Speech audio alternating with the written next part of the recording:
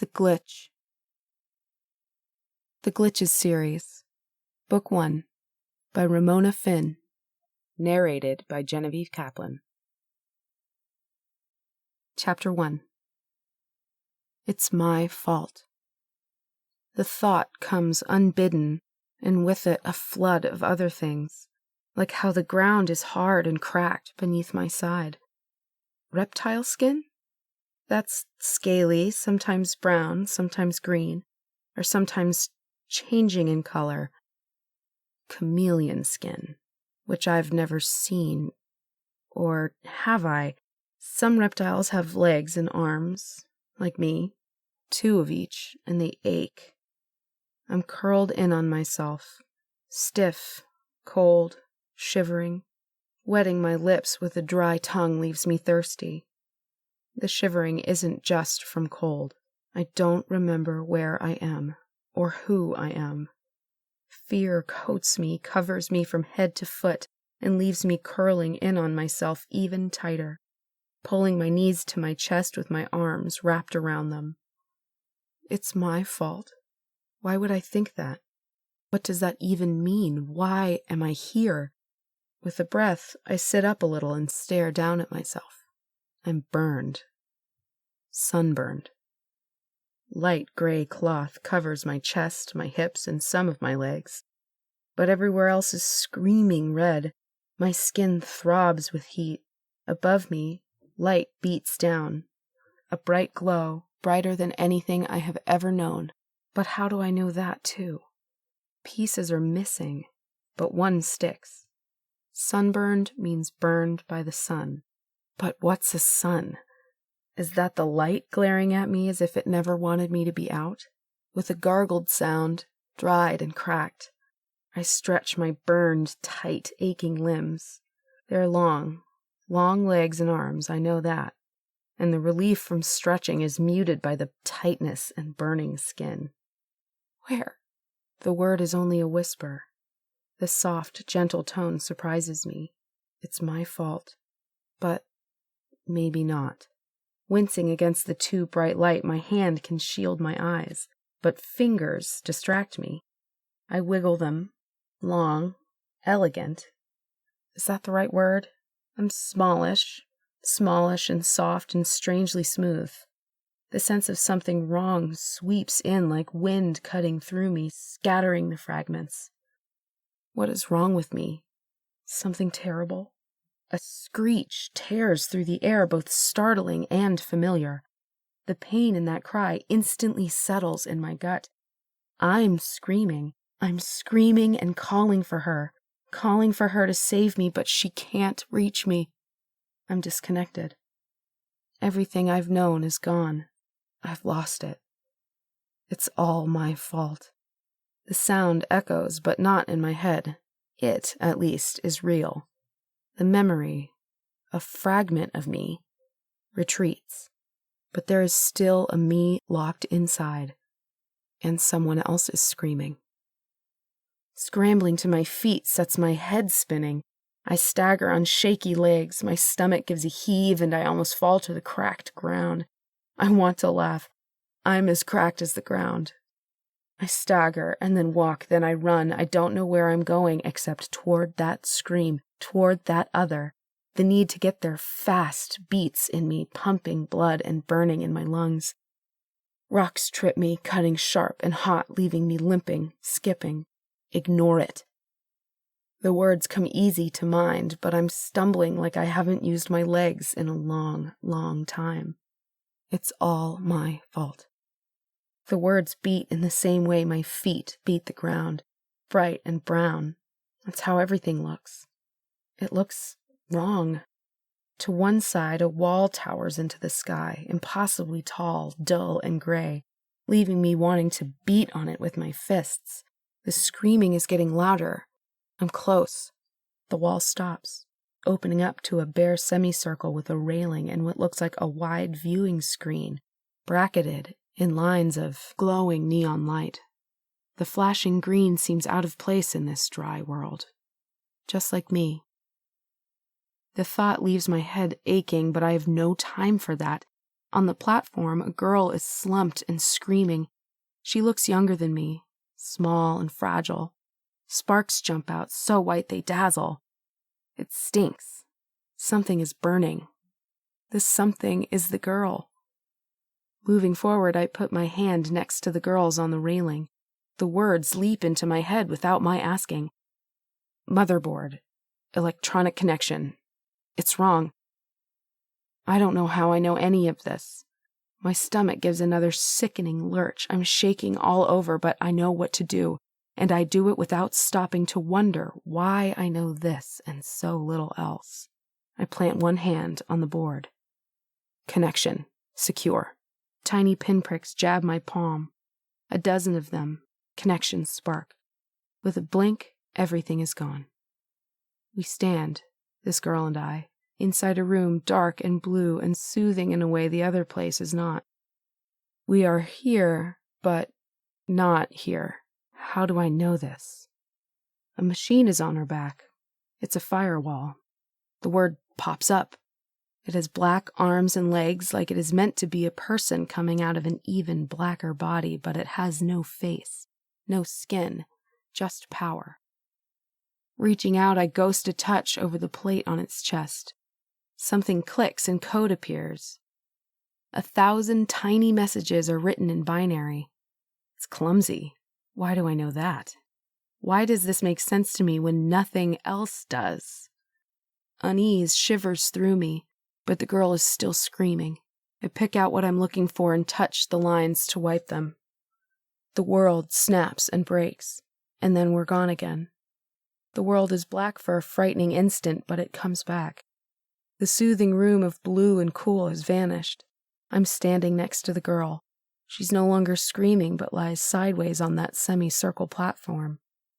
It's all my fault. Is she my fault too? Frowning, I rub at the ache deep in the center of my chest. That's new. I don't know if it's good or not. It leaves me even more worried than I was. Reaching up, I put cold fingers to my cheeks, ever so smooth. They're wet, and I don't know why, but the wetness is leaking from me. My throat now seems too tight, too dry. What happened to me? The same thing as what happened to her? Squatting down next to her, I shake her. She moves, but only when I push her. Who is she? Does she know what happened? Fear claws at me. Go away, run. But where would I go? I put out a hand and touch her again. I know she is a girl, which means I am one too, but I should remember. I should. Why can't I remember? Touching her arm, I decide she is longer, taller maybe, but her face is dark. Maybe the sun burns her too. I put my arm against hers. No, her skin is definitely not angry like mine, and not so smooth either. Tiny golden hairs cover her arms. Those hairs match the bright ones on her head. But that hair is pulled up and back, and I don't know why. I lean closer. Do I know her? Is she non-functional? Her face seems angled and sharp. Her eyes are closed, but the lashes look feathery soft. I sit back and tug my hair around so I can see it. Dark brown and thick. It is much shorter than that of the non-functional girl, and that is because if I think questions will spark a memory of myself and who I am, it is a faulty premise. Nothing swims up to me. Closing my hands into fists, I stare down at them. The memory of me should be here. Pounding my fists doesn't help. It leaves my legs sore. I just know one thing. It's all my fault. With a frustrated sound low in my throat, I sit back on my heels and let the rest of me slide back until I fall onto the hard, hot ground. A rock presses into my butt. I'm tired. I want to close my eyes and wake remembering. I want the girl to wake because maybe she can tell me something. I hope she can. Who are you? The words come out of my mouth mumbled. I have to wet my lips and try again. Who am I? Glitch. The word appears in my head like someone else has said it. I glance around us. There's no one here but the non-functional girl and me. I'm not so functional either. Lifting a hand, fingers open and close. I let out a breath. The world around us is empty except for this station, which isn't sparking, and the wall and the sun burning over us. I am a glitch? That feels wrong and I don't know why, but it sits in my stomach like I've swallowed a rock. No, I must find the glitches. A few fragments lying around in my head, out of order, half broken, fill a few holes. Not very well. But it's something. It's one piece. Find the glitches. I don't know what it means. Glancing around, I want to be back in the cool room. I touch the railing. Nothing happens. I touch the motherboard. Nothing again. It's even more non-functional than the girl. I let out a whoosh of air. If I can get one tiny piece, I can get more. It's not quite a memory, not really. But it's a purpose. Memory. Error. It's all my fault. Find the glitches, I say to the dry, dusty air and to the girl. Maybe the glitches will know why it's my fault, and is it that bad? The girl moves. Just a flutter of her pale lashes. A flicker of a finger moving in the dust. My heart seems to skip. But it can't do that, can it? Eagerness floods me along with the chill of fear. Now I have a chance. But does this girl know it's all my fault? Chapter 2. The sun is almost over the wall with shadows long and stretching across half the empty land when the girl begins to stir. Trying not to startle her, I move close and kneel at her side. I want her to blink. I want her to wake. I want her to move and speak and tell me how the world works. Pale lashes flutter and her lids open. Her eyes startle. They are so blue they seem a reflection of the sky. I look up just to make sure, but in the end I decide they're not an exact match in the shade. When I look back to her, those crystal blue eyes widen. Her nostrils flare and her skin seems to pale. She tries to scrabble backward, but she can't move very well. I put out a hand, but I don't touch her. She looks as if she might become non-functional again if I do. Glancing at my hand, she wets her lips. That reminds me, I'm thirsty too. But there is nothing here. No water, no food, just this girl and me. I don't want to leave here. I need to know what this girl can tell me about who I am. You're functional now? As soon as the words are out of my mouth, she jerks away from me. That's difficult given that I'm kneeling so close and she's lying on the floor. But she manages it by using her legs to shove herself, digging her heels into the dust and pushing against cracks in the platform. I stare at her and ask, "What are you doing?" When her back hits the semicircle edge of the railing, which I now know is some kind of connector, she freezes. She glances up at the railing and I can almost see the realization of what happened click within her eyes. Instantly, she looks at me again. "You!" Her voice is high, like a squeak, almost. Hope flutters in my breast. This is where she'll tell me who I am. Her next words rush out with a breath. "You're the crazy girl that saved me." Disappointment pulls at my shoulders and I slump back. I don't know what my expression must look like, but my lower lip quivers. I don't even know what my face looks like. I don't think it looks like this girl's, but maybe I'm wrong. Maybe we're copies. Maybe all faces look like hers. Why am I crazy? She scoots away from the railing and waves up at it. "You could have died. So could I. The hack went bad." I'm trying not to react to any of this. It makes no sense. But the girl sees something in my expression, something telling. Her lips tug down again. She has a wide mouth. She sits up and puts her elbows on her knees. "You did save me, yes?"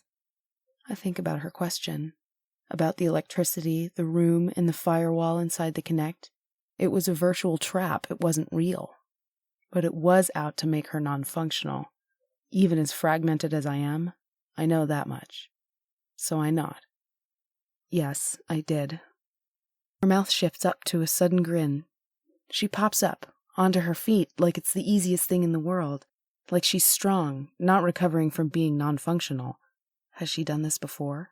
Reaching out a hand, she offers it to me, palm up, still grinning. I'm Sky.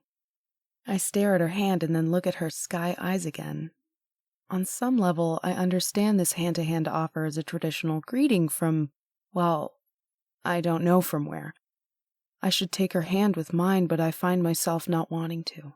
If I do, I will have to tell her a name. That is the custom. I don't have one to offer. She waggles her hand at me. Well? Slowly, I stand and brush at the dust on the gray cloth that covers me. Sky has better clothes.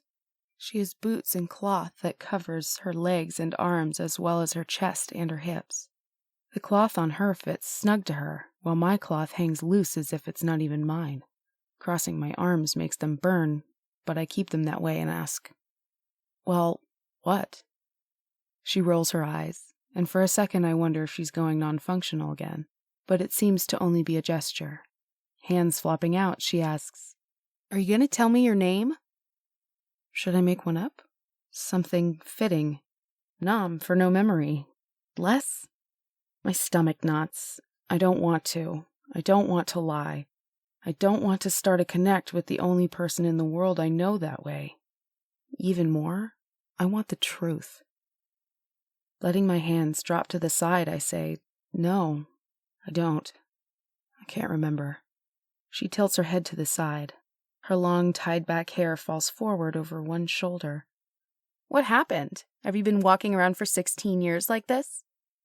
I blink once. 16. I glance down at my hands. These are young hands. Am I 16? I don't know. She takes one step closer. Her mouth pulls down and her hands tighten into fists. You got thrown out? She waves at the wall behind us. I glance at it, turn back to her and shake my head. The wind picks up and tugs at my hair. I reach up to brush it and for an instant I know it should be longer. Who cut my hair? I can't remember. Remembering the screaming and the few words that have dripped through my head like water, I shake my head again. I can't remember. She nods. It happens that way sometimes. What does? She waves at the wall again. You've been tossed out. Sounds like a wipe, too. Or maybe you're out because you got an accidental wipe. That's happened. How do you know all this? Sky shrugs. You learn out here, or you die. Die? You become non-functional? Permanently. That can happen? She nods. Her eyes seem to turn an even darker blue. And I have to ask, what color are my eyes? Suddenly, it's so important. I want a mirror so I can see exactly what I look like. I will know this one small thing about myself, so at least I can say one thing with certainty. Sky pauses and wets her lips again. Well, they're sort of grayish, like your jumpsuit, or like smoke. Reaching out, she touches the cloth I wear. A jumpsuit, she said. She smiles at me and lifts and drops one shoulder. I could reach out and hug her. She's given me a piece of myself and I cling to it. I have gray eyes. I have brown hair. I am 16, or at least I look that age. Sky steps closer and quickly adds, It's a really pretty color. I mean, you're pretty. Cute. Her cheeks flood red. She frowns, chews her lower lip again, and says, You're a glitch.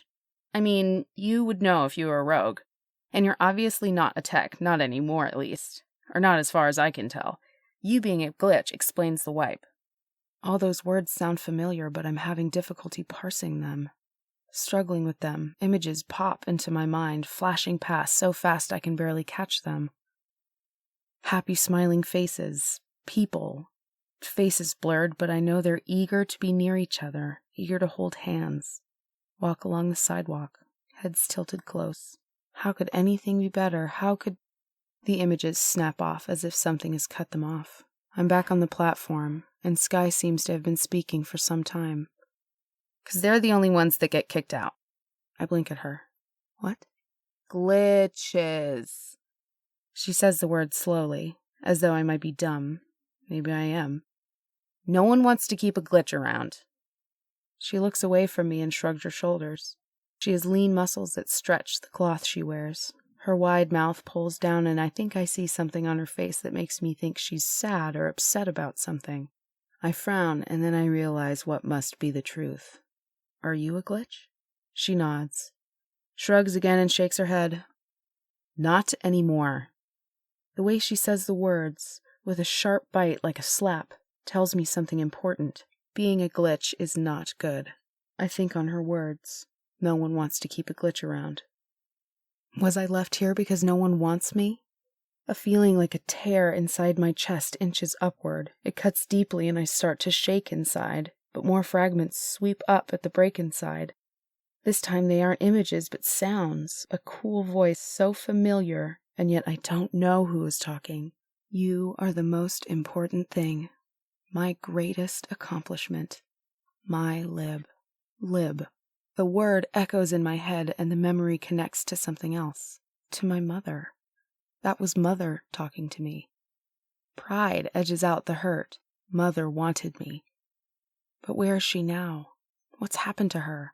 Sky's hand on my arm shakes me back to the moment. She's staring at me, the look in her eyes uncertain, almost concerned. A weight has eased, lifted from my chest. I have something to cling to, and I do so desperately. I have a memory of Mother. I have a name. Lib. Pushing my shoulders back, I repeat the name. Sky's blonde eyebrows raise high on her lean face. What's Lib? I smile widely at her, maybe even foolishly, but I don't care. It's me, my name, I remember. The girl gives me a funny look. That's something. Sky stares at me a moment longer, as though deciding something in her own mind, but she gives a short nod and drops her hand away from me. Lib it is. At least I don't have to call you memory-lost strange girl. She winks at me and smiles. I don't. But I say, because I think it's the right response, yes, a mouthful. Sky looks away from me, her gaze going up into the sun and shadows. She frowns and her voice goes softer. It's late. The sun is going down. We should move. I've wasted a lot of time, and if we don't hurry, they'll move on without us. They? A shiver rushes through me. I think of the memories that flashed, others holding hands and walking. Will Sky take me to those people? Are they the ones she speaks of? Who are they? Will they be okay with a glitch? Do they have more glitches? She looks at me, her mouth twisted up at one side. The clan. Don't know how they'll feel about you, but I'll tell you what, being out alone is not the kind of thing you want to do, so come on, let's get a move on. They at least won't turn you out at night. Sky turns and walks away from the wall and platform. For a moment, my feet seem stuck. I glance back at the wall. It is the only thing that is familiar to me. I don't want to leave it. What if Mother is behind it and looking for me? Should I stay and wait for her? But what if that memory is old and Mother isn't functional? My throat tightens. The thought is unbearable. I need Mother to be alive. I need to stay alive. I need to find the other glitches. I glance down at my bare feet. I have nothing on them the way Sky does, but I start to walk and follow her steps. We've only taken a dozen or so steps away from the wall before we've escaped its shadow. I wish we didn't have to, because even with the sun lower in the sky, it beats down on my already hot skin. Moisture pops up and trickles down my face. My tongue is thick and dry. I try to lick my lips, but they're dry and taste metallic. Swallowing, I glance at Sky and ask, is there water nearby? Anything liquid? Sky looks over at me, her eyes wide. Look around you. You see any water? I do as she asks. Around us is brittle, cracking ground. It is as hot as my skin. The wall behind us is stark. The platform beside it has nothing other than the rail, the connect. I keep looking. In the distance, I can see the land go up. Mountains. The word pops up and I try for more memories. Ruins. Yes, the smaller square bits of black and brown are pieces of what once was here. A city? Metal shoots up from the dry ground and twists like it is frozen in agony. Red dust floats and mixes with the sand over the ruins. An image flashes in my mind. Green of trees. The ground cover with more green, and it flashes off again. Cut away from me. I cannot get it back. No, all I see are the mountains in the far distance, distorted by waves of heat. There is no water here, and I know that without it, we will die. I glance at Sky. She's staring ahead calmly, walking with a long, firm stride. This world doesn't scare her like it does me. She jabs her thumb over her shoulder, back to where we came from. That's what I was doing back there, trying to hack some water. The stupid AI caught me before I could get access. I frown. AI? Hack? Does she mean the connection she'd made, the droid? My hands tingle as if I have them on the board again. I wish I was back in that cool room. It seemed much more comfortable than here. Sky lets out a long breath and mutters, "Wolf is going to be really disappointed." I want to ask what's a wolf, but images of a massive animal with 4 legs and huge paws and fangs and golden eyes that glint pop into my mind. I ask instead, "There are wolves out here?" Sky blinks at me. "What?" "Wolves," I repeat, glancing behind us now, the skin prickling along my neck and down my shoulders. "You said Wolf would be disappointed." She stares at me a moment longer and breaks into a laugh. It takes her a moment to get herself under control. Irritation sparks in me. She thinks my fear is funny. Wiping tears from her eyes, she tells me, "Not wolves, Wolf. Wolf Tracker. He's a boy. Well, a man. Whatever. You'll meet him when we get there." I frown at her, glancing over my shoulder once again. The wall is growing smaller, but it is still so big. It is the only thing that seems solid in this world. Will Mother come looking for me? Thinking of that, I want to tell Sky I have to go back. But Sky glances at me and says, "Wolf's a rogue. A lot of them don't like glitches, but Wolf makes law. If he finds you useful, he'll take you in. But we need to be back by dark. That's law. We break law, we're out. And it's hard to find other rogue clans that'll take glitches." Find the glitches. The words echo in me almost like someone said them. But no one did. The drive to do this is so strong it frightens me a little. But I must do it. The lingering desire to stay can't stand against the need pushing at me. It is stronger than my thirst. It is stronger than anything else and beats in me like the heat from the sun. I must go with Sky. I must find the glitches. But if I am a glitch, why do I need to find them? And what will happen after that? Chapter 3. Wolf turns out to be tall. Taller than both me and Sky by a lot. His shoulders branch out, broad and thick, encased in dark cloth that maybe is black or maybe is just really dark and looks black because of the dim lighting. His arms are large, shaped by ropes of thick muscle. His waist dips, and then his legs are the same as his arms, thick with muscles, which are only just hinted at beneath tanned cloth that doesn't look like cloth, but more like soft skin. It's only when I've made it down to the tall black boots he wears on his feet that I jerk my stare back up to the top of him to find his face. A face that is surprisingly young. His muscles and size make him seem older, larger, but softness still lingers in his face, enough to tell me that he is barely older than me, or barely older than Sky seems to think I am. "Who's this?"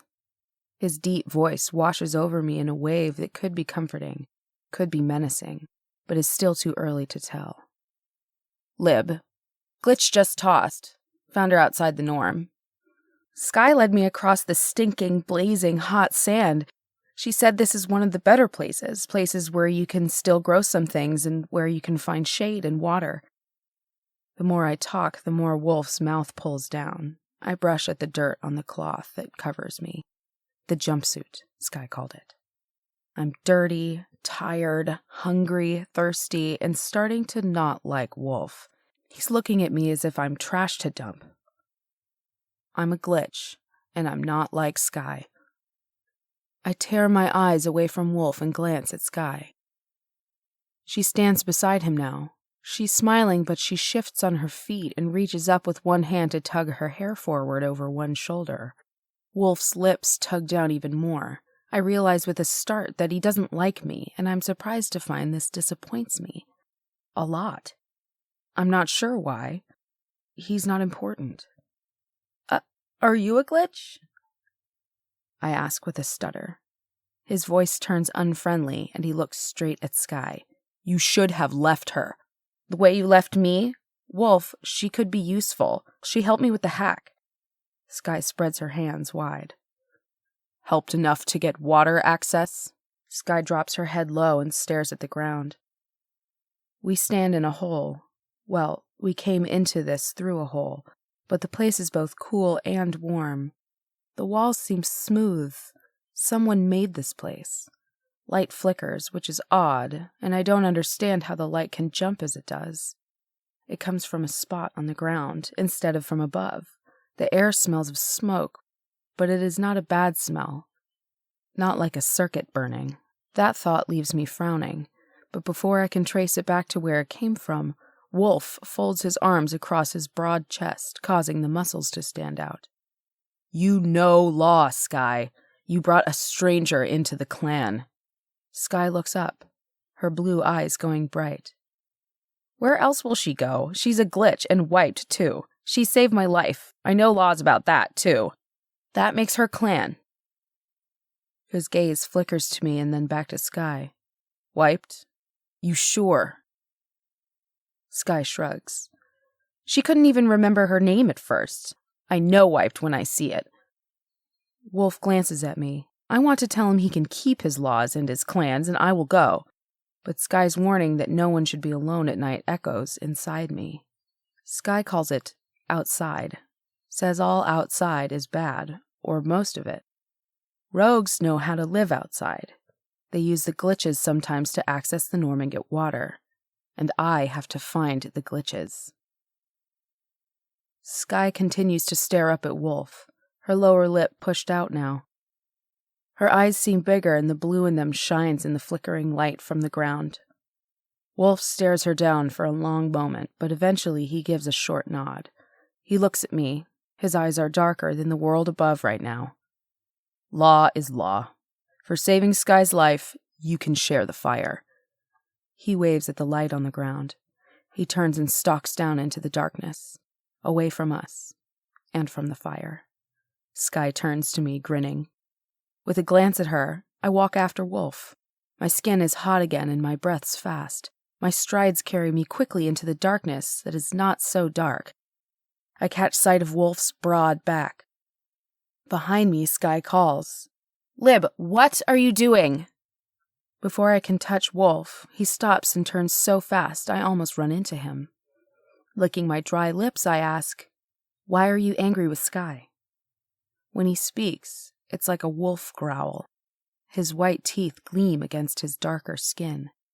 You don't know law. That's bad. It's worse if you can't remember. How do I judge if you're a threat to my clan? I can feel my face pulling together in a frown. His logic is good. Smart. I don't even know what I am, but I don't feel the urge to hurt anyone. I'm too small to do much. I shake my head. But you take in glitches. He makes a frustrated noise and says, some glitches. Most can't be trusted. They're unstable. More than Sky, even. I don't know why his words sting, but they do. I flinch and turn away, but he puts a hand on my arm and stops me.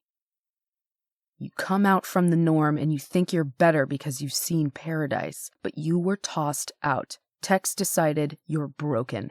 And you are. You can't live in the outside without clan, but you still think rogues aren't even people, don't you? His dark eyes flash. He's so angry that I can feel heat burning off him. Brighter and hotter than the sun. I want to step back and away. He seems to grow in size until he takes up all the space, all the air, all the world. He moves closer. I will not back down. Heart thudding, I crane my neck back so I can see his face. The words are out of my mouth before I can think if they are wise. Then why help any glitches? There is a long pause. It seems as if I can feel his heart beating, too, through his skin where his hand touches my arm. I drag a breath and wait. A short minute later, he yells, "Bear!" The word echoes. I want to clap my hands over my ears, but Wolf still holds me. Quieter, he says. "I am Wolf Tracker, leader of Tracker Clan, and it is up to me to make law and keep law. Law says we keep what is useful. Law says we waste nothing. Law says you earn the right to sit by the fire by helping us." Before I can do more than take a harsh breath, another boy appears out of the darkness. He, too, is big. White lines crisscross his skin. His arms are bare. His cloth covers only his chest, his waist, his legs, and not his arms. I don't know why he has lines on him. They looked like old tears that have mended. He doesn't seem to take up the whole room the way Wolf does. But he frowns at me, and I don't want to be near him. Like Wolf, he has dark hair and eyes. Wolf pushes me toward the boy, who must be Bear. "Take her to the coffin. No one sees her without my say." Bear nods and grabs me by the wrist. He drags me away. I stumble along after, too tired to do more than that. If I can find a place to fall down, that will be enough. I need to be non-functional for a time. But on my back, I feel Wolf's stare, hot as the sun. The coffin turns out to be a box in a ditch. It smells like wet animals and stale mold. The ditch looks hollowed out by hand. Dirt and straw line the inside. Beneath that is metal of some kind, half rusted, just like the walls, which are taller than I am. I can stand straight, but I'd rather lie down. The top is open with bars across it. They don't look rusted. Bear slings some kind of nearly transparent material over the bars. From under the cloth I can see shadows that move, but no details. I am a prisoner, but I am too tired to care. Bear comes back to pull away the cloth and hand down a hunk of something that smells good. It's charred and tough, but I eat what I can. Bear also leaves a small jug of stone with sweet, cold water. I drink it all, and my eyes keep drifting closed. When Bear leaves, I lie down and wiggle a little to get as comfortable as I can in the dirt and straw. I know Wolf put me here because he doesn't trust me. I don't know why that bothers me like it does.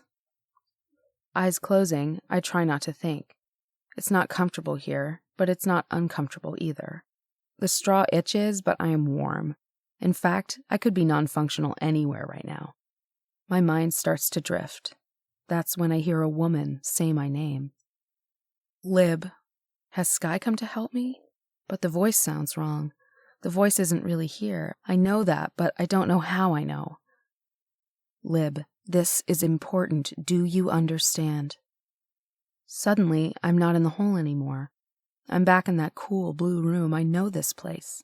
Don't I? I know it from more than just having been here during the Connect. Differences are bad. They are destructive. Humanity embraced them, praised them.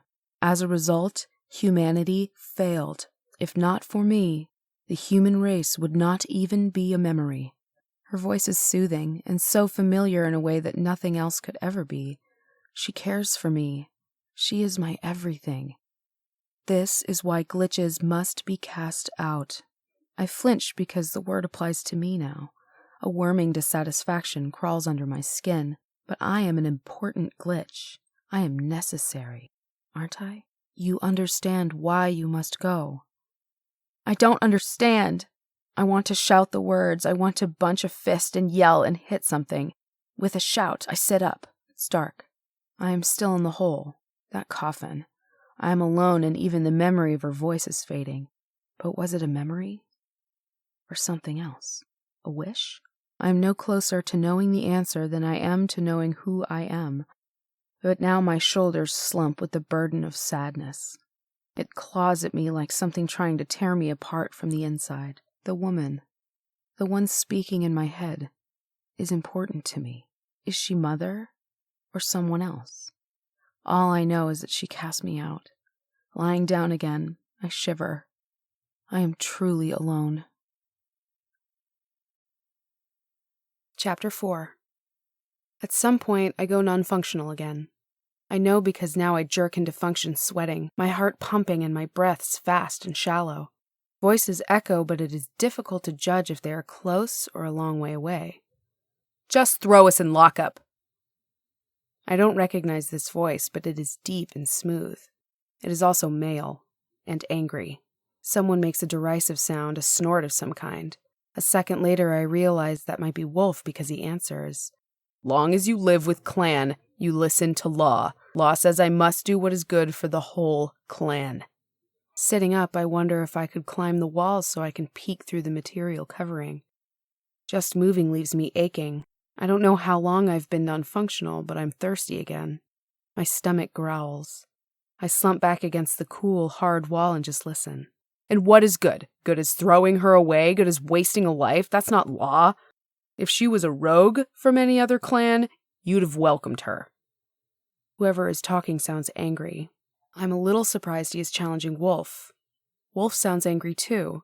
I can picture his dark eyes flashing as he growls out the word. Yeah, that's 'cause I can trust another clan. I protect my people. So do I. I frown. Why is this other male thinking I need his protection, or that I am his kind? The voices fade, and then I hear Wolf say, Look, I get it, but I can't risk it. She's a liability.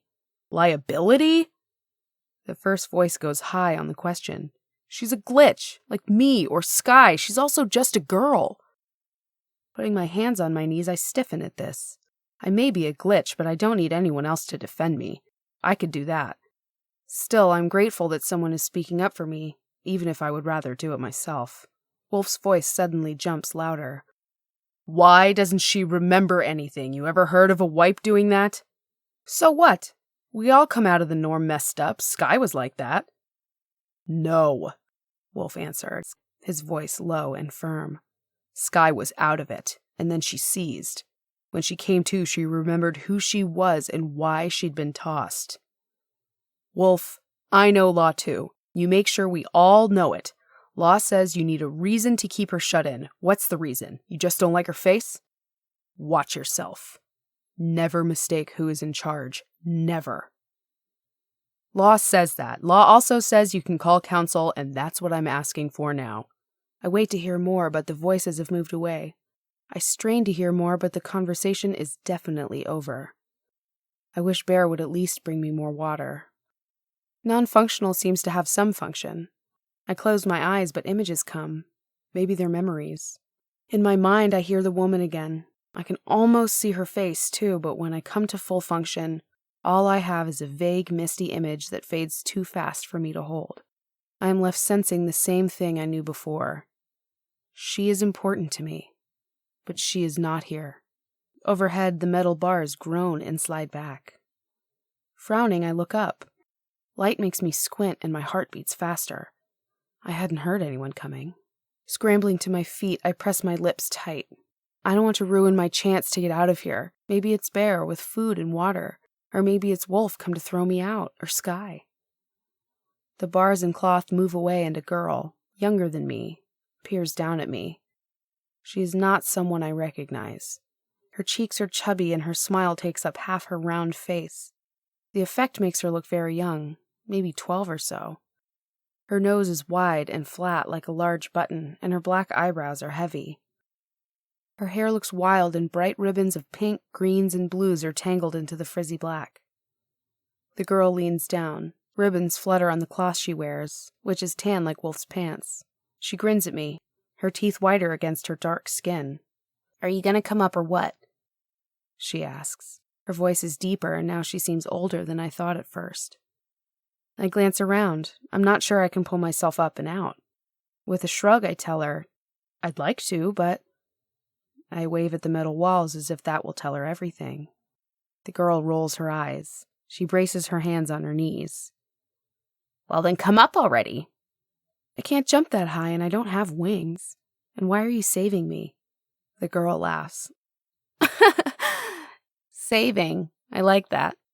Her laugh sparks something inside, a sharp flush of embarrassment. The feeling is pointless, but I can't help it.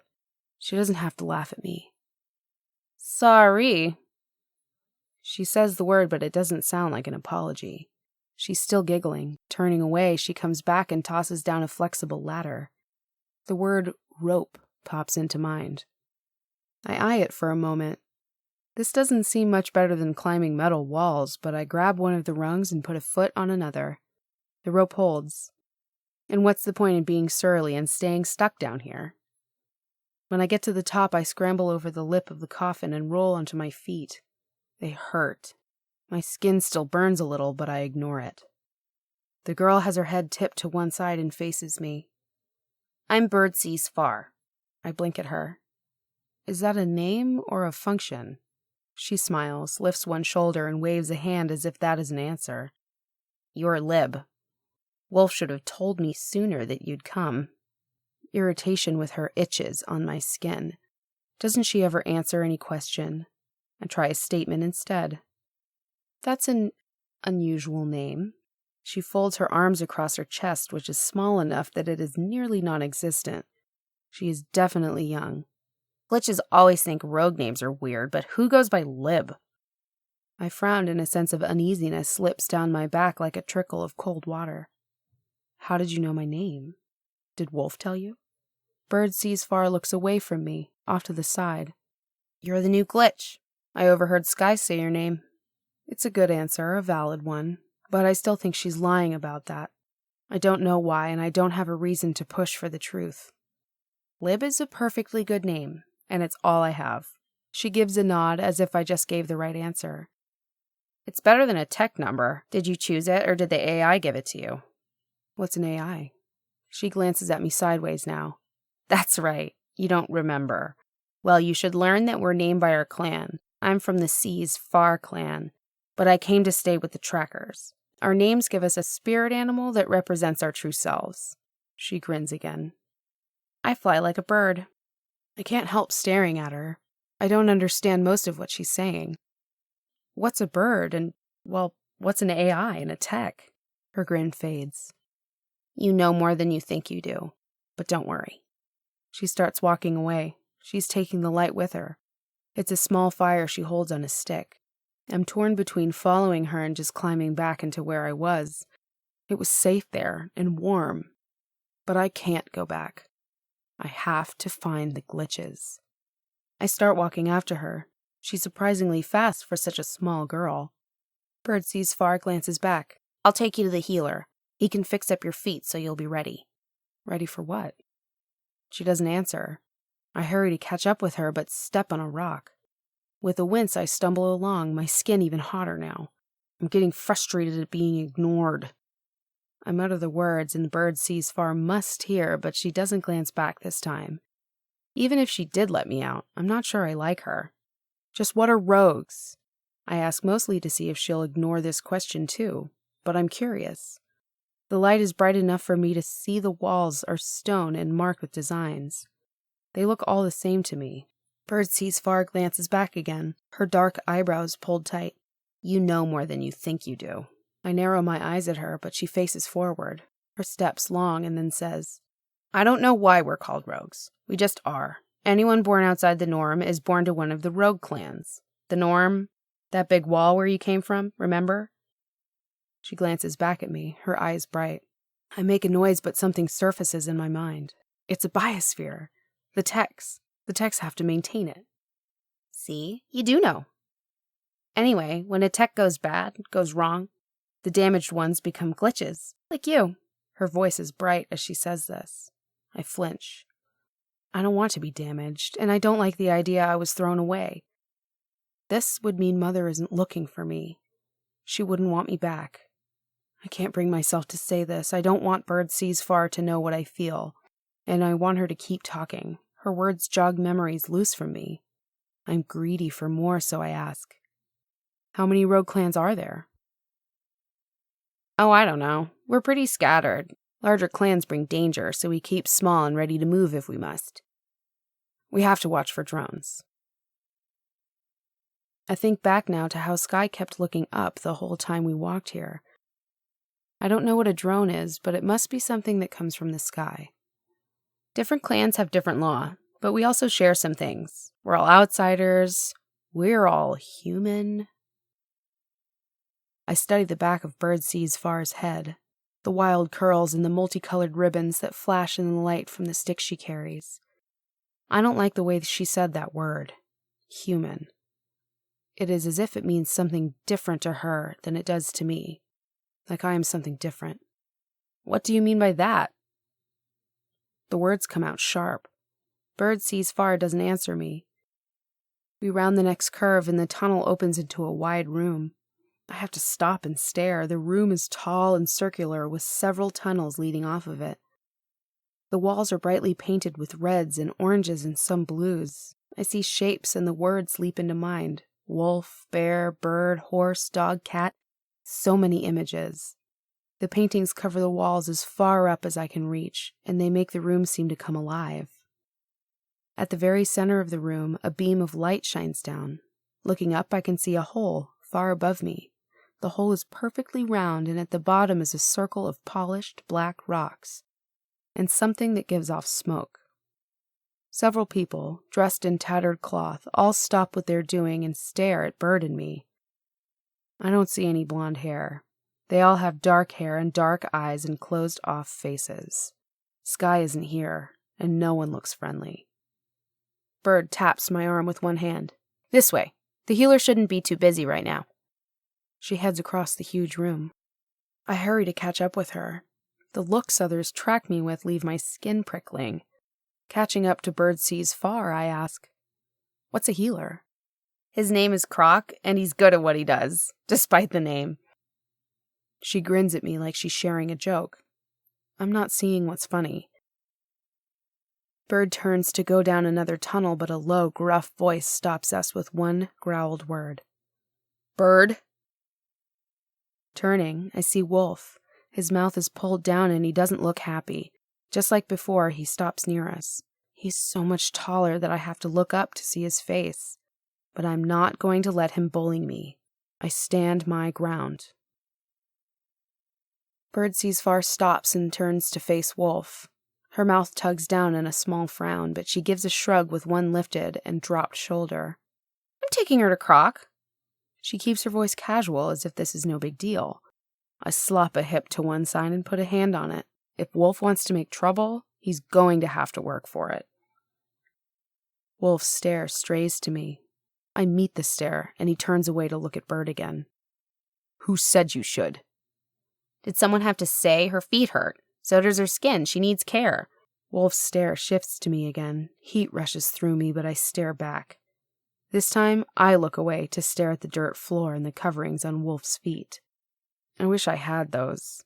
Wolf mutters something harsh and then says, Fine. Croc, and then back. Back? Why? I think that's a little unnecessary, don't you? I glance at Bird. Why is she defending me? Why did she let me out? I keep my mouth shut in the hope she can convince Wolf to let me stay out. I'll never find the other glitches in that coffin. Wolf says nothing, but tension seems to hunch his broad shoulders. His eyes narrow. For a moment, he only stares at me, and then at Bird. She huffs out a breath and says, Lib's going to be important. She says this as if she's stating a fact. I can't think why she would say this, or why Wolf would believe her. But he stands very still, staring at Bird, and I think maybe there is a kind of communication between them I can't understand. You saw her? I did. I didn't know it was her until she got here, but now I'm sure. Bird grins. Wolf turns his dark eyes back to me. It seems as if he is really looking at me for the first time. His eyebrows are pulled together, but I'm not sensing anger from him. No, it's more like curiosity. He gives a nod and starts to turn away, but he glances back at Bird. Next time, clear it with me first. Before Bird can say anything, Wolf stalks off. There's so much I don't understand.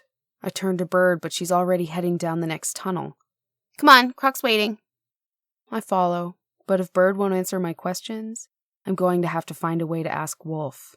That idea leaves my stomach churning. The healer, Croc, has a room that seems nicer than anything else I've seen. The walls have shelves filled with glass bottles and sweet-smelling plants hang from them. Something to lie on stands against the far wall. Croc is lying there when we step in, but he gets up quickly.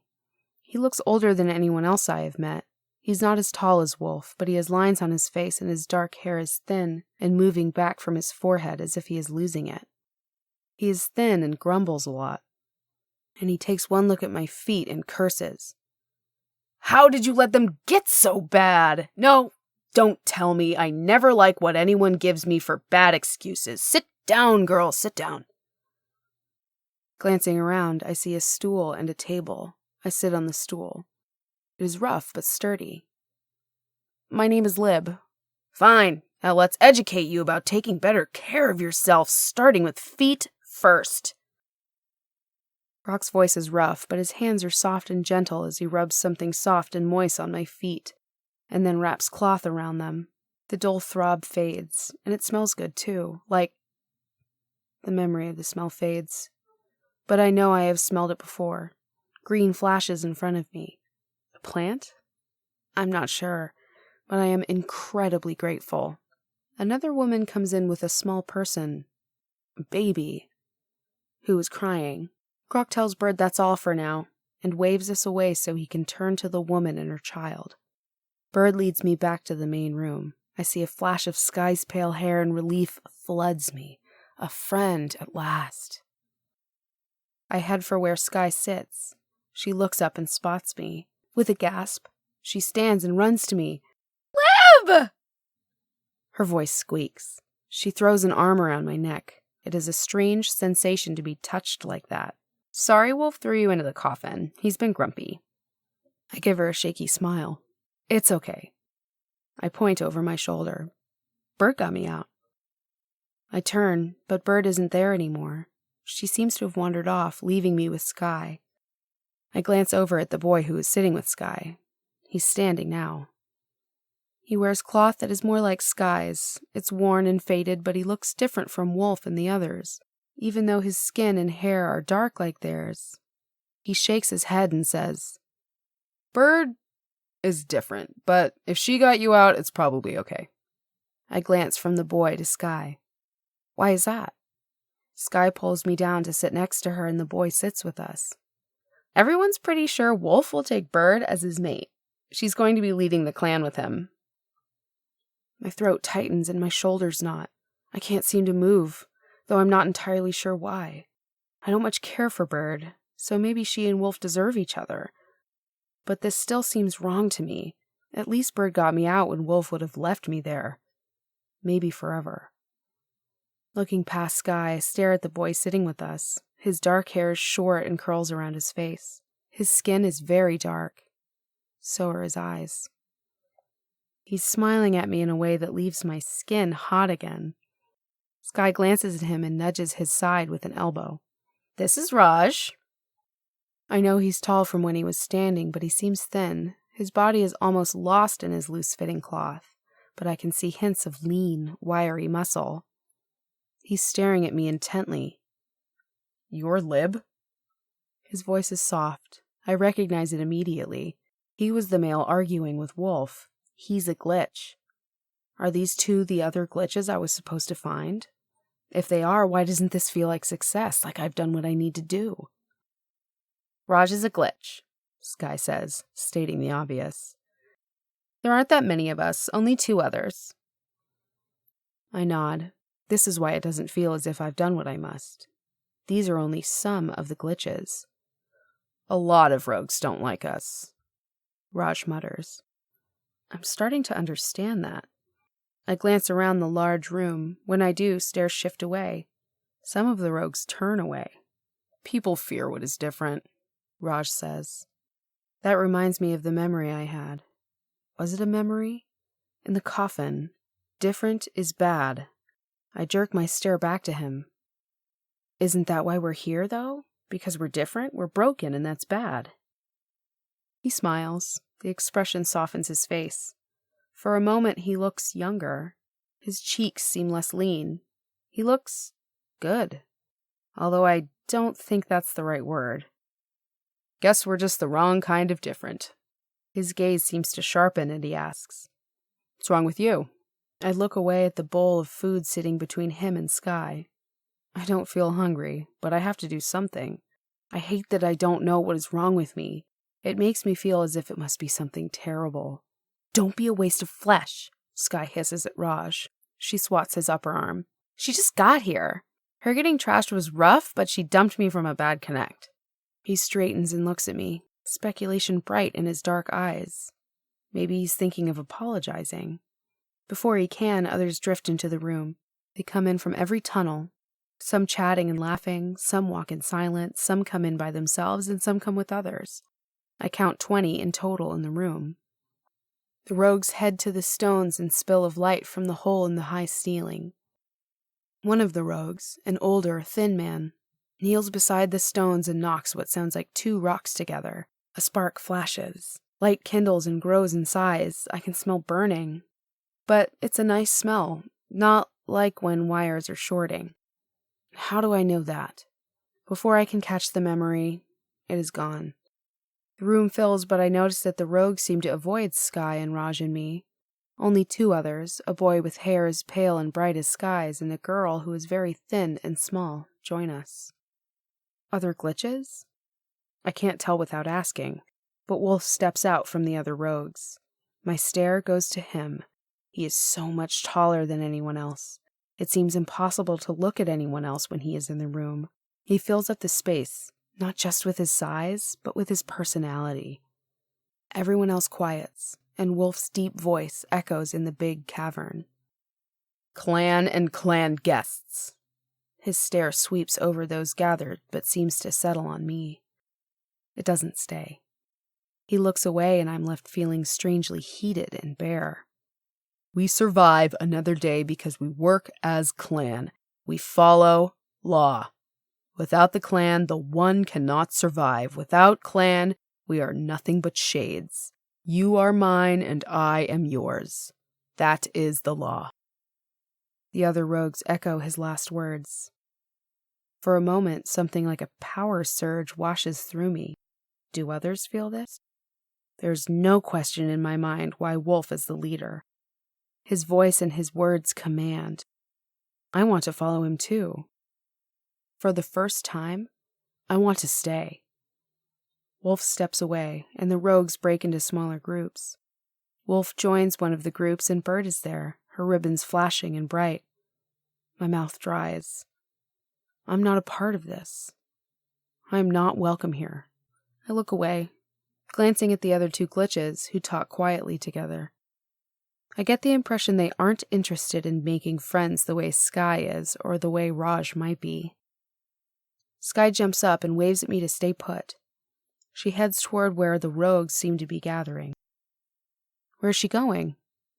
I glance at Raj. He flashes a brief smile. "To grab food. She'll bring something back for all of us. One in each group does it like that." Glancing back, I see he's right. 1 person from each small group, they sit in small groups of no more than 5, has gotten up and gone over to where Sky stands. She is last. My stomach rumbles, but I'm thirstier than anything else. I glance around and Raj offers up a container that seems to be made of something like heavy canvas. The water goes down cold and sharp. I wipe my mouth and Raj grins at me. "Hungry?" Giving him back the water, I wave a hand. I don't think I've had a lot to eat lately." His grin drops and his eyes narrow. "Sky said you don't really remember anything." I remember my name. I get flashes. For a moment, I bite my lower lip and then ask, "Sky said something about a wipe. Do you think that's what's wrong with me? A bad wipe?" His eyebrows rise up high. I notice they peak in the center, like the wings I see on the birds painted on the walls. "A wipe's supposed to remove sensitive data, access codes, text specs, that sort of thing. It's not supposed to take, well, everything. The AI is just careful." Sitting up, I ask, "That's the 2nd time someone's mentioned the AI. What is that? What's wrong with me? Why was I cast aside? Thrown away?" Raj leans forward and rubs his lower lip. He glances at the other glitches, but they're still talking to each other and ignoring us. His eyes seem very bright. I decide he is considering things. I like that. He gives a nod and rubs his palms together. "The AI runs the norm. I don't know much more than that. I don't think anyone does, but you not remembering? You wouldn't be trash for that. Why not? Because the AI would be able to retrieve your memories or give you viable new ones that would allow you to interact with the other texts. If there's one thing I know, the AI is all about preservation. The word comes out with an edge to it, as if he is saying it but doesn't think it is true. I don't think your memory was damaged. I think you were wiped for a reason. The real question is what makes you a glitch in the first place. He pauses, eyebrows raised high and dark eyes intense. I can see he wants me to give him an answer, but I have none. Sitting back, he smiles. Unless, of course, you suffered permanent brain damage from the wipe. My chest goes hollow. I can't seem to catch a breath. My fingers are numb and cold.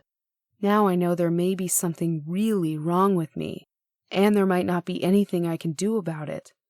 Wolf might be right, the AI and even Mother might be right. It's all my fault, and maybe I should be thrown away. Chapter 5.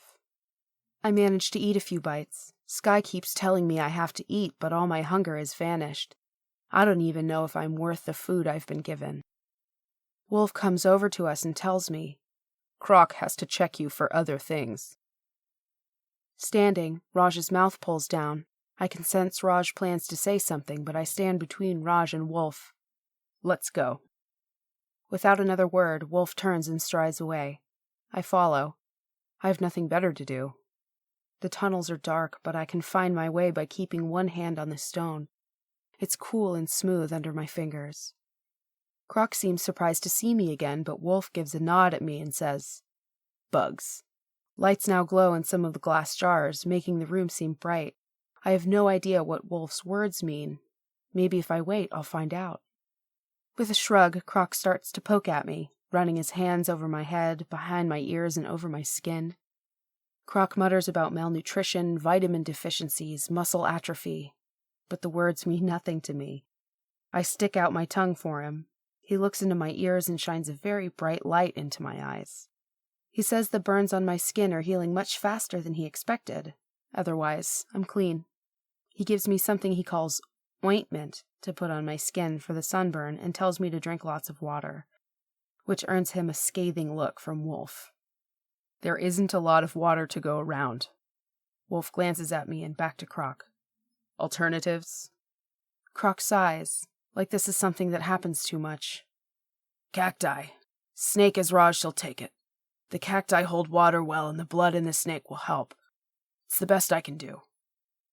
Making my voice hard, I tell Wolf, I'm right here. Wolf nods at Croc and turns to me, finally. Go back to Sky. She'll show you where to sleep. Sleep? Be non-functional. That's what you glitches like to call it. Soon as your feet heal, you're out to scavenge. We'll see if you're useful, like Bert says. What exactly does that mean? Wolf shakes his head and turns away. You'll learn. Or not. When Wolf is gone, Croc pats my shoulder and offers a sympathetic smile. Don't worry. He's a marshmallow inside. What's that? Croc stares at me and laughs. Ha! Good one. Okay, so he's not really all that soft, but he's a good man. Trust him and he'll trust you. He's learned the hard way that this life is survival at any cost. The only thing that matters is that the clan goes on as a whole. Wolf lives by that. I frown at this, not in the least convinced. Thanks, but something else has to matter. Leaving Croc, I find Sky is waiting for me. Come on, let's get some sleep. Sky slaps my arm. In the big room where we ate, there is no lighting shining down from the hole in the ceiling. I look up and see dark blue and what looks like a white circle in the sky. Moon's full, Sky says. Means we start a new cycle. I glance at her and she smiles and points to the light that is warm and bright within the circle of black stones. That's fire. She points up. That's the full moon. This is the center. Rogues track time by the moon, by how it shows up in the center over here over the fire. At least the trackers do. Moon tells us when we need to scavenge, when the dry season's coming. It's not dry now? The question bursts out of me. I'm exhausted, but I haven't done anything except get poked at by Croc. Sky smiles. It gets drier. For now, we sleep. Time to be non-functional for a few hours. The trackers say it's a good sign if you dream of water. Means you'll get some. Turning, Sky leads me down another tunnel into another cavern. It isn't as large, and the drawings are of plants of all kinds. Light filters into the room thin and silver, from 3 holes in the ceiling. Air comes in too, dry-smelling and cool now. The floor is covered with squares of woven grass and cloth. A few cloths seem to have hair on them. Grab a fur, Sky says. If you don't get one soon, they'll be gone. The furs are warmer than the blankets, and it'll be cold by dawn. I don't know what she means, but she grabs a hairy cloth and pushes it at me and takes one for herself. Other females come into the room. The rogues avoid us, but Bird does smile at me. Most seem very young. This is where the girls sleep, unless you're in the mood to mate, and then you have to find a spot somewhere with your guy. But rogues don't much care to be with a glitch. Sky makes a face and then picks her way to a place against the far wall. I sleep in the back near Chandra. She nods at the tall, lanky girl who ate with us earlier. The other glitch. We're not really close, Sky adds in a low whisper. Chandra shoots us a look, her chin up and her face set in a blank look. She turns away, making it clear she isn't interested in Sky or me. Spreading her fur, Sky puts her back to Chandra. She plops down on the fur, stretches, lies back and pulls the fur over her. Dream of water, Leb, she mumbles. Feeling out of place, I glance around again. Chandra has also gone non-functional. To sleep, as Wolf called it. Or at least, lies with her back to me. I don't know why she seems so unfriendly. Doesn't she think we're the same? Glancing around, I see the room is filled. I spot Bird. She lies on her back, her eyes open. She stares at the ceiling as if she sees more than stone. There's something about her that puts a shiver on my skin, but at least she was kind to me.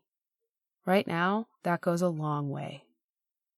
As if sensing my stare, Bird turns and looks at me. She tips her head to the side. I feel like people have been doing that a lot lately. With a hushed voice, she says, "Don't worry. You'll figure it out." She gives me that wide smile that engulfs her entire face. Frowning, I ask, "What do you mean?" Chandra hisses at me. Others shoot Bird a dirty look and roll away. I decide it's useless to try and talk to anyone now. It's pretty clear everyone wants to sleep. So I let out a frustrated sigh and spread my fur. Lying down, my brain keeps working. I want to pull out memories, but how can I? There's so much I still don't know. My eyes seem to have weights on them. They close, and then I'm yelling at them to run, but they are screaming and yelling. There's nowhere to go. Mud, thick and clogging, spills in the holes above us. "Lib!" I recognize the voice. It's Wolf. My heart thuds in my chest. I turn in a circle, searching for him. All I see are dark forms struggling to get away from the mud that maybe isn't mud. It's too black, and it's hot and sticky. "Lib!" Wolf shouts. I try to answer, but the pouring black heat is filling the room, clogging the tunnel. Everyone is dying. I swallow and foul bile burns in my throat. Sky's golden hair is coated in oily black. Raj tries to scramble up the wall but falls back into the blackness, and I know that there is no saving him. "Lib, here!" I swivel toward the voice and see Wolf reaching for me. His muscular arm is extended toward me. Black patches cover his skin, but he's fought his way to me. "Wolf!" I call for him, mouth set into a hard line. He stares at me and then at the blackness around him. Too late, I realize he's trying to save me. I am the only one here who doesn't need saving. "No!" I yell, but he's already jumped into the muck. He screams as the heat burns through his clothing to reach his bare skin. It doesn't stop him. He struggles toward me. And now I wonder if it is so he can wrap his hands around my throat to end my existence. The blackness covers him, spreading up his body until all that's visible is his face. I'm shaking. My chest hurts. Wetness streaks down my face. Everything seems to slow. The world grows quiet. A voice spreads through the silence. It's not Wolf's, not mine, and not the screams of the dying. You must do the right thing, Lib. Her words are soothing, even though terror surrounds me, though everything is wrong, though there is nothing left of Wolf or Sky or Raj. I smile. I take a breath as though I've been holding stale air in my lungs for too long. It hurts. I cough and sit up. My coughs echo off the walls. Looking around, I realize I'm surrounded by sleeping rogues. I'm also sweating and shaking. Shivering now, I glance around to see who I've woken. I don't see anyone stirring. I let out a breath. But then Bird sits up. She glances over at me, her dark eyes huge and glinting in the dim light. Don't worry. Her voice sounds as if she is far away. Maybe she is still dreaming too. The storm won't hit us. Not this time. No one will drown. I frown at her. A flash of light whitens the room. It's enough to startle me, and I let out a gasp. I clamp a hand over my mouth. Rumbling follows the light. Lightning, but no rain with it this time, Bird says. How do you know? I ask. Bird smiles, lies down, and is sleeping again just like that. Glancing once more at the holes to the outside world, I wonder about the storm, about Bird, and about the flood of blackness slipping into the room. And I envy Bird. I also don't allow myself to be non-functional again while it is dark.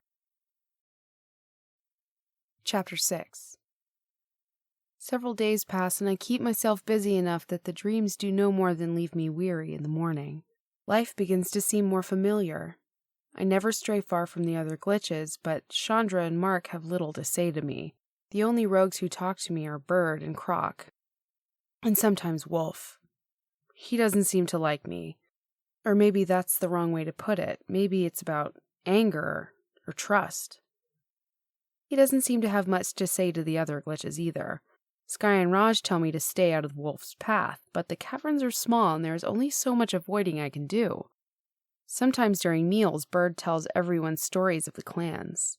She has lots of stories about how the clans got their names, but to me they all sound like tales. It makes me even more aware that I have no stories. I think about making some up, but now I found other glitches. What am I supposed to do? It seems to me I should know. Maybe that means I haven't found all the others, or enough. But I'm stuck in the caverns for now, so I focus on rubbing the cream Croc gave me into my feet several times a day, going to see Croc to talk to him, and spending time with Sky. Sky finds me cloth to put on my feet. Boots, she calls them. She traded some gear she didn't want for them. I don't know what gear is, but the boots are soft and make walking easier on my feet. Sky also gives me cloth for my legs. Pants. She says most of the rogues wear skins, not cloth. That sounds horrible to me, but I have to admit the fur skins make sleeping warmer. Croc approves of my new clothes and says I'm healed enough to scavenge now. He seems surprised about both things. I've never seen anyone recover this fast. He rubs a thumb over his cheek as if he doesn't know what else to say. I don't know either. He's frowning as I leave his cavern, but I think he's more curious than troubled. At least I hope so. In the center, 5 rogues sit near the stones that usually hold fire. Light pours in through the hole in the ceiling, so no other light is needed during the day. The rogues don't look my way, but I spot Sky and Raj and head over to where they stand against the far wall. When I reach Sky, she asks, "What'd Croc say?" Raj leads against the cavern wall, careful not to touch any of the drawings. No one touches the drawings. But Bird sometimes waves at them when she's telling stories. Tipping his head to one side, Raj waits for my answer. I tug at the cloth that covers my chest. It's my old one, and I wish it would fit better. Croc said I'm fine. I don't mention what he said about my fast healing. My mind isn't healing so fast, so maybe my body is making up for that. Besides, all glitches are supposed to have something wrong with them. Wolf said Sky was unstable, but I haven't seen that. Chandra and Mark don't talk much, so maybe that's what's wrong with them.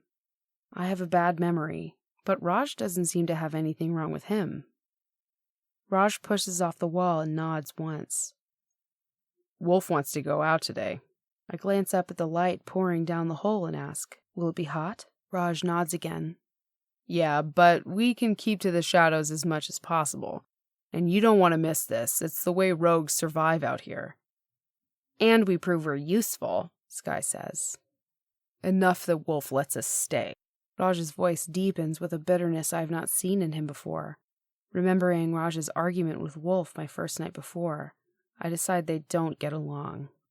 What are we supposed to scavenge? And where? I mean, I saw the ruins when Sky and I walked here, but it didn't seem like much was there. Sky pulls off the cloth that covers her arms. Her jacket, she calls it. Use this. You'll find something good. Glitches just know where to find gear. I don't get to go this time. Her mouth pulls down and eyebrows flatten. Raj glances at her and says, if you hadn't split off from everyone last time and brought back a stranger after sundown, you wouldn't be left behind this time. Eyes narrowing, she folds her arms across her chest and sticks out her tongue at him. Then she smiles. My chest tightens and I rub it with my fingers. I want to be like Sky, to know I can smile and make fun of others, but I feel as if I'm still not really sure of my place. All I have is a purpose, and I don't know what to do with it. Turning his back on Sky, Raj tells me, you're coming. Sky's not. But I'll be with you to show you the program. He winks at me and heads off to one of the tunnels. I still haven't figured out where they all lead. I start to follow, but Sky grabs the sleeve of her jacket, which I now hold. Don't worry. Raj knows what he's doing. He'll watch out for you. And don't let Wolf see you sweat. She jerks a thumb to one side. I glance over and see Wolf's watching me. He wears his skins, just like always. But today his arms are bare and I see more muscles. It's as if he wants to look intimidating. And he does. His size seems to swallow up the room, though that's ridiculous. There's just something about him that is larger than everything else. When my gaze meets his, Wolf seems to hold very still for a moment. But he turns away and starts down the tunnel Raj took. Sky gives my back a push. Later. I follow Wolf, rushing to catch up with him. Glad I have boots. The floors are always cold in the caverns. Somehow Wolf knows when I'm right behind him. Without looking back, he shoves a bag at me. It has one long strap and a flap that covers a large pocket. I take it and ask, what's this for? Wolf wears one just like this, slung across his belly. I put on the pouch the same way. Wolf doesn't even glance at me. It's for whatever you find out there. Don't lose it. What if I find something that won't fit? He stops so fast I almost run into his back. Turning, he stares at me, his dark eyes glittering in the light from behind us in the center. My face warms. But I will not look away from him. It seems like I see something that might be humor in his eyes. It disappears too fast for me to be certain. He pushes a finger against my breastbone. Stay close. Do what you're told. Don't make me regret this. The way I am now, I mutter. Turning, Wolf strides down the tunnel again. I have to jog to keep up with him, but when I'm close, I ask, what if I don't want to go? I mean, I do want, but does anyone ever say no? Glancing at Wolf's back, I see his shoulders hunch slightly. Just how much can I push him? I'm tired of staying out of his way and being the one who shouldn't be noticed. Wolf glances back at me. His eyes seem darker and they narrow. His nostrils flare, but his voice comes out slow and soft. It's out with us, or you're welcome to go out on your own. Everyone gets to make a choice. He strides away. My steps falter, but only a few. I think about what Bird said about the group being important. That still doesn't seem right to me. What about each person? There's no time to even think about arguing, so I hurry after Wolf. The tunnel turns and twists, but I can hear the slap of Wolf's boots on the hard stone. It grows dark this deep in the tunnel, and I have to feel the wall to find my way. Maybe we're heading for the hole I came through my first night here. The tunnel turns and light blooms as the walls fall back into space that is not quite a room. I have to blink and adjust my sight. But Raj and Bird and Bear and 2 other rogues, a female and a male, stand in the center under a hole where the light shines through. Bird grins at me, and Wolf waves a curt gesture at the other rogues. Bobcat and Lion, and you'll remember Bear. I give Wolf a long stare. Is he making a joke about me remembering and Bear? He isn't smiling, but his eyes are bright again. I'm sure he's laughing inside, at me. I glance at the rogues. Bobcat is the female. She's almost as tall as Bear, though nowhere near as wide. Lion, the male, just stares at me, his expression empty. He dresses like Wolf in skins, and his tawny hair is almost as wild as Bird's, but he doesn't have the ribbons in it. Wolf turns to the rogues and says, Lib's new. She'll stay with Raj. Keep an eye on her. The girl, Bobcat, fixes a stare on me, and her dislike washes over me like a cold wind. She is tall and skinny with short, dark hair and dark eyes and a narrow face. Everything about her seems pulled thin. Bear ignores me, and Lion turns away to go with Wolf. So does Bird. I glance at the floor, my cheeks burning now even though I have not been in the sun. They don't want me here.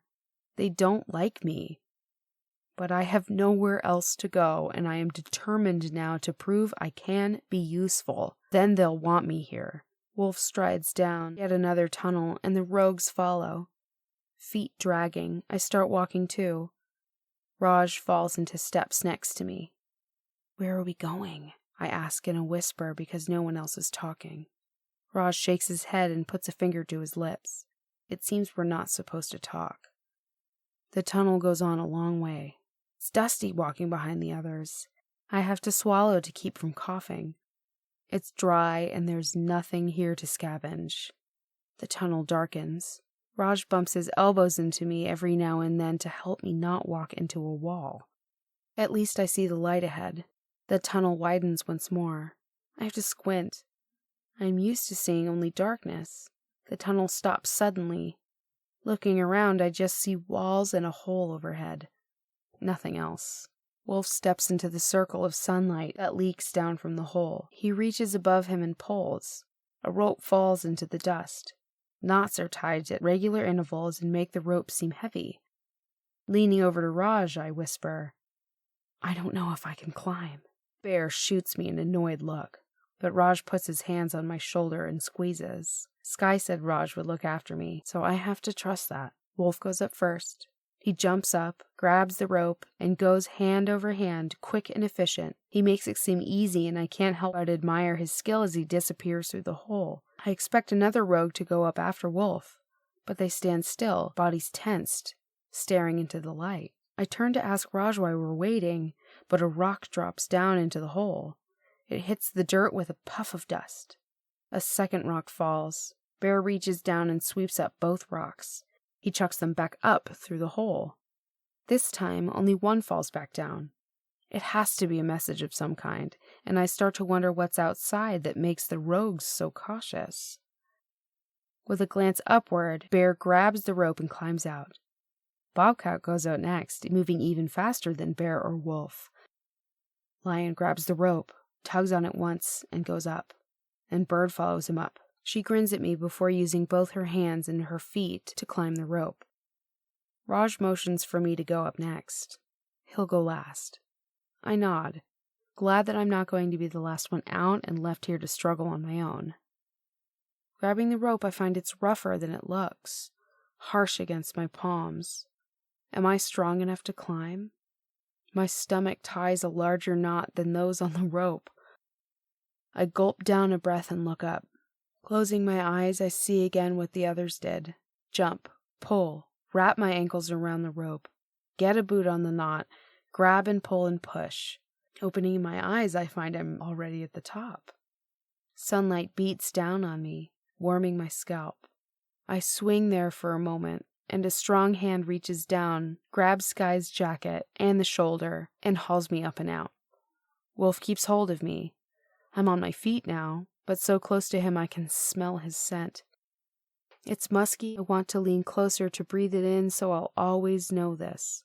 I stare at him, blinking at the sudden brightness of the sun. Wolf seems almost a dark shadow, but the sunlight brings golden touches to his skin and hair. He looks away and drops his hand from me. I sway and almost want to grab for him, but that would make me seem weak. Instead, I straighten and turn to watch Raj come up from out of the hole. Lion grabs Raj and pulls him out. At least I'm not the only glitch being hauled around. Wolf squints as he looks around. He gives a nod with his head and starts to walk in a direction. We follow. Everything is what I remember from my walk here with Sky. Dusty ground, hard rock, distant mountains that seem almost purple. Every now and then metal juts up from the land, twisted and bent and shimmering in the sun. For a moment other images flash in front of me. Green and smooth paths and people walking past, hurrying with purpose, their cloth tunics fluttering. Is it a memory? My mouth is already dry. We keep walking until we reach a space that is straight and smooth. A road. The word pops into my mind. On either side of it, rock walls rise up. Striped by sediment and years of erosion, cool shadows wash over the road. Stepping out of the sun, I let out a breath and I glance back. The hole we climbed out of has disappeared. Now I see why birds said we need each other. I would never find my way back on my own. Ahead of Raj and me, the rogues keep walking, glancing up at the sky every now and then. Glancing at Raj, I ask, "What are they looking for?" He looks at the sky and then says, his voice soft and low, "We make a point of not making noise when we're going in and out, and we're always watching or listening for drones." An image hovers close. Something black in the air, something like the sentinel I saw within the platform after the connect, but round. Drones.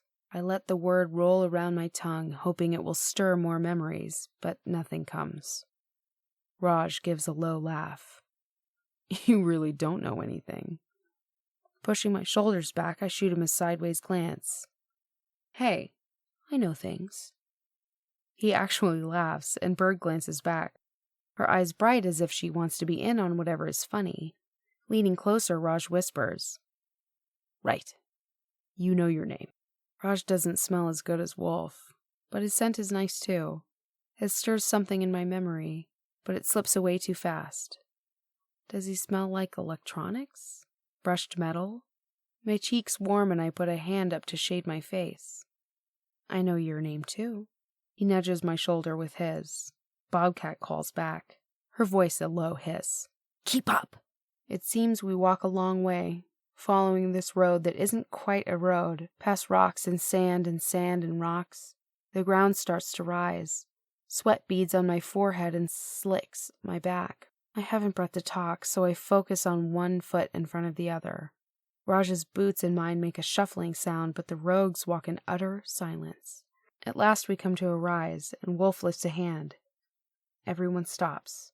Bird pulls out a bulging skin. The rogues pass it around. When it comes to Raj, I can smell the water.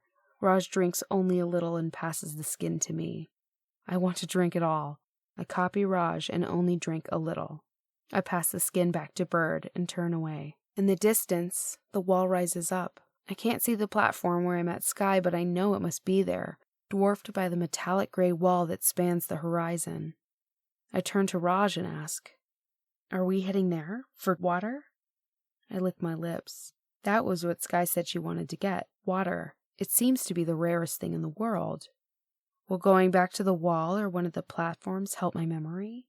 Raj shifts the strap to his pouch and adjusts it. His dark skin gleams and his scent seems stronger now. He wipes the beads of moisture from his face. "Mostly water. We probably won't find any the AI doesn't control, but we're looking for food too. Snake. Lizard and yucca or cacti if we can find them. Gear too. Pieces left out to rust or anything that might be useful. You just never know. If we're lucky, we might find a big cat or a few rabbits. But the main thing is water." An image flashes into mind. Blue, pooling water. My body aches with longing. It's such a lovely picture. I don't want to banish the image, but it's distracting. Raj's words, harsh and hard, pull me back to the hot sun and the barren land. The AI's gone wrong. It's the real glitched system. Confused now, I glance at him. He lifts a hand. Sort of. Mostly the AI needs water. We all do. The norm can't survive without it, so the AI hoards it. Just like it does with everything. He gestures with a hand to the rocks and the sand and the twisted ruins. It looks like this because of the AI. There used to be huge cities and plants, trees, grass. But the AI takes everything. One of these days, we'll get to the AI's core and bring it back in line. We'll make it work right again. The skin on the back of my neck prickles, biting my lower lip. I'm not sure why Raj's words leave me so uneasy. I shift on my feet and glance at the huge wall. That must be the norm. I know that. But the AI, I'm not really sure who or what it is. And why would the AI want to take everything from the world? Licking my lips, I glance around again. The dry heat seems to want to suck the water from me. The sand shifts from under my boots. Why does the AI want everything the world has to give? A shiver slips down my back again, turning away from the wall, the norm. I don't want to talk about it or even think about it right now. It just seems overwhelming. Like Raj, I shift the pouch strap and say, my feet are already beginning to ache. At this, Raj smiles. Mine too. But, well, you'll see. It's not much further. We don't want to leave what we have too close to any central. He looks at the sky. It's not safe. My skin prickles again. There's danger out there. Danger that I don't really know about. I look at the sky, too, but I see only pale blue. The wind picks up, pushing my hair into my eyes, brushing heat and stinging sand over my skin. It whistles through the rocks behind us. Wolf gives us a wave and we start walking again. The road turns down into a very narrow space that at least opens out just like the tunnels did. Straggly plants grow here. The ground is flat, too, and I realize that this is part of the platform. But the metal is hidden under sand. 2 boulders squat next to the sandy platform. There's something odd about them. I tip my head to one side and squint. They don't seem unnatural. Wolf reaches for one boulder and grabs it. He gives one jerk. I gasp. The illusion is shattered. The rock becomes dirt-colored cloth and reveals a small box with black metal bars around 4 large tires and a seat that might be leather or canvas. Edging closer, careful not to touch it, I glance at a single set of handlebars that jut up. What might be a light sits on the front. It's a vehicle. I glance at Wolf, irritation stirring like an itch under my skin. He couldn't have told me?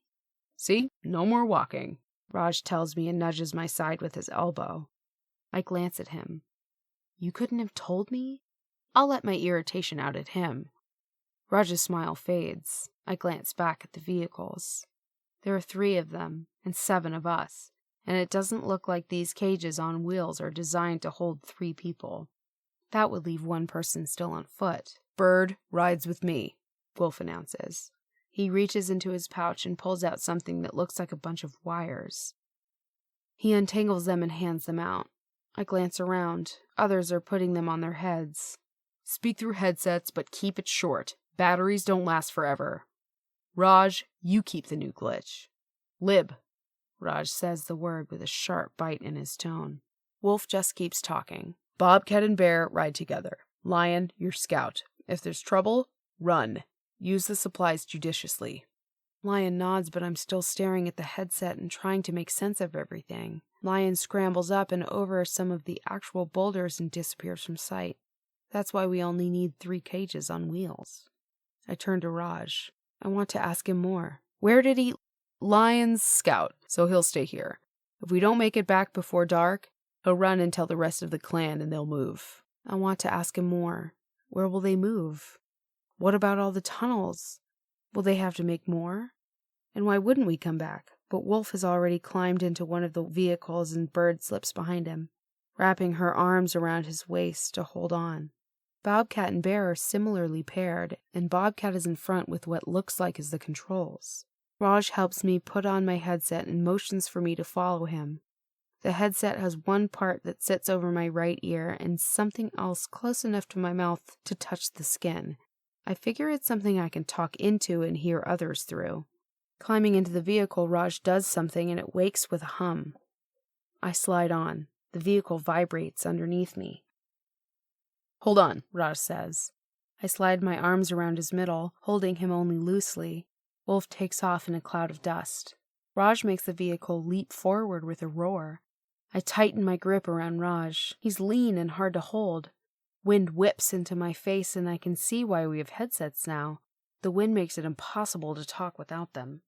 I'm not sure if the vehicles are better than walking. My feet feel better, but they kick up sand that stings my face. I'm glad I have Sky's jacket to cover my arms and pants and boots. I duck my head behind Raj and that helps, but I can't see much. We bounce over the ground, my butt hitting the seat and my teeth shaking from the ride. Raj seems determined to stay right on Wolf's tail, and Bobcat skims over the ground next to us. Wolf's voice crackles over the headset. "Bird, are you getting anything?" After a pause, Bird says, "Head east to the tower." Leaning forward, I ask Raj, "What's the tower?" He waves a hand. He hasn't heard, and tells me, "Use the buttons. Green will let you talk to me, red lets you talk to everyone." I fiddle with the buttons. They're small and I don't want to let go of Raj. If I do, I'll probably fall. That doesn't sound fun to me. Finding the right button, I ask the question again and tell him, "I remember some things, flashes of things, but not the tower." Over the headset, he asks, "Why do you think they're malfunctioning like that?"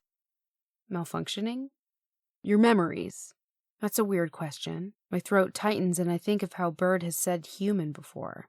Leaning against Raj's back, I ask, "Why do you say malfunctioning like there's something that's broken? Is that a glitch thing?" "Sort of," he answers. His voice sounds odd over the headset, distant and higher than normal. But he doesn't seem bothered by this. "Every tech is part machine. We have gear added on to give us abilities to connect. A glitch is a tech that's failing in some way. That's why the rogues don't like us. Some clans won't even take a glitch. We're part gene spliced and part gear. That lets us hack the AI systems, but that's not always good. The AI is always watching for unauthorized connects." My skin is prickling. Half human. I'm part gear. That leaves me thinking about how my skin seems smoother than that of any other rogue. Too smooth, maybe. And is my fast healing because I'm different? I think about how Sky was having trouble with her connect when I found her, and I ask, "So, rogues keep us around because we can hack better than they can?" "Makes us useful," he says. Cold settles in my stomach. I'm useful if I can hack. But what if I'm too broken for that? I bury my face against Raj's back again, letting the cloth rub my cheek. I can hack. I help Sky out of trouble, so I am useful. And I also don't feel like I'm part gear. I eat and sleep and need water and have feelings. So what makes me different? My malfunctioning memory? Wolf's voice comes over the headset in a low growl. "Platform ahead. Raj, time to do your thing." My stomach stays in knots. I tighten and hold on to Raj. He's useful. We all are. But why can't he be of value just because he exists? Raj slows the vehicle and stops it next to Wolf and Bird's vehicle. I slide off, my legs and chest still vibrating from the rough ride. Sand clings to my eyelashes and I spit out more sand. My eyes sting from the dust and wind, though Raj thankfully blocked most of it. I blink and take a look at the platform. We're close to the wall and there is a tower here that juts up into the sky, round and smooth and seeming to have no function. The platform looks like the one Sky tried to hack, but the silver-gray metal looks rusted in spots. The platform is also leaning to one side as if it's sinking into the ground. Shards of glass surround it and a few more shards cling to the metal frames. Inside the glass and metal, the same railing stands out. That's our connect. I'm hoping Raj is better at this than Sky was. Wolf glances around. Bobcat and Bear pull up and their vehicle shuts off, too, as soon as it stops. I don't know what powers these vehicles, but whatever it is leaves them quiet with only a soft hum when they run. Seeming satisfied with what he's seen, or hasn't seen, Wolf waves Raj forwards. "See if you can get water from it." All the rogues, except Bird, seem to tense. They keep glancing around and Bobcat and Bear have spread out. Wolf keeps glancing at the tower as if he expects something to burst out of it. But it, like the platform, looks battered to me, scarred with red and black streaks as if it's been fighting with something. Looking at the platform again, I'm not sure that the Kinect will work here. Raj swings off his vehicle and steps through one of the broken panels that doesn't have any glass shards sticking out. He braces his legs wide to stand against the tilting floor. Interested now, I stand up on tiptoes to see what he does. He'll take hold of the railing, just as Sky and I did, but will he do anything else? The back of my neck tingles and I get an itch between my shoulder blades. Turning, I see Wolf watching me. His eyes aren't gleaming now, but look flat, dark, and unreadable. But I know what he's thinking.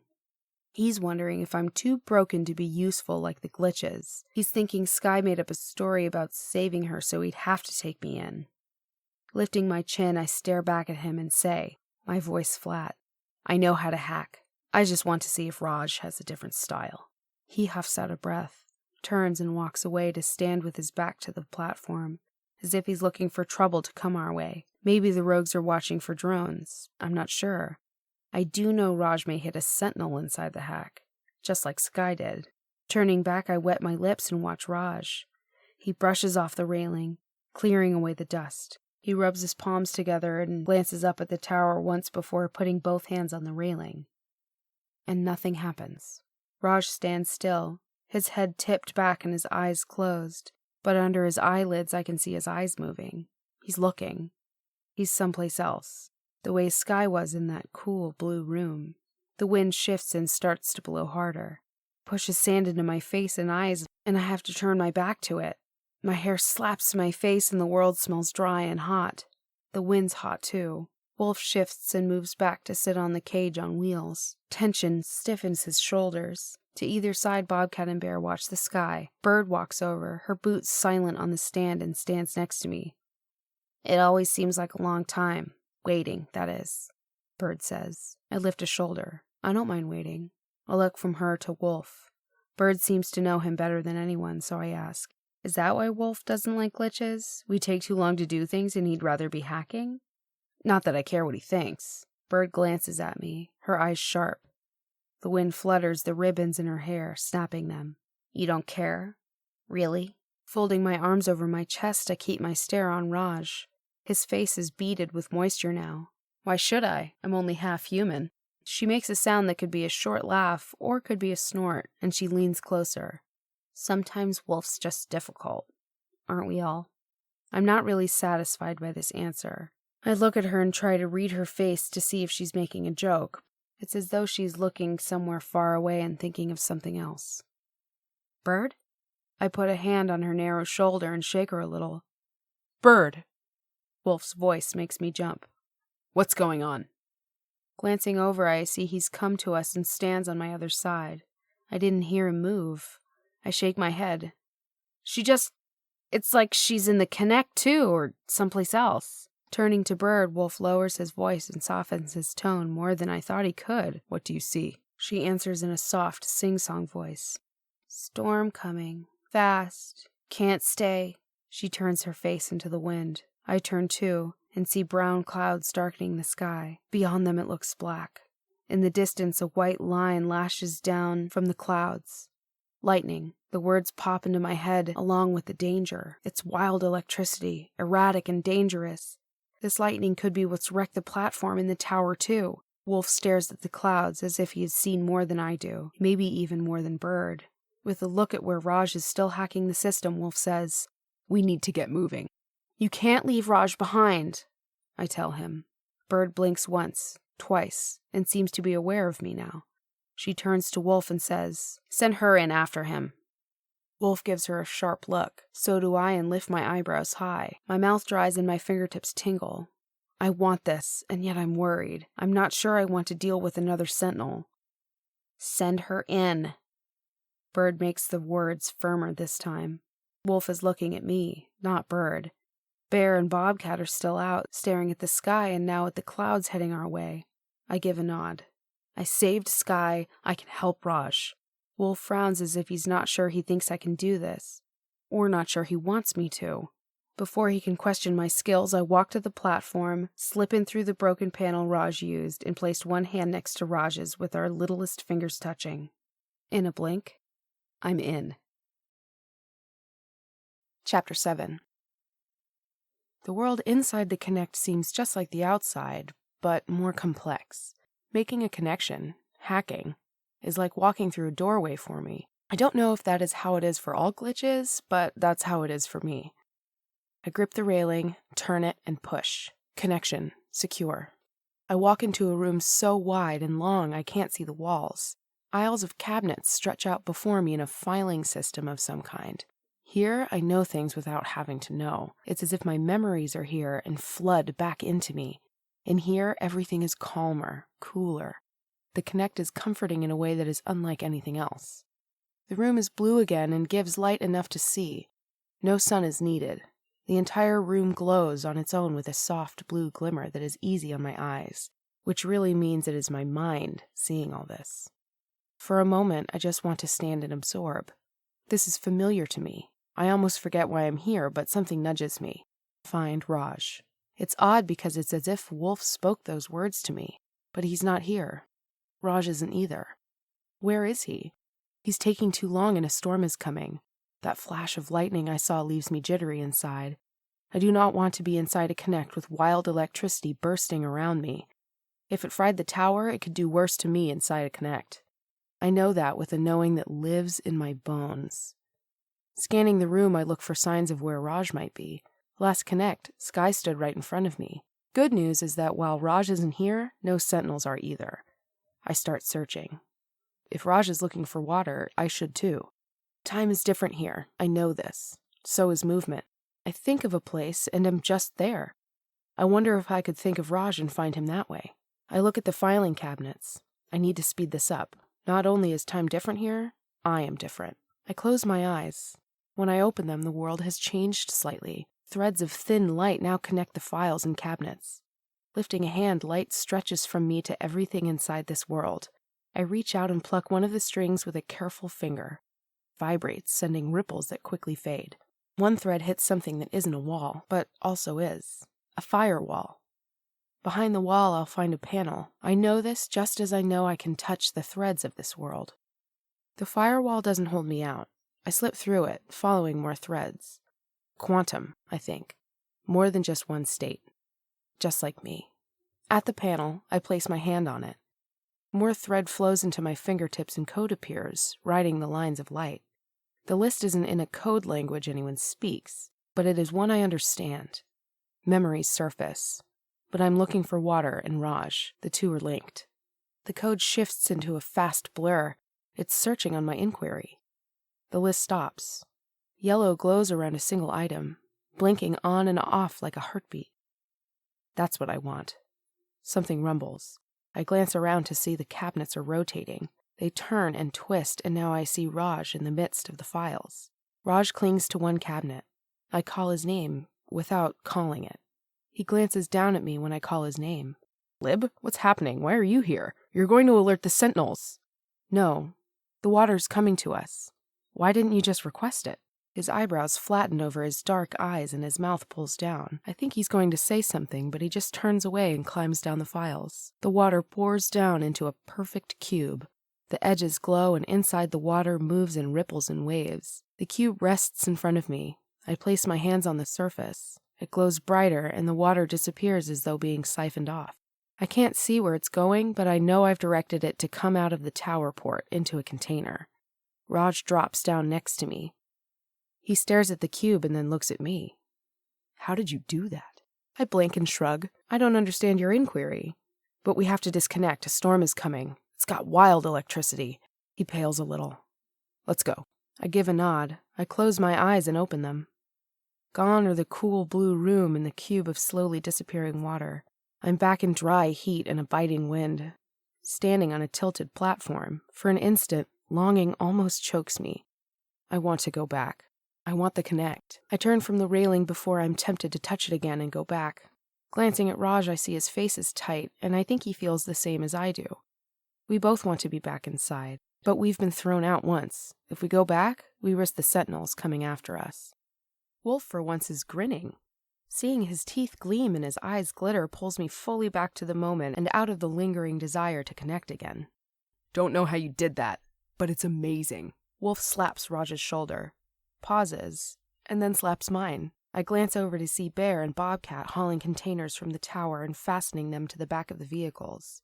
We got the water Wolf wanted, and now I'm not really sure how that happened. My memories of the Blue Room are fading already. I saw things, did things, but it seems I left my memories behind. Glancing at the rail, I want to grab it again, but Bird grabs me instead and drags me from the platform. She spins me around. I told you she was important. Bird grins as if pleased with herself for doing something amazing. Raj is staring at me. Bear and Bobcat are slapping his shoulder just like Wolf did, as if Raj did all of this. But Raj's face is still tight and his eyes seem wary. I don't like the look on his face, so I just turn away. The air snaps with the dry scent of ozone. I know the smell of electricity in the air. We need to go, I tell Wolf. Wolf waves to the others. Bear and Bobcat have the containers of water fastened to the vehicles. Let's ride the storm, Bird announces and claps her hands. She does another spin, her wild hair and ribbons whirling. Wolf glances at her and then at the sky. There's not enough time to get back. Head tipped to one side, Bird smiles and shrugs her shoulder. Not enough time means enough time to reach the caves. Wolf nods and waves to the others. Send up a light air to let Lion know we're okay, but can't make it. Bobcat pulls out something flat and fastens it to a hose. It fills with something, a gas maybe, and turns into a silver sphere. Bobcat lets it go and the silver flies into the sky. The wind pushes it higher. Glancing at the sky, I can see the clouds coming toward us. But it seems to me we have enough time to get back to the tunnels. Everyone is already on their cages on wheels, leaving me staring at the platform, at the dome wall, at the tower. Come on, Bird yells. You don't want to miss the fun. Chapter 8. This is not fun. The storm follows like a monster swallowing the sky. Explosions of light and thunderous noise shake the world and vibrate it inside my chest. My hair seems to stand on end. Lightning strikes down and shoots back up from the ground. The storm drives rain with a furious wind.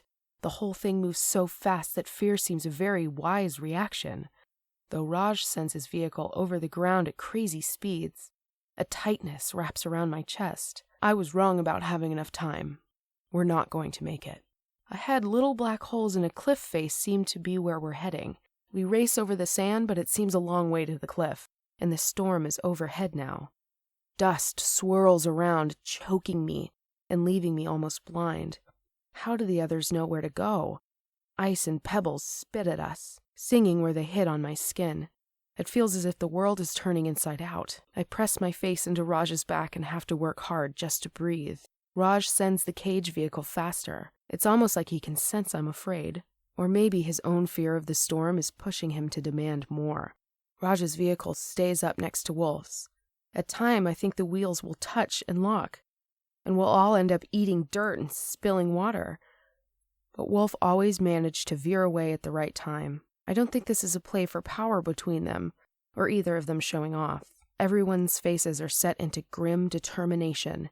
Even Bobcat keeps up with the others, leaning forward, her hair streaming back. The water sloshes behind me. It's what we've risked everything for, but we might move faster without the extra weight. It seems a bad choice. Die for water now, or die because there is no water later. The vehicle shoots up over a small dune and lands on two wheels. Raj leans to one side to bring the two spinning tires back to the ground. Dust cakes my mouth and eyes. Glancing back, it looks as if there is nothing but brown behind us. In the next instant, we're in the caves. Daylight has already faded into a brown twilight. Now the cave leaves the world even darker. The storm tries to follow us inside, but the cave narrows and twists, and the storm runs out of energy before it can find us. Slowing, Raj flicks on a switch and a light glows from the front of the vehicle. He brings the cage vehicle to a stop. I'm shaking and clinging to him. The others stop their vehicles and they shut down. Except for everyone's ragged breathing, it's silent. My heart thunders in my chest, and I just want to be back in that calm blue room. I also don't want to let go of Raj. It's okay, Raj tells me, twisting around a little. His voice seems soft and reassuring. He pats my hand. The comforting gesture is enough to get me to relax a little. With my face warm, I release my death grip on him. Sorry, I mutter, and swing off the vehicle. Raj climbs off the vehicle, moving slowly as if his muscles hurt from having to keep that cage vehicle upright and moving fast. After a moment, my eyes adjust to the dimness. It will take longer to get used to the howling of the storm that rages behind us. No one seems to want to talk, and that's fine with me. Shoulders slumping, I sit on the hard rock floor. This cave isn't like the expansive tunnels where the clan lives. From what I can see of the walls, they're rough, black stone. The floor is strewn with more rocks and a few bones. Maybe this is what a tunnel looks like when the clan moves and has to make new tunnels. My breathing slows and I ask, "Are we safe?" My voice echoes against the rocks. Wolf stands by his cage vehicle, one hand on the water. For now. Bobcat and Bear gather rocks and set them into a ring. Bobcat pulls small bits of wood from the back of her cage vehicle and Bear gets a fire going. They don't talk as they work. They just get things done. The light is welcome. It casts odd shadows to the back of the cave, but it warms the space, and I like the bright yellow flames. Once the fire is going, Bear shuts off all the vehicle lights. "We'll spend the night," Wolf says. He settles down next to the fire. "Why don't we head back after the storm passes? It'll be dark and cool. Don't you want to get the water back?" Bobcat turns to stare at me. "Drones will be out, looking for that water. They see fine at night, and we don't. But the AI is going to be missing what we took. We'll go out when it's the hottest time. The AI never thinks we'll do that." The fire is small, built with dry wood so there is little smoke. The rogues sit close to it. Raj sits next to me, his back against the wall. I keep glancing at the water, but Wolf doesn't say to use any of it. Raj has some dried meat that he shares with me, and a small skin of water. I scoot a little closer. It's cool in the cave, but I don't think it will get much colder. The tunnels are like this. They keep an even temperature. Every now and then a loud crack like the world is splitting open reaches us. "Thunder," Raj says. "Means a lot of lightning. That's the sound of the shock wave generated by the wild electricity. It superheats the air." Why does he know all this and I do not? Why did I know so much more inside the Connect? I seem to be acquiring more questions instead of answers. Every crack makes me jump a little. Turning to Raj, I ask, "Will it bring water too? We're getting hit back here with ice, or that's what it felt like." He chews on some of the dry meat, swallows, and says, "Might rain. Might just be hail. That's frozen rain on the ground. It can be both sometimes, but rain is rare." Rain. I like the sound of the word. Water from the sky is rain. And then I remember the dream where something hot and black poured into the tunnels, killing everyone. With a shiver, I hunch over and hug my knees to my chest. Rain is only water. People can survive water. Resting my cheek on my knees, I ask, "Could the rain flood the tunnels?" Raj shrugs. "It's possible. But the rogues have tunnels that are steeper and go lower down into the earth. The water will drain into those tunnels. They've been lined, too, with a coating of a kind of rock, bentonite, that keeps the water from seeping out." He smiles suddenly. "It'd be a good thing if it rained a lot. We'd have all the water we want." That's actually a very intelligent idea. My neck tingles and I look over to see Wolf staring at us. At me. I don't know if he overheard what we were saying. He must have. The cave isn't that big. Something flickers in his eyes. That same warm glitter that says he's pleased.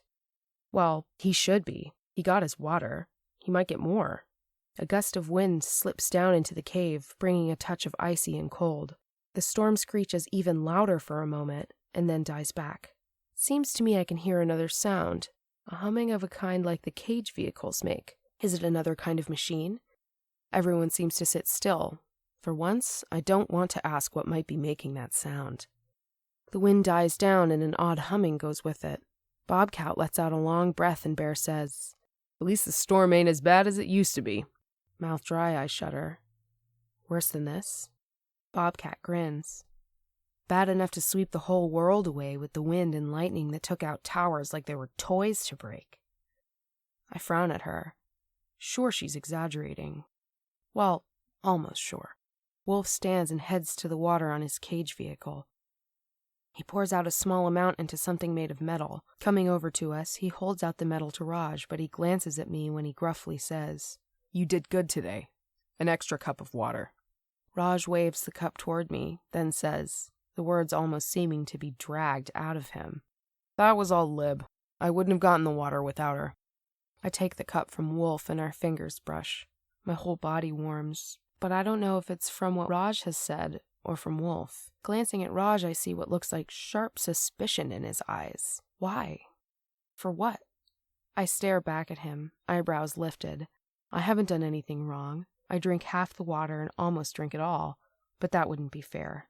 Pushing the cup at Raj, I keep staring at him, daring him to turn it down. He licks his lips and looks away. Buddy takes the cup. From near the fire, Bird says, her voice cheerful, "I knew she was going to be important." I don't know how she could have known, but she still seems so sure of herself. It's a little unnerving to me, but no one else seems to feel that way. Wolf is still watching me, his expression almost curious and considering. His stare leaves me wanting to shift on the ground or tug at my hair. At least he doesn't seem angry with me now. His hard features soften, making him seem younger and almost warm. I find myself being drawn to him, and that's dangerous. He's dangerous. I focus my stare on the others, watching how the ribbons in Bird's hair seem to change color in the firelight. Wolf goes back to the fire, and the others, Raj included, lie down to sleep. I don't want to shift to non-functional. To sleep. Not yet. I keep thinking of that calm blue room, of all I seem to know in the Connect, and the storm has reminded me of that dream. Part of me wants to be in that dream again so I could hear that soothing voice praise me once more. And part of me wants to be back in that cool, blue room. And part of me wants I don't know what. It's a terrible thing to want.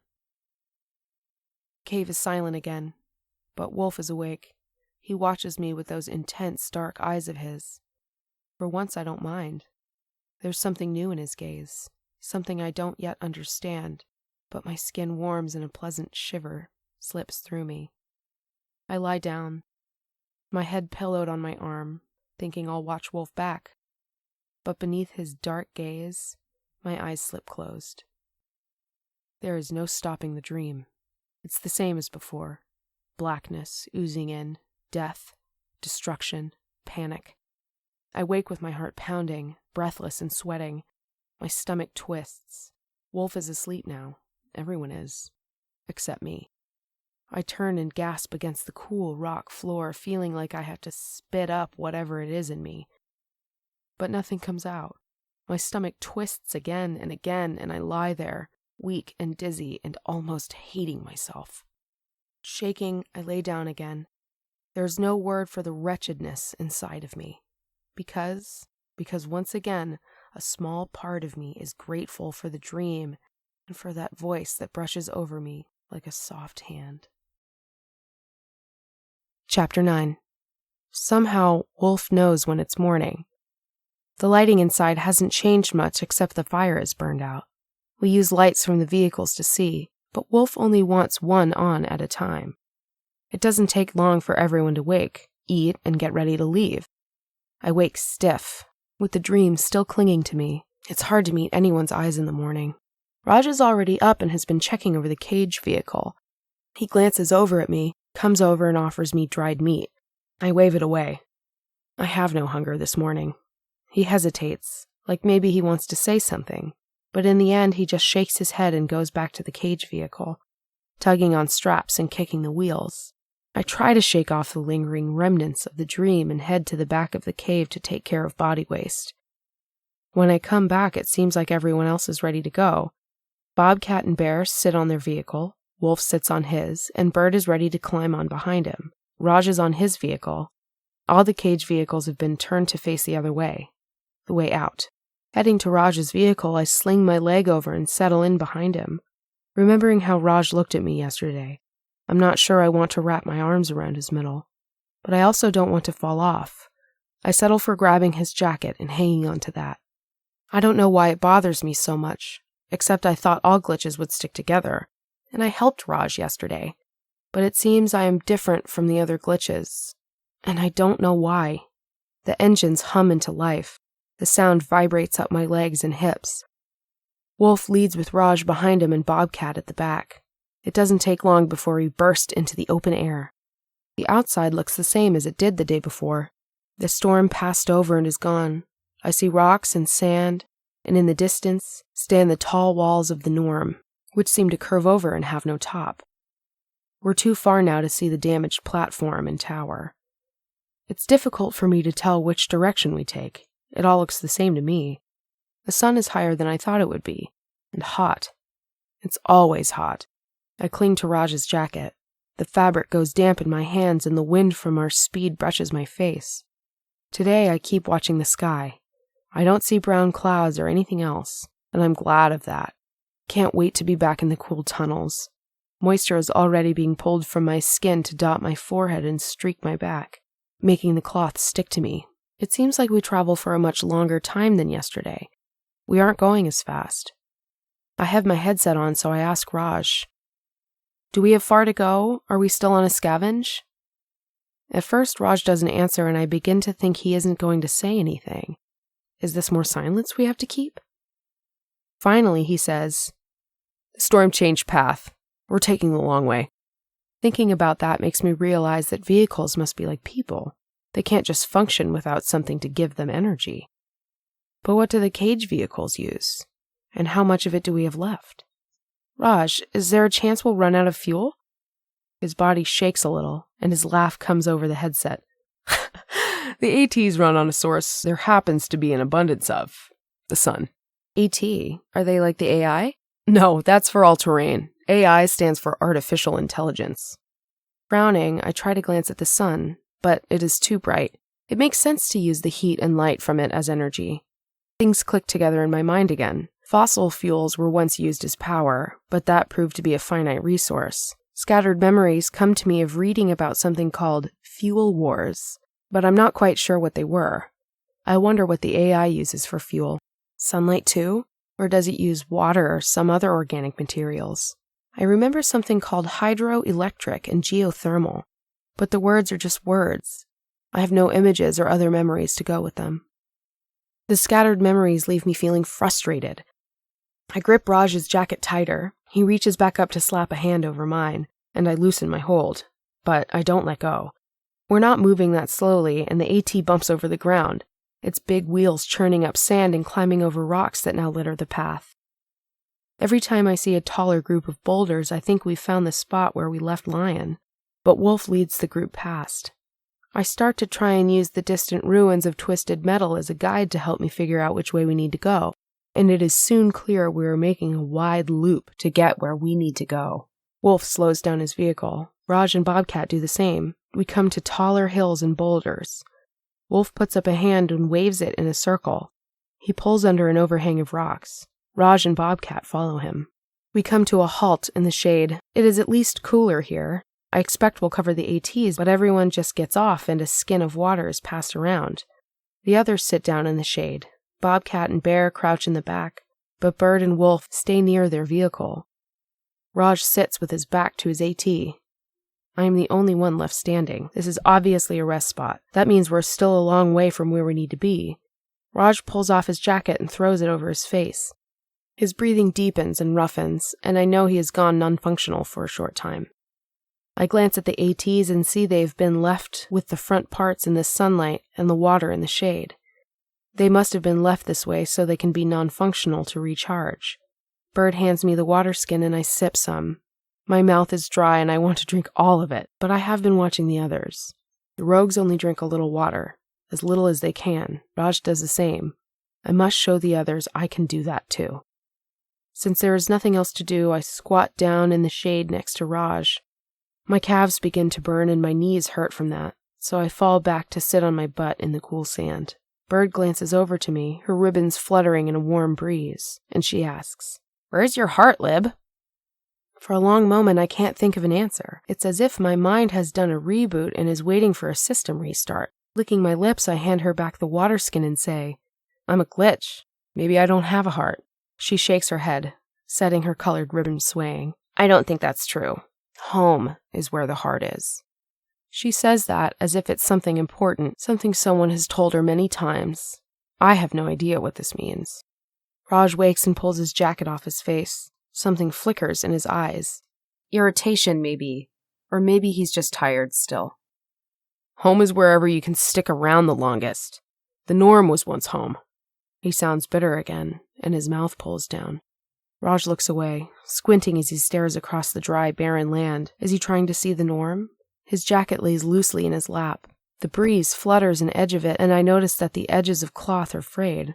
How long has Raj been outside the norm? I decide it can't be that long. The cloth of my tunic looks almost the same as his, but it's not frayed on the edges. However, the way the wind and sand scour everything, I think my cloth will look like Raj's within a relatively short time. Raj, with his cloth jacket and pants, looks out of place here. So do I. We belong somewhere with water, with cool blue rooms where moisture hangs in the air and lingers on the skin. We belong in a place that is beautiful and calm. We should be in the norm. Clearly, the AI doesn't think so. It threw us out. The artificial intelligence. But the name means it has a mind and knows things. So does it know better? I close my eyes and try to conjure memories. All I can see is the blue of the Connect. Is the norm better than that? But why is there a norm and an outside? I don't understand this. Why would the AI send drones to find the water the rogues take? The rogues are just trying to survive. Shouldn't the AI help them? Raj? I make the words soft, so others won't hear. He hums in response. The AI sent sentinels to stop Sky from taking the water, didn't it? And once we got water out, the AI sent drones after us. I heard them last night. I heard a hum that wasn't the storm. Raj glances at me, eyes narrowed against the glare of the daylight. Before he can say anything, Bird gives a gasp. I glance at her and see her eyes have gone wide and unfocused. Her lips are parted slightly and her chest rises and falls with short, fast breaths. Far off, I hear an odd sound that goes up high and then down low. It is a lonely, odd sound. It sounds like a call of some kind. Wolf stands. So do Bobcat and Bear. Even Raj scrambles to his feet. So I do too. Smiling, Wolf nods to Bird, and she nods back. Another call, deeper than the first, echoes. Wolf gestures to the others. Bobcat heads to her AT and pulls out a stick with a sharp point on one end. Wolf pulls something even sharper and shiny from the belt he wears. What's going on? I whisper to Raj. Bobcat hisses at me. Turning away, she pulls out the brown cloth and covers the AT with it. Bird does the same to Wolf's AT, and Raj covers his AT too. With a clap of her hands, Bird lets out a sudden laugh. Wolf motions to Bear and mutters, "Shut her up!" Bear heads for Bird's side, but she gives a fast twirl and puts a finger to her lips. Whispering in a sing-song voice, she mutters, "Daggers in the night, teeth in the day, they howl and help us hunt what they may." That was a howl? I ask Bird. That gets me a glare from Wolf. Bear grabs Bird. He's twice her size and slaps a hand over Bird's mouth. She struggles for a moment and then stops and shrugs. I hear the sound again, what Bird called a howl. It seems closer. The skin on my arms pucker into small peaks. Wolf and Bobcat move away from us, and it seems like they are moving toward the sound. I edge after them. I have to see what they are going to. Heading around a large boulder, Wolf and Bobcat crouch low. Something making a lot of snuffling noises is headed toward them. Rocks scatter and slide. I have the sense of something watching, and I look up. An animal stands on one of the higher boulders. Skinny with big feet, long legs, and fur. It stares down. I glance at Wolf and see him looking back up. It strikes me as if these two are almost talking without words. When I look up again, the animal is gone. Is that a wolf? I thought it would be, well, different. Another animal crashes down from the boulders in front of Wolf and Bobcat. This animal has teeth that curve up, a pushed-in snout, and fur that looks more like wiry hair. It's short and stops at once, snorting and blowing spit out from its short nose. Bobcat grins and mutters, "Boar." I have no idea what that means, but the thing in front of her looks like it could kill someone with those big, turned-up teeth that seem to jut out from its face. The howling shifts, and the thing, the boar, in front of Wolf and Bobcat, spins as if it's afraid of that howl. Wolf stands and lunges in one smooth, fast move. The sharp metal he holds in one hand flashes and falls, and the boar squeals. It spins, throwing Wolf off into the air. Bobcat moves in, her stick held high. She tries to jab the boar, but the animal turns on her. A shout from behind has me turning, a glimpse of Bird's fluttering ribbons. The boar sees them too, and turns on her. Bird slips from Bear's reach, but Bear makes a grunt and moves even faster, sweeping up Bird again. Bear steps between the boar and Bobcat too. Wolf yells, but too late. The boar lunges and slashes Bear's leg. He stumbles and the boar turns again. Bobcat and Wolf both fall on the boar, Wolf with his sharp steel and Bobcat with her stick. For a moment, I see just legs, fur, and glinting teeth. At last, Bobcat stands, the stick lifted over her shoulder. Wolf's metal flashes again. Dust swirls and a copper tang comes to me on the breeze. I want to look away, but I can't. Red liquid splashes the ground. The boar squeals again, and Bobcat plunges her stick deep. The boar falls and lies still on the ground. Wolf climbs to his feet. A shadow moves on the rock. I look up to see two animals, both shaggy with big feet. Wolf ignores them and goes to Bear. Bird sits next to Bear, pulling her ribbons from her hair and trying to press them against the red spitting from Bear's leg. He is cut in several spots. Bear shakes his head. "I'm done. I can't go home like this." "We'll carry you," Wolf says. Bear shakes his head again. His face is pale now and his hands shake. He pushes Bird away and holds out one hand to Wolf. "Can't. Wheels leave tracks. Besides, this much blood. I'll be slow and dying. Means clan can't move. Tracks and not moving means clan's in trouble. I won't do that, and it's my right to choose how I go out. Give me your knife." Wolf glances at the sharp metal in his hand. I step forward. I know what Bear and Wolf are thinking. "We can carry him back. Croc can help. And a fire will cauterize the wound." The word comes from memory. It's like with a circuit. You use heat to fuse new metal in place, and heat can fuse the broken blood vessels. But Bear doesn't look at me. He keeps his hand out to Wolf. "Fair exchange. Wolves drove the boar to us. Take much as you can home. Leave them the rest. Leave me too." I glance up at the animals above us. The wolves. They look hungry, but they don't seem to want to come close. "We can't leave him." I glance around, but no one is listening to me or looking at me. Wolf slowly sinks into a squat and puts a hand on Bear's shoulder. "It's your choice. Your right to choose. But you're sure?" Bear nods. Wolf puts his sharp metal, his knife, in Bear's hand. My throat tightens. "We can't leave Bear. This isn't right." The words come out on their own. Wolf stands and glances at me. "Bear's thinking of the clan. We should too. Bobcat, carve what meat we can take. Leave some for the wolves. It's their kill too." I stare at the dead boar, my skin cold, both fascinated and a little disgusted. I've only seen death in my dream. I've never seen anything so messy. Then I look at Bear. I will not leave him. But a firm, warm hand wraps around my upper arm and gives me a hard yank. I'm jerked back by Wolf. "We have to go." "Without Bear?" Wolf glances at Bear, who nods back. "Bear never leaves us after this." I stare up at Wolf. The warmth from him seeps into my skin, and it is too hot a day for that much warmth. The coppery scent, which must be from the red from the boar, clings to him along with sweat. My eyes burn and my vision blurs. "We can't leave him." "Have to," Bear says. "Can't walk and don't want to be lame. Bears can't live like that." Bobcat hacks off a leg from the boar. She carries that away with her. The clan will have food, but at what cost? Wolf stands and comes over to stare down at me, his dark eyes glittering. "Glitches don't usually want to see a kill. Blood makes them throw up. But every glitch needs to know law. Law is every rogue gets to make a choice about how to live and when to fall back into being one with the dirt. We've few rights, but that is one we won't give up." I glance at him. "It's bad law. The group always comes first. Well, that's not right." Turning away from him, I can still smell death. The copper tang of red liquid, the blood from the boar, soaks into the dirt. I don't want to think about Bear's blood joining that flow. Wolf grabs my arm and pulls me with him to the ATs. Raj stands there as if he doesn't know what to do. He won't look at anyone.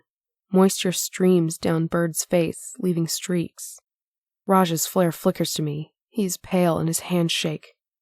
Everyone is silent as Bobcat packs up the meat on the back of her AT, the spot where Bear rode. Raj uncovers his AT. Wolf does the same. Raj climbs on the AT, mouth pressed tight. I grab the water skin and head back to Bear. I leave the skin with him. You should at least have water, I tell him. Bear shakes his head and pushes the skin back to me. Rogues don't waste anything. Now get before Wolf has to have Raj carry you back. And don't forget my story. I shake my head and leave the water skin with Bear. Stumbling back to the AT, I climb on. I can feel Wolf's and Bobcat's stares hot on my back. Bird's soft sniffles mix with the wind and the distant howl of the wolves. Glancing back, I whisper, I won't forget, Bear. Chapter 10. Lion isn't waiting for us. Bobcat only shrugs and says, Guess he saw the signal. I'm numb as we walk back to the tunnels. I stumble, but no one tries to help me. We leave the ATs covered and walk, and walk. This time we have to carry the water and the meat, and I must carry as much as I can. We don't have Bear to help. My throat closes down and a weight seems to settle on my shoulders. I didn't even like Bear. But he shouldn't have been left like that. It was his choice. But I don't understand such a choice.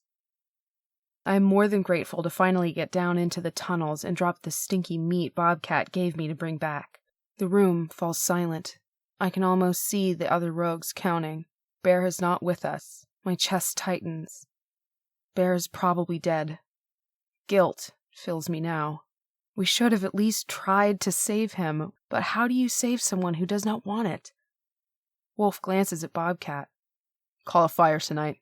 We'll remember Bear's story and thank the wolves for the meat. Bobcat nods, her eyes bright. Glancing at Bird, Wolf says, Bear made his choice. Be happy he could. Some don't get that right. She shoots him a dirty look and shakes her head. Half her ribbons are gone. Turning, she disappears down one side of the tunnels. I turn from Wolf and Raj and start over to Sky, but Wolf grabs my hand. I'm not going to ask you to keep this from Sky, but people get fidgety when it comes to losing one of our own. We'll tell Bear's story, and that'll be enough. Raj chokes out a laugh, and it seems a harsh, humorless sound. Ha! You mean rogues get angry when they lose one of their own. Never matters much if a glitch doesn't come back. Wolf turns to Raj and his eyes narrow. Wolf lets go of me. I wrap my arms around my middle as though that might steady the swirling feelings inside. But I turn to Raj and say, We all feel bad, but taking that out on each other won't help. Bear said it was his choice, so it was. Eyes widening, Wolf glances at me. He gives me a nod. Just stay close with the other glitches. He turns and walks away, and it seems to me his shoulders hang low from a mixture of anger and weariness. I turn to face Raj. It wasn't his fault. Raj shakes his head. Then whose was it? And just how do rogues think they can save the group if they can't save each member in it? I have no answers for him, and I wonder if the AI is like the rogues. Does it throw away texts, make them into glitches, because it thinks it can afford to lose individuals? I turn away from Raj and head over to Sky. I don't have to tell her anything. She glances at me and looks away, saying, Word's spread already. I slump onto the floor and nod. The tension in the room is so strong I can almost feel it. The other rogues whisper to each other. No one is talking very loudly. I spot Bobcat sitting to the far edge of the room. She's tense and silent, refusing to even look at anyone. I wonder how close she was to Bear, but don't think I'll ever ask. Maybe closeness is just something the rogues practice, something different from how the glitches seem to interact with one another. Find the glitches. I don't know why the echo of a voice filters into my head, but it sends a shiver through me. My shoulders slump. I've found only 4 glitches. Am I failing my purpose? It's the only thing I can remember. Before I can dwell on it further, Sky brushes the back of my hand with a finger. At least you're back. She leans closer. Raj says you got water. I frown. I'm not sure it was worth it. She lifts her shoulders in a shrug. We all need water. I glance around. Raj is talking to Chandra, so I ask Sky, is Raj... well, is he always... does he ever act odd during a connect? Sky shrugs again. Did something bad happen? Did you hit a firewall? Sentinels? Before I can decide what to tell her, she grabs my arm and glances around at the rogues. They're keeping their distance. They don't look at us like we're friends. Sky motions with her head for me to follow. She doesn't wait for me to decide, but grabs my hand and drags me along to the sleeping room. It is empty. A sudden exhaustion sweeps me and I sink down on a blanket. Sky does the same and says, I hate it when stuff like this happens. I frown. What do you mean? You know, the whole bear thing. She shakes her head. We'll get dirty looks for days. One of theirs is dead. Like that makes it our fault. So they really do hate us.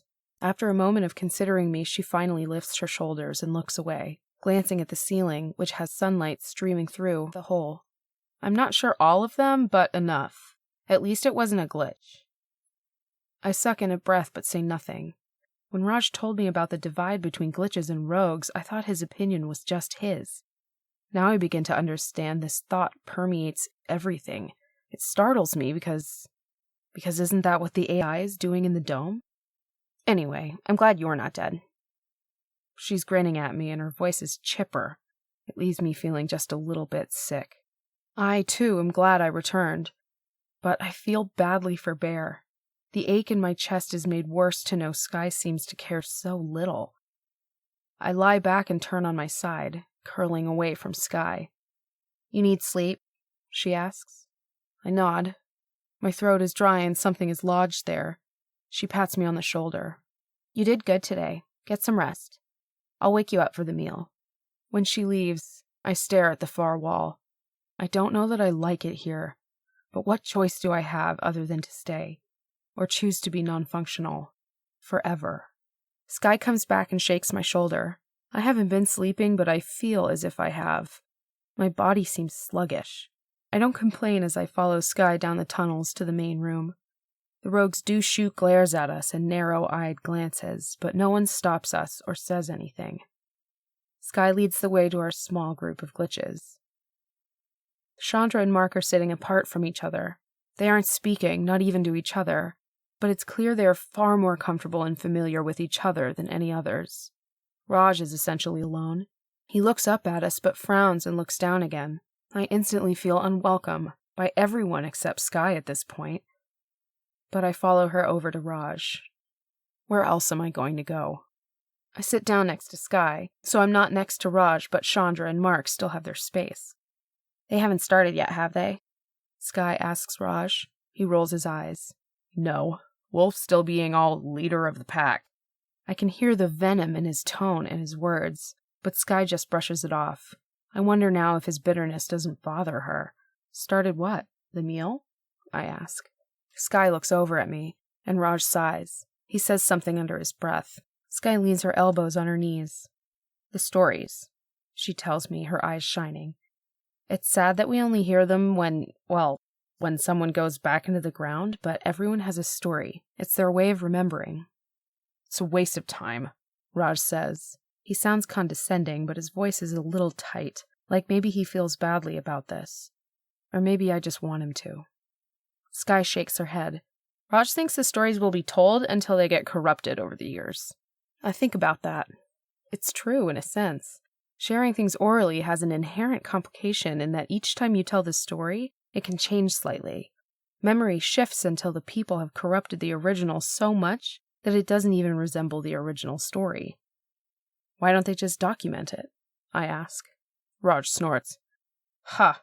With what? They don't use gear. Won't even use it if you shove it at them. Metal gets made into knives instead of being repaired. I expect Sky to butt in and say something. She barely seems to have registered what Raj has said. Does she think the same of the rogues? They seem to use everything, I tell him, feeling insulted on their behalf. They just don't have much. Whose fault is it if they throw gear away? I open my mouth to argue, though I don't know exactly what I'm going to say, but the room falls silent. I look up to see Wolf, standing in front of a fire burning so hot the color is actually blue, rather than the red-orange I've come to expect. Wolf holds up his hands. Today, Bear chose to go back into the dust. His voice echoes across the room, his tone low but strong. He made the choice for all of us. He made the choice to keep the clan strong. He made the choice to keep the dark forces from the clan. He made the choice we all must face. Sitting still, I wonder if I'll have to make such a choice. If I do, will I choose the same thing? I can't believe I will. Life should matter more. Every life should matter. Wolf sits down. Bobcat stands and starts to tell Bear's story. Over 200 moons ago, a woman who called herself Tracker and Gazelle gave Bear into this life. Her voice sweeps through me, and I can almost see the story she tells. Bobcat talks of Gazelle holding a baby as though he is the most precious thing in the world. But the woman Gazelle trembles as she thinks of the trials ahead of him. This baby will survive. This child will be strong. He is already big, and she names him after the largest animal she knows. Bear. The clan welcomes the child with the naming ceremony. Bear is 7 when he goes on his first scavenge. He proves Bear is his name that day by following a bear's tracks to a cave and finding gear left by another clan. Bear grows even bigger and earns scars on his chest and arms, some from battles with drones. He's the best at taking out a drone with a well-thrown rock. That leaves me wondering why drones are such a problem for the rogues. Bobcat stops her story and glances at Wolf. He stands now and starts to talk. Bear followed me from the first. We grew together. We fought and scavenged. Bear called me leader. Now Bear leads the way to the path we all must one day follow. Stillness holds the room. Reaching into the fire, Wolf pulls out a burning chunk, throws it into the dirt, and steps on it, putting out the light and the warmth. Wolf raises his arms. Bear of the Tracker clan, I call you my brother. We meet again when the ground takes me back to what is beyond. My eyes burn and my nose tingles. I blink away the moisture gathering and rub my nose. Sky nudges my shoulder. Don't you want to eat?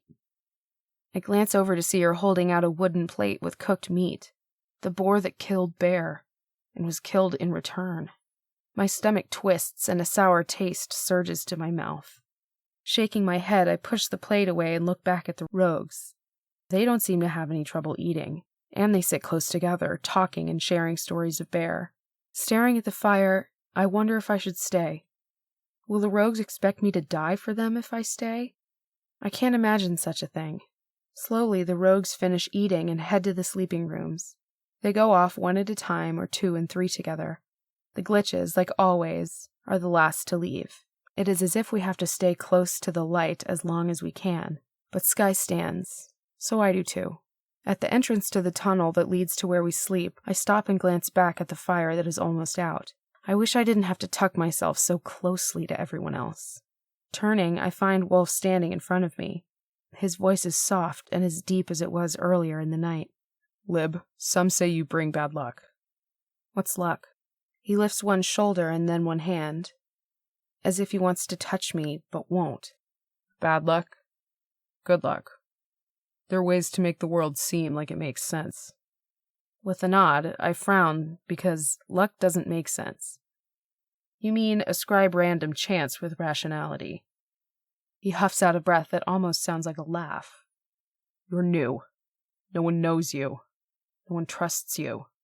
Not yet. He runs a hand through his thick hair. What it would feel like for my hand to follow his. I resist the odd urge and ask, do you trust me? Am I bad luck? There's a flicker of something in his eyes. I think again of Bear and his choice. Wolf obviously trusted Bear to make his own choices. But was that right? I take a breath and hold it, waiting for Wolf's answer. He just turns away and glances back.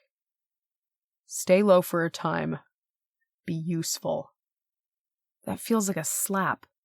My breath comes out in a sharp gasp that leaves an ache under my ribs. I don't know why he upsets me, but he does. A burn of anger sours my empty stomach. My eyes burn again, but not from the fire's smoke. Pushing past Wolf, I head for the sleeping room. It seems impossible to turn off my mind and go non-functional. I stare at the ceiling and the hole that shows the sky, watching the tiny lights move. Stars. The word pops into my head along with maps of stars. Suns, planets, systems and galaxies. I wish I would remember more useful things. Sky's deep breath rumbles on one side, and Bird mutters something in her sleep.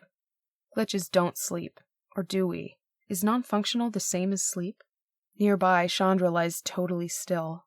She's non-functional right now, as all the good glitches should be, but I'm not very good at much, it seems. Wolf doesn't trust me. Because I was this bad luck on the scavenge, I helped Raj, we got water and meat, but the cost was far too high. How can the rogues function as a group if they will not work harder to save every rogue? Or are they right? Does the group matter most? If they have it right, glitches should matter as a group. Maybe that is our problem. Every glitch seems to function as an individual. We do not work together. Chandra and Mark are their own group. Sky is sometimes at my side and sometimes with Raj. Where do I fit? Am I supposed to find the other glitches to make us a group? But how? This thought bothers me more than anything else. The AI seems to reject both rogues and glitches. Should we all be one group? The questions spin, making my head ache and my chest hurt. I want patterns and order, but I cannot find them. If I had my memories right now, would that help? Movement stirs at the entrance. A shadow in the darkness. But my eyes are used to the dark. It's Raj standing there, looking uncertain. His head tips to one side, and it seems like the look he sent me earlier, after we ended the connect. What is he doing here? Standing, I make my way to him, stepping over and around the others who sleep. One rogue girl shifts and I hold still, but she only mutters and keeps her eyes closed.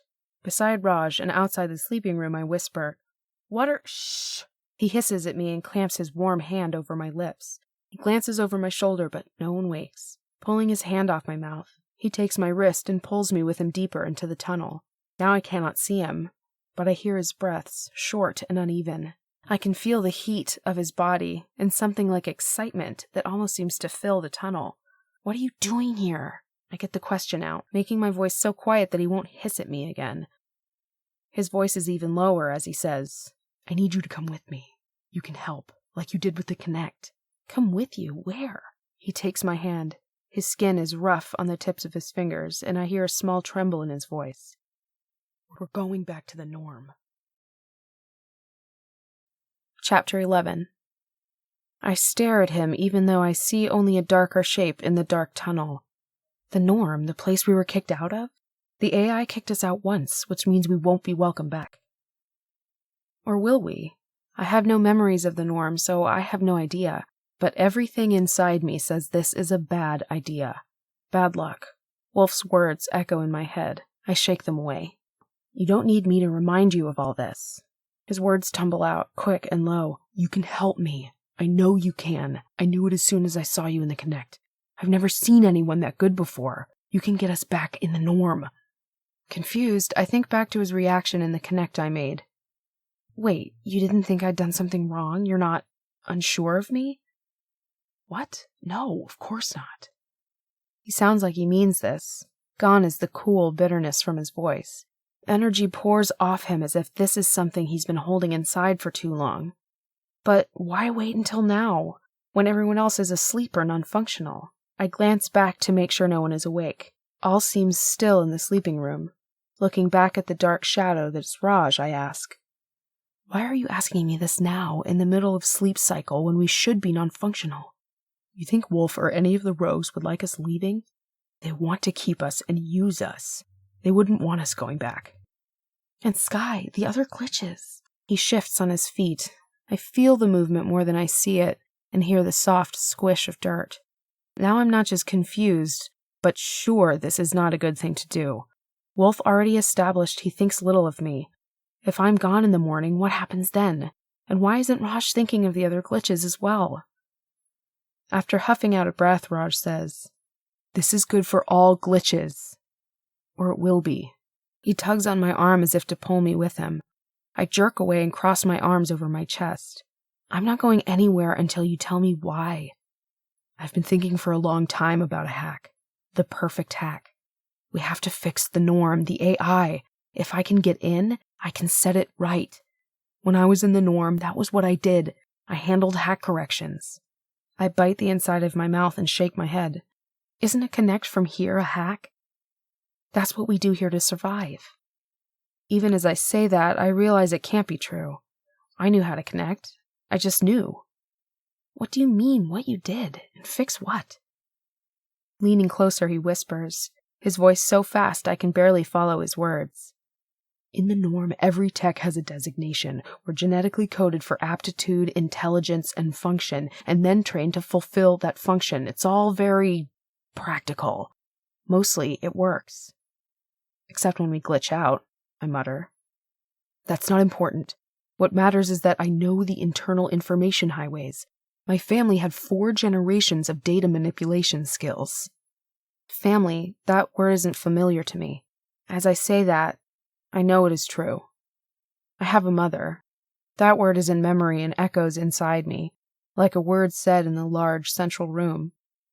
What is family? We can't talk here. At least come with me outside. I don't want to, but what use is lying down and staring at rock? I take his hand. Raj pulls me with him, half running. Raj leads the way, moving quietly, but making more noise than a rogue would. We avoid the holes that let light into some of the tunnels. I wonder if it would really matter to Wolf, or the other rogues, if Raj and I left.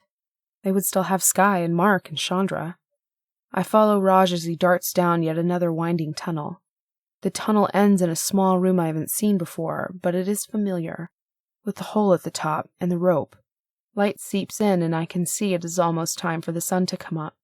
Now I can see Raj's face. It seems pale and a little gray in the dim light. Panting slightly, I press a hand to my side. Raj glances at me, opens his mouth, and looks as if he is about to share something important, but he closes his lips tight and shakes his head. Is this something he can't speak about for some reason? Family? I tell him to remind him what I wanted to know. His dark eyes seem to darken even more, as if there is some sorrow in him. This is how Wolf looked when Bear said he could not return with Wolf. Voice soft, Raj says, "Family are those who give you core genetic material. They're the ones who look after you when you're small. Family is your closest ties." Like clan? I ask. Raj shakes his head. Closer. I had a father and mother in the norm. I had 2 siblings. We were all techs. Squinting now, I ask, "Why did you get thrown out?" He winces and says, "I glitched a hack. Got my paths crossed. The AI doesn't tolerate error. One mistake and you're labeled a glitch and thrown out. The AI doesn't care about you after that. But I'm going to make the AI care. I'm going to fix that." Do you have a father?" I remember Mother, sort of. I can see a soft face, but the features are blurred. Did my mother let me go willingly? Did Raj's mother and father let him go? I ask him, "Do you think your family misses you?" He swallows hard. I see his throat work. The AI might have erased me from memory. But that's going to work for us. You've got skills to get us both past security and inside the norm. From there, I can hack the AI. I can fix all this. Think about it. You could get us close enough to the AI so we could finally do something. We could fix it for all glitches to get back in the norm. But I let the question trail away as a memory stirs. I stand in a room tinted in shades of silver and blue. The pale walls glow softly, making everything look shimmery, as if we're underwater. And how do I know that? But Mother whispers to me, her voice soothing and calm. A place for everyone. The perfect place. The place where each belongs. One wall flickers and images form. It is as if I can see to another place. The ground is green here. Grass. The word comes to me without effort. Grass and trees, too. Everything that needs water is here. People walking along winding strips of white, paths that are smooth and not made from dirt or rock. The techs smile, some even laugh. Their skin is odd, though, with flaws, brown spots and marks on them. Why are they so flawed? So different, in all shapes and sizes? Something like an ache in my chest builds as I stare at the littlest ones. Babies. Mother's voice echoes in my memory. You are made exact for your mission. You are exactly as you should be. You are perfect. With a blink, I shake off the images. Were they memories or something else? Raj takes hold of my shoulders. Once you get us past security, we can physically head into the norm. It won't just be a connect. We'll be inside. We can head to control at the center of the norm. We'll hack in and get to the AI's core function. We'll fix things. We'll make it so all glitches are marked text again. We'll all be back in the norm where we should be, with our families. I blink to erase the lingering images and tense. I have a mother, but I'm not certain I have a family. I'm not certain I will be welcomed back to the norm, even if Raj says we can make it so. How can I go back if I don't remember what back is like? Raj is staring at me, his eyebrows low over his eyes and his gaze searching my face. He says, his voice intense, "Do you really want to stay here after seeing what happened to Bear?" I wet my lips and think about what Wolf said. The other rogues will think I'm bad luck. They want to find a reason why Bear did not come back, and I will become that reason. They will not be unhappy to learn I am gone. So why not go back to the norm? Or at least try to. Are you sure the AI needs to be fixed? And we can do that? The AI is a complex set of programs, with layers of security. We can connect from subroutines from here, from the platforms. But to get to core functionality, we have to link into the core. We can do that. You can get me there. And then, we'll rewrite the tech and the glitch code. We'll be techs again. All glitches can go back in the norm. My skin itches and the back of my neck tingles. I stare back at Raj. He seems so certain, but something feels wrong. We'll be techs? I repeat the phrase, trying out the taste of the words. They leave a dry aftertaste, but maybe I'm just thirsty. Raj nods, and the brightness in his eyes leaves him looking desperate for this to be the truth. Yes. We'll be reintroduced into the norm and we'll repair the AI functionality. There won't be any more glitches. I glance away from Raj. Is this my function? To bring glitches back to the norm? Is this the same as finding all the glitches? But a glitch, by definition, is imperfect and different enough that the glitch has no place in the norm. There is no function for a glitch. Except there is. Rogues need the glitches. They need us to help them get water. Worrying at my lip, I look at Raj. I let out a whoosh of air. What about Wolf? What about the rogues? Raj tenses and his mouth tugs down at the mention of Wolf. What about them? We owe them some thought. They gave us shelter, food, and water. With a shrug, Raj turns away and grabs the rope. He glances back at me. Rogues will have it better too. Once it's fixed, the AI won't keep sending out drones. We can set it to share resources, instead of taking all of them for the norm. A dozen more questions come to mind. Why is the AI broken? What broke it? Will the norm be able to function with shared resources? Or is there only enough water for the norm? And what is the security Raj keeps talking about? I remember the Sentinels sky-faced. Is security like that? Or is it worse? Glancing back down the black tunnel and then up at the hole where the light is starting to stream down, I nod. There seems to be little choice, even with so many questions unanswered. Bear not returning changed everything for me. If I can make it so no one must face such a choice as that ever again, I must do that. That, I know, is not a function. It is a choice. And I make it now. Turning to Raj, I tell him, "We're going to need some water." Raj smiles. "I have everything ready." Chapter 12. Raj does have everything tucked into a hole not far from where we leave the tunnels. I count 3 skins of water and 1 pouch with dried food. Raj pulls them from 3 rocks that slope together. He checks them and hands me 1 skin of water. I hope it is enough. He says we cannot take an AT. We must walk. Rogues would come after us to get the AT back. It is odd that the cage on wheels is more valued than either me or Raj. Outside the tunnels, the land is washed by grayish light that casts long purple shadows across every rise. The colors seemed washed out, and a chill sweeps through me so. I wasn't expecting it to be cold, I murmur, rubbing my bare arms. I wish now I had not given Sky back her jacket. The sun is just starting to peek over the far edge of the hills. Raj sets off, heading toward where the sun rises, and I follow. Walking fast warms me. I focus on taking deep breaths and not slipping on the loose rocks. The land rises and falls. The wind is soft this morning, caressing my face and not blasting sand at me. Every now and then, Raj stops to listen. I don't hear howls, but I do hear other things stirring. Animals? Rogues? Something else? Raj comes to a sliding halt on the side of a rock where the shadow lingers. I stop next to him. Raj crouches and waves for me to do the same. We are both breathing hard and my legs ache. Are we hiding from something? I ask. Raj nods absently. Just being careful. Drones might be out. I listen for the hum I heard the other night. Was that a drone? A memory surfaces. Another cool blue room, but the walls have a silver tone. They are metal. I stare down at the factory line, and I know this is where drones are made. It's drones making more drones. Balls of dark, gray metal lie open to reveal wires and circuits awash in gooey red gel that looks almost organic. It looks like blood. Thousands of drones sit on the factory line.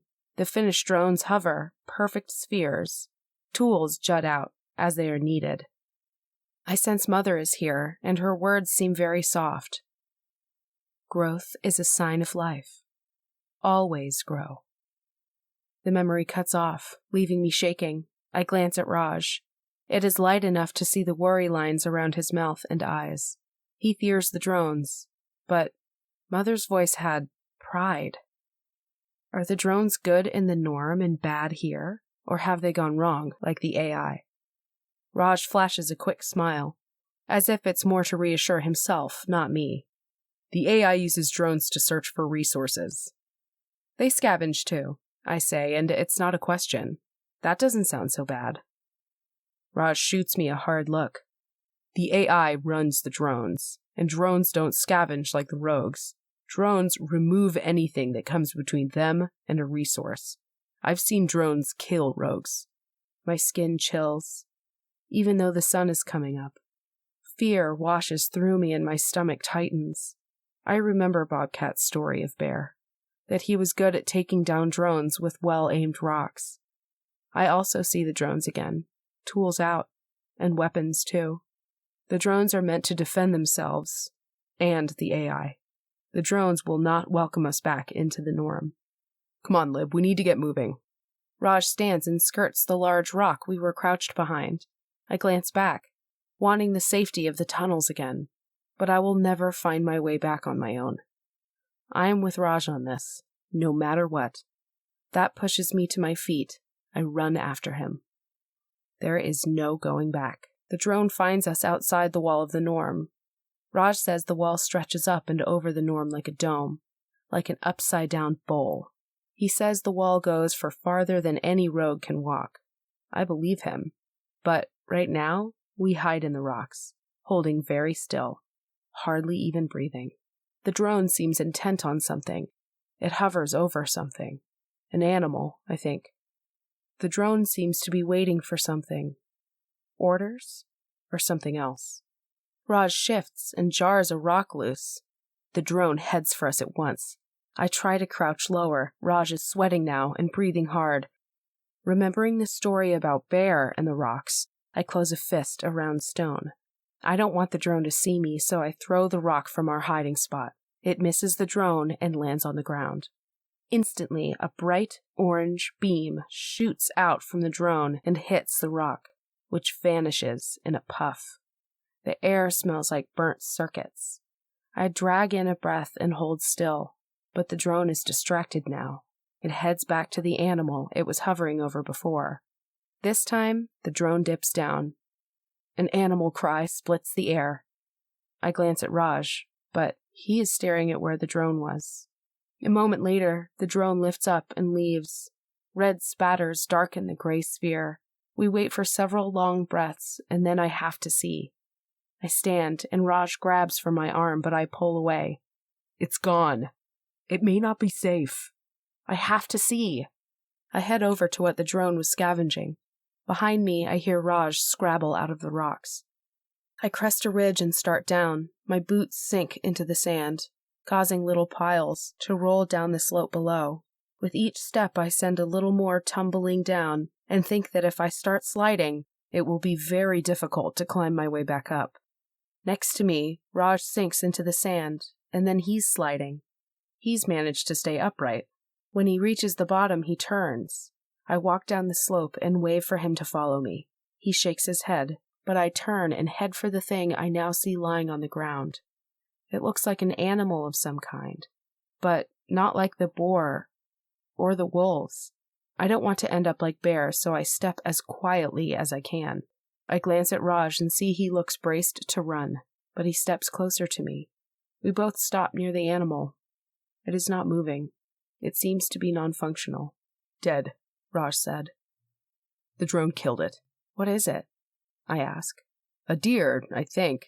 Maybe antelope. I never could keep them straight. The deer, or antelope, wears a black hole in its tan side. Its eyes seem glassy. I look at Raj and find him staring at me. His mouth pulls down and he shakes his head. He puts a hand on my shoulder. You shouldn't have to see this. Come on. I let Raj pull me away, but I glance back and ask, why? Why kill it? Raj shrugs. Could be something wrong with it. Some of the animals on the outside are sick. I don't know why. Some rogues get sick like that. If they do, they leave the clan and go away to die. To go back to the ground, they call it. But why are they sick? Why didn't the drone try to fix it? Dropping my hand, Raj keeps walking. We're heading for the wall now, the dome that covers the norm. It's so big it fills the sky and casts shadows over us. Raj lets out a breath. You ask a lot of questions. How am I supposed to get answers if I don't? I don't say the rest of it. That the drone could fix the deer. Drones can fix most things. I remember this. But, well, a drone couldn't fix me, or Raj, or any of the other glitches. So maybe drones don't do well with organics. Waving a hand, Raj says, There isn't enough food or water. Not anymore. The AI's taken most of it. The rogues, and the animals, have a harder and harder time. I know. I've been out of the norm for over 12 moons. Sometimes, too, the water is bad, or the air goes bad. That's why we have to get back inside the norm. Watching Raj as he talks, I wonder how long he has planned this. Eyes narrowed against the sun, which is getting hot, I ask, have you tried this before? Getting into the norm? Raj won't look at me. I glance back at the non-functional deer, or antelope. So, if it's sick and the rogues eat the meat, they get sick? That doesn't make sense. Why doesn't the AI help? Raj frowns. The AI went wrong. I told you that. That's why it has to be fixed. It should preserve life. It's supposed to protect the norm. I glance up at the wall. It blots out the sky now. A platform is not far away. I don't hear the hum of the drone. The land this close to the norm seems to be only dirt and rock. Raj lets out a sigh, like he is tired of my questions. Do you want to go back? Quit? I'll take you back if you really want to go back. He licks his lips, but he meets my stare. How many times has he tried this and failed? Now he thinks he can get into the norm with me? All we have to do is hack the security. I shake my head, but I look back at the world behind us. Why is the AI broken? Can we really fix it? The urge to leave pushes at me. I'm supposed to find glitches. I'm not supposed to be here. I was thrown out of the norm. I should not go back. The urge to take Raj up on his offer nibbles at me, eating away at my confidence. But I think of the drone, and the deer antelope, and I think of Bear. I am not ready to go into the ground. I turn to Raj and ask, what should I do? Chapter 13. Standing on the platform, I stare at the railing. Except you don't need to look for the locks. There should be a code sequence, but once we're on the norm, security will be all over us. Sentinels. I give a nod. Yeah, sentinels, and drones too. Glancing up at the sky, I see only hard blue. I look at Raj again. What do we do? We get the door open and get inside as fast as we can. I shrug. Why not make the drones and sentinels think we're techs? Raj blinks once. You can do that? For an answer, I put my hands on the railing. The connect happens at once. Tiny pricks against my palm, a spark. Connection. Secure. With a blink, everything is gone, and I'm inside a cool room. Dark and blue and soothing in a way that the other is not. Raj appears next to me. We are here, but not here. I start looking for the locks. It's different than searching for water. This time I have to go past the files in the construct. It's hard to step past them. My mind wants to think of walls as solid here, when in fact they're only illusions, created to give meaning to a world that isn't real. The locks, however, are deeply hidden. I can feel that we must move fast. We'll be noticed soon. Turning, I head back to the room with files where we found water. Raj stays close with me. With the files, I put out a hand to call up my file. It doesn't come. So I call up Raj's, but it too has been deleted. Something's coming, Raj says. I hear the low hum. It's either sentinels or drones. Working faster now, I give up searching and simply create new codes for us. We are still Raj and Lib, but I've assigned us as Raj 2 and Lib 2, and that will hold for a short time. It won't hold for long, though. I don't have time to create a full profile for either of us, but we should look like techs to the sentinels and drones. Closing up the files, I turn to Raj. Now we try access. With a nod, Raj pulls us out of the connect. We're back on the platform. Raj twists the railing and it opens, exposing wires. He yanks out several of them and reworks the wiring. I hear a grinding noise, metal on metal. Glancing over at the norm, I see a section of the wall pull back and slide open. Inside, I can glimpse green. Raj grins. We're in. Watch yourself. You don't remember enough, and not everything is what it seems in the norm. We walk into the norm. Behind us, the section of wall that opens slides back into place. The intense light from overhead blinds me for a moment. Squinting and blinking starts to adjust my eyes. I'm left breathless. The sky is like outside, but nothing else is the same. The ground offers up green, grass and trees, and plants with colorful leaves. No, those are flowers. I remember that now. I know that overhead is a dome, but it seems like a sky to me. It is blue with white blurs on it. Buildings of white and warm shades of pink in various heights line straight paths. The buildings seem quite small and have windows and doors. No dark tunnels here. Everything offers up perfect lines and shapes and colors that are nearly indescribable.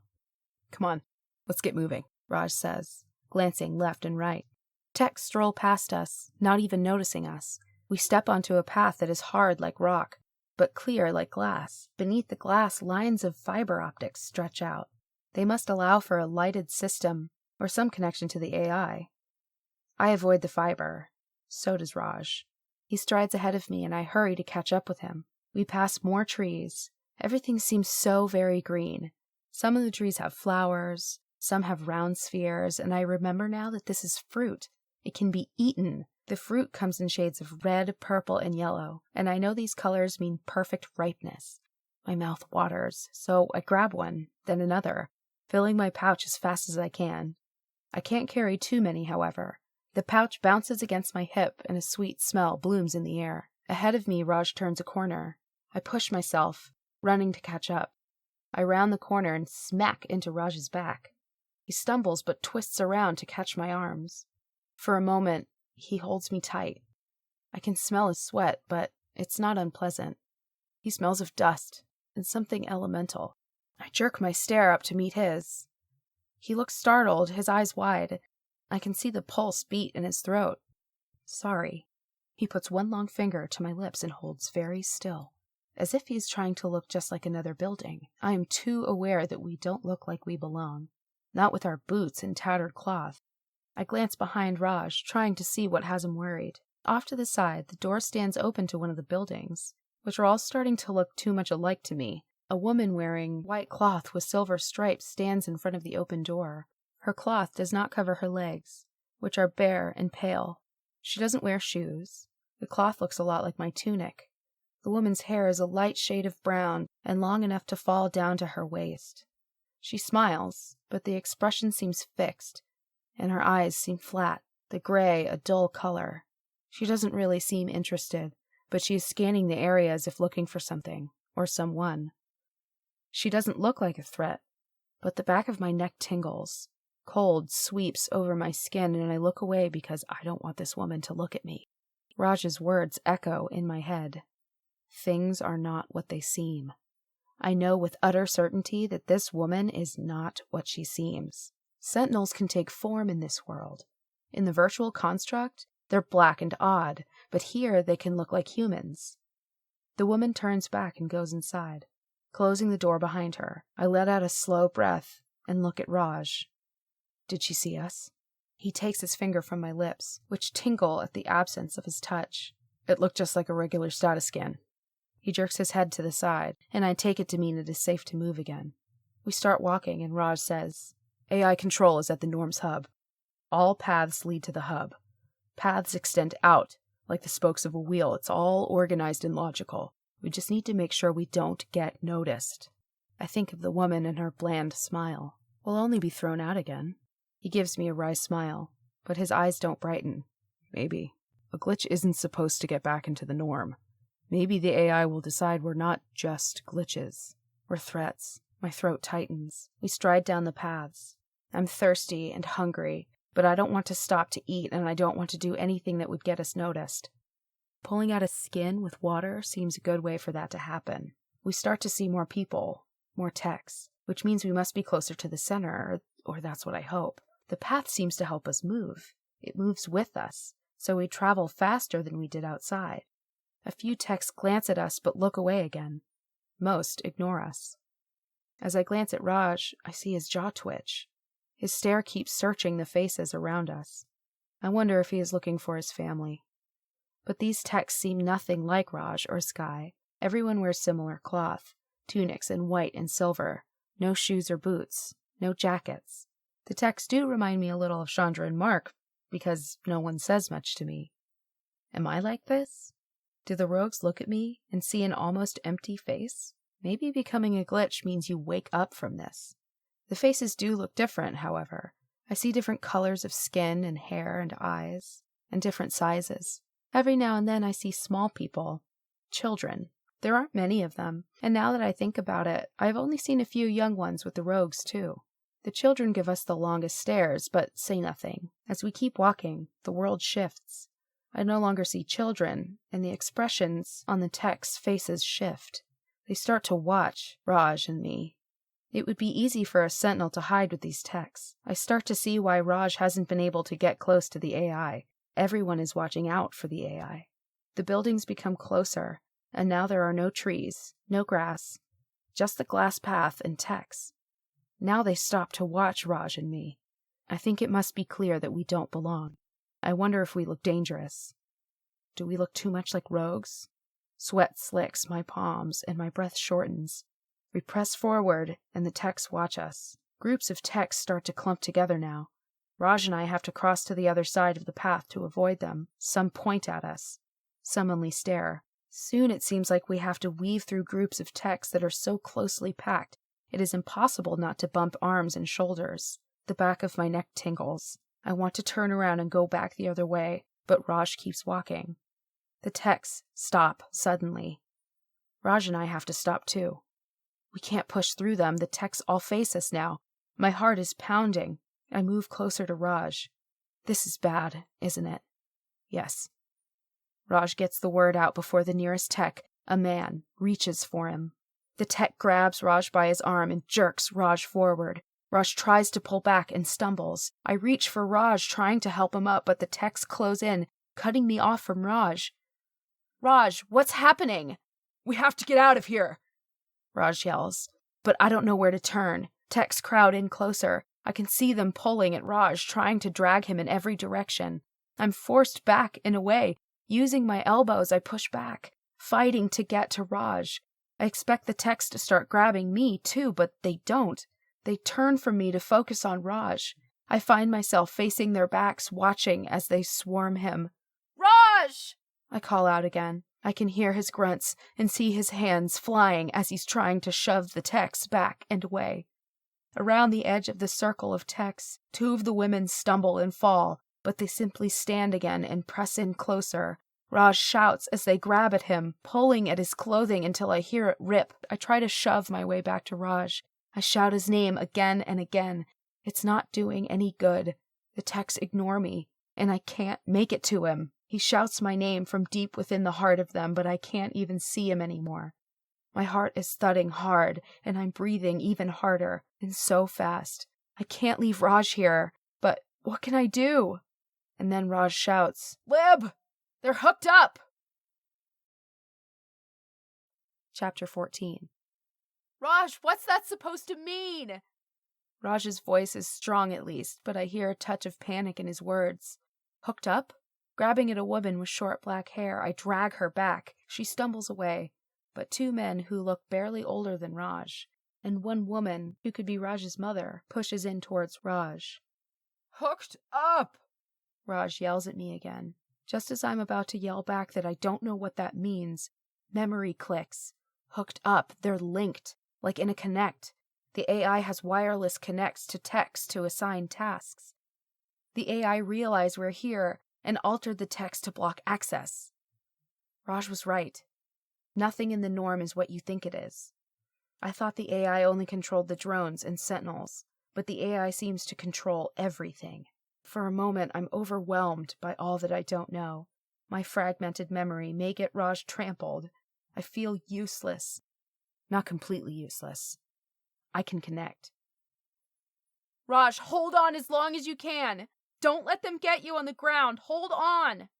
Turning away, I scan the buildings. Techs are stepping from the nearest doorway, which is open. Their expressions are blank. They don't know what they're looking for. For an instant, pity for them wells in me, but I push it aside. They are not in danger. Raj is. Buildings stand in groupings of 5, and black cabling runs between the buildings. All are linked, but I need a rail like on the platforms. Or do I? What if the buildings are more than a platform? What if they're the connect access? I head over to the nearest building and put a hand on a wall. Nothing happens. Glancing around, I see the buildings all have railings, but it looks like connective fencing. I take a deep breath. I hope my bet is right and jog to the nearest fence. As I get closer, I see it is not fencing, but more like railing, more like fiber optics in a core. Sucking in a deep breath to steady myself, I grab the fence post. Instantly, the pinpricks of the connect jab my palm. A jolt of energy races through me. I blink, and once again, I'm inside a cool blue room. Connection, secure. The voice, the one from my dreams that is so soothing, says, "Welcome home, Lib." I freeze, my stomach churning, and a breath caught in my chest. Recognition burns through me like fire. I whirl around to face the speaker, but there's nothing to face. Just a cool blue room. "Aren't you back too soon?" Her voice echoes throughout my head and seems to vibrate in my bones. The sensation is so familiar, and yet it's not. "Who are you?" I ask. But I'm afraid of the answer. "I am Connie." "Connie? That's a name. Why do you have a name?" "A name is required for a smoothly functioning interface with text, and it is so much simpler than control over the normal inhabited environment." "You're the AI." "I do not like that term. Artificial implies an abnormal state. You're causing problems, in the norm and outside. That is not correct. I maintain the smooth functionality of the norm." Shaking my head, I scan the room. I need access to override the mindless techs that are swarming Raj. They might trample him, causing him to go forever non-functional, But I also need to distract the AI, Connie, from what I'm doing. The norm is not functioning smoothly. Techs are swarming a glitch. That is correct. Error cannot be tolerated. Allowances for error margins have decreased to 0. Error margins increase by exponential factors when differences are allowed. Different is bad? Why? I just told you. Error margins and... Yes, you said that, but that's not helping. Why aren't you concerned about Raj being swarmed? I am concerned. I have taken steps to correct the return of the glitched tech to the norm. This cannot be allowed. This interferes with all schedules. It is clear Connie isn't going to help me, at least not by me talking to her. I take a steadying breath and recall how to access the water. I put a task in mind and let the virtual world take me to it. Or let it come to me. Thinking about techs, I close my eyes. When I open my eyes, I see tiny beams of light lace the room. The walls, floor, and ceiling seem held together by these glowing threads. Reaching out, I find a thread and pluck at it. Letting the vibrations ripple across the room, the light shifts and fractures into colors. Purple, red, yellow, blue, green. When everything settles, a panel appears against the nearest wall. Relief spreads through me, but my heart is still pounding. Raj does not have much time, and my sense of time in this place is different from how it is in the outside. Time here seems to stretch long, but seems to barely pass in the outside. Opening and closing my hands, I worry I won't be able to do this. Finding water seems so very simple now, and I have Connie watching. I didn't have that before. Stepping up to the panel, put my hand palm flat against it. A connect works in here, just like in the outside. So I wait for the connect. My skin starts to glow and the tiny pinpricks of the connect dance over my palm. A list appears. It's not a solid thing, but rather an image built of thousands of points of light. It looks like the lights in the sky at night, like the stars. The memory fragments, shattering like I can't remember what. That stalls me for a moment, but Connie's voice sounding curious jars me back to the virtual world. What are you doing? Nothing you need to worry about. Concentrating, I think. Show me Raj. The words echo in my head. A second screen appears at my right shoulder. I look at it and my heart gives a jump and seems to lodge in my throat. The screen shows Raj on the ground, curled up tightly. The texts are eerily calm as they pull at him. Some start to walk over him as if he is nothing more than a path to take. I wince as he does the same. Glancing back at the list and the threads, I have to redirect the text. But how? I can't use the same trick of hiding Raj as a tech again. Connie will have override on that now. That's it. The idea comes to me at once. The text didn't come after us until something changed. The world, awareness shifted, so why not just undo what was done? Tech program, latest modification. The thought comes on its own. A new screen appears. This one, a schematic of lines and numbers. It pulls together into something I understand. I can read it, but can't remember ever learning how to read this. I trace the lines to search for the last lines of mod. This is interesting, Connie says. You have authorization to access, but you really have no need. Which leads me to ask, what are you doing? Frowning, I try to focus, but I need to distract Connie. I'm not a threat, am I? It was the glitch was the problem. That is correct. Why is a glitch a threat because it's an error? What if you're an error, Connie? That's not possible. I have several levels of self-checks, and techs keep me fully functional. That is why glitched techs cannot be allowed. They could introduce errors to my systems. At last, I find a list that seems to go on forever, just like the dome around the norm. The list is organized by numbers and then names, and grouped by genetic similarity. Those must be families. I wonder about Raj's family. About my mother. Is she here? But I have no time to go poking around. Raj is being hurt. I just need to cancel the last mod. It comes up at the edge of the schematic, lighting up in red. I wipe them out with a wave. Instantly they appear again. That mod is needed, Connie says. Her voice is different now. It seems to come from right behind me. That mod is needed, Connie says. Her voice is different now. It seems to come from right behind me. Not wanting to, I turn and face a woman who now stands in the room with me. I know her, or rather, I know the face Connie has taken. She looks like my mother, but that can't be. Connie isn't a physical person. She's only a projection, meaning she took this face from someone. She took it from my mother. But does that mean my mother is here? Is she a tech? A captive of the AI, or is she like Bear and gone back into the ground? For a moment, longing sweeps into me. I want to reach out and touch her hair, to stroke the dark brown strands. She wears my mother's face, and my mother's hair wound up in the back. It lays perfectly flat and smooth. Her face is oval with a chin that tapers to almost a point. The high cheekbones and hollows below the sharp jawline make her seem angular, but my fingertips tingle. Her skin will be soft. My mother's skin was soft. Her long lashes sweep down as she blinks. And her eyes, they are wrong. I know this. The eyes glow blue and so very bright. Not even Sky has eyes that color.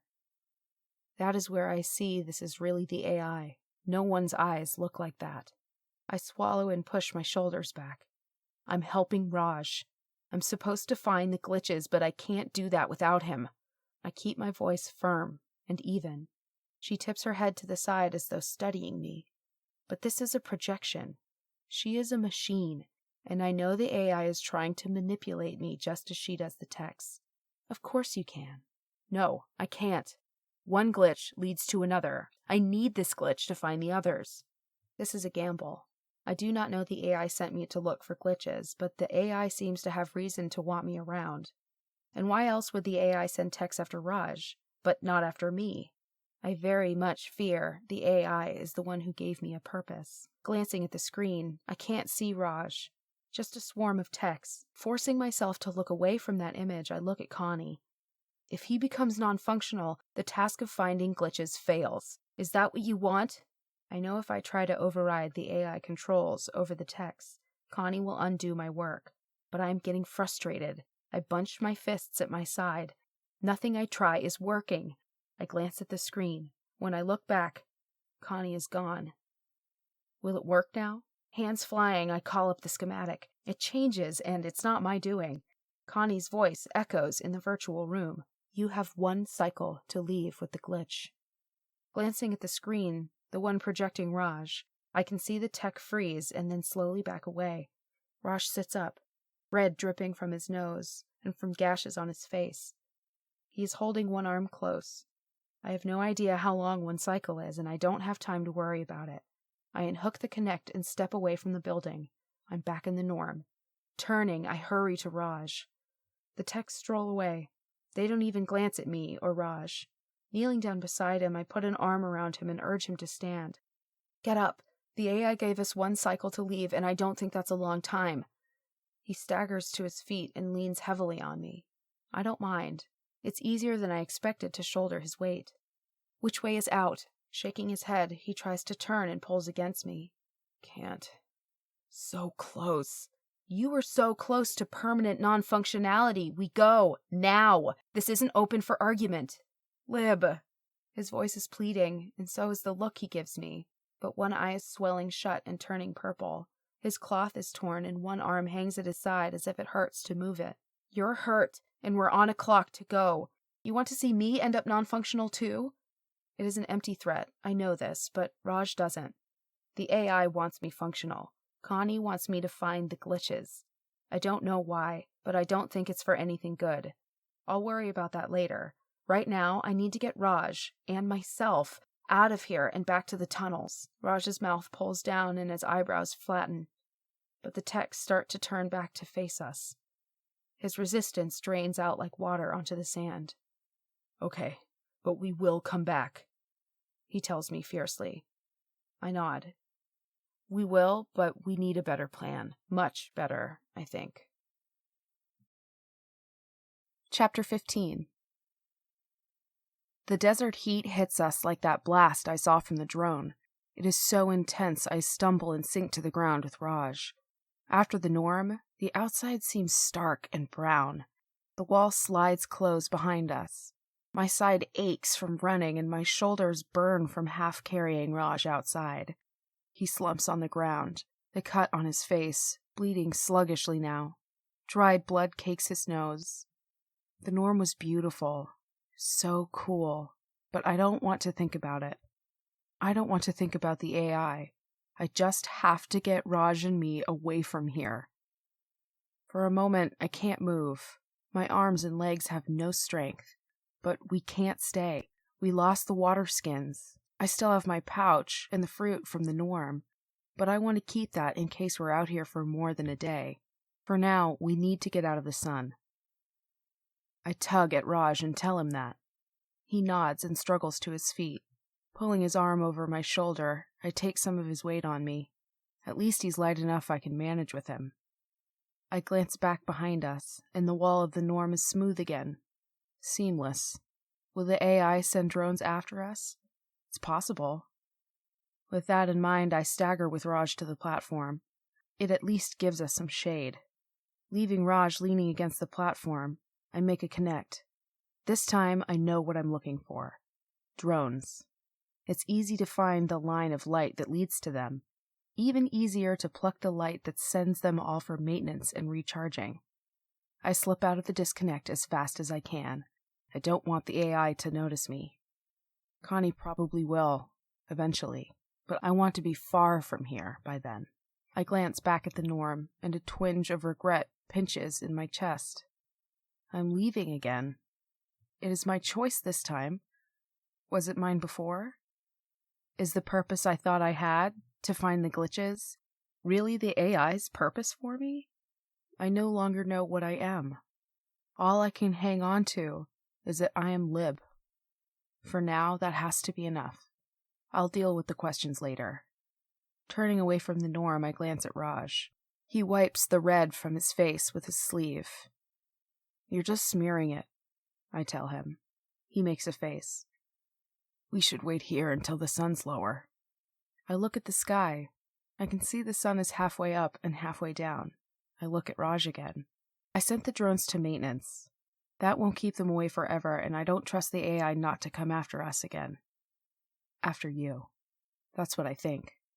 For some reason, the AI has a purpose for me. That's even more frightening than the AI sending techs and drones after me. I slap Raj's shoulder and drag his arm over me again. We'll take it slowly. The wind picks up, throwing sand into my face. I put my head down and stare at the tips of my weathered boots. Sweat drips down my back and beads on my forehead, trickling into my eyes. The stinging of it at least distracts me from the bite of the sand. Raj keeps his head down too, and staggers along next to me. We reach the rocks and I find a small patch under the overhang of a cliff. I let go of Raj and lean against the smooth, cool side of the rock. Raj drops to his knees next to me. Lib, thank you. I don't know how you got us out. He tries to smile, but ends up wincing. I straighten and run my hands down his arms. When I touch his side, he flinches away. You may have something broken. He looks up and lifts a hand, but lets it fall back to the dirt. Broken is better than non-functional. Better would be if we had managed to get to the AI and shut it down. Connie's going to make it even harder to get close to her. He stares at me, eyes narrowed. Connie?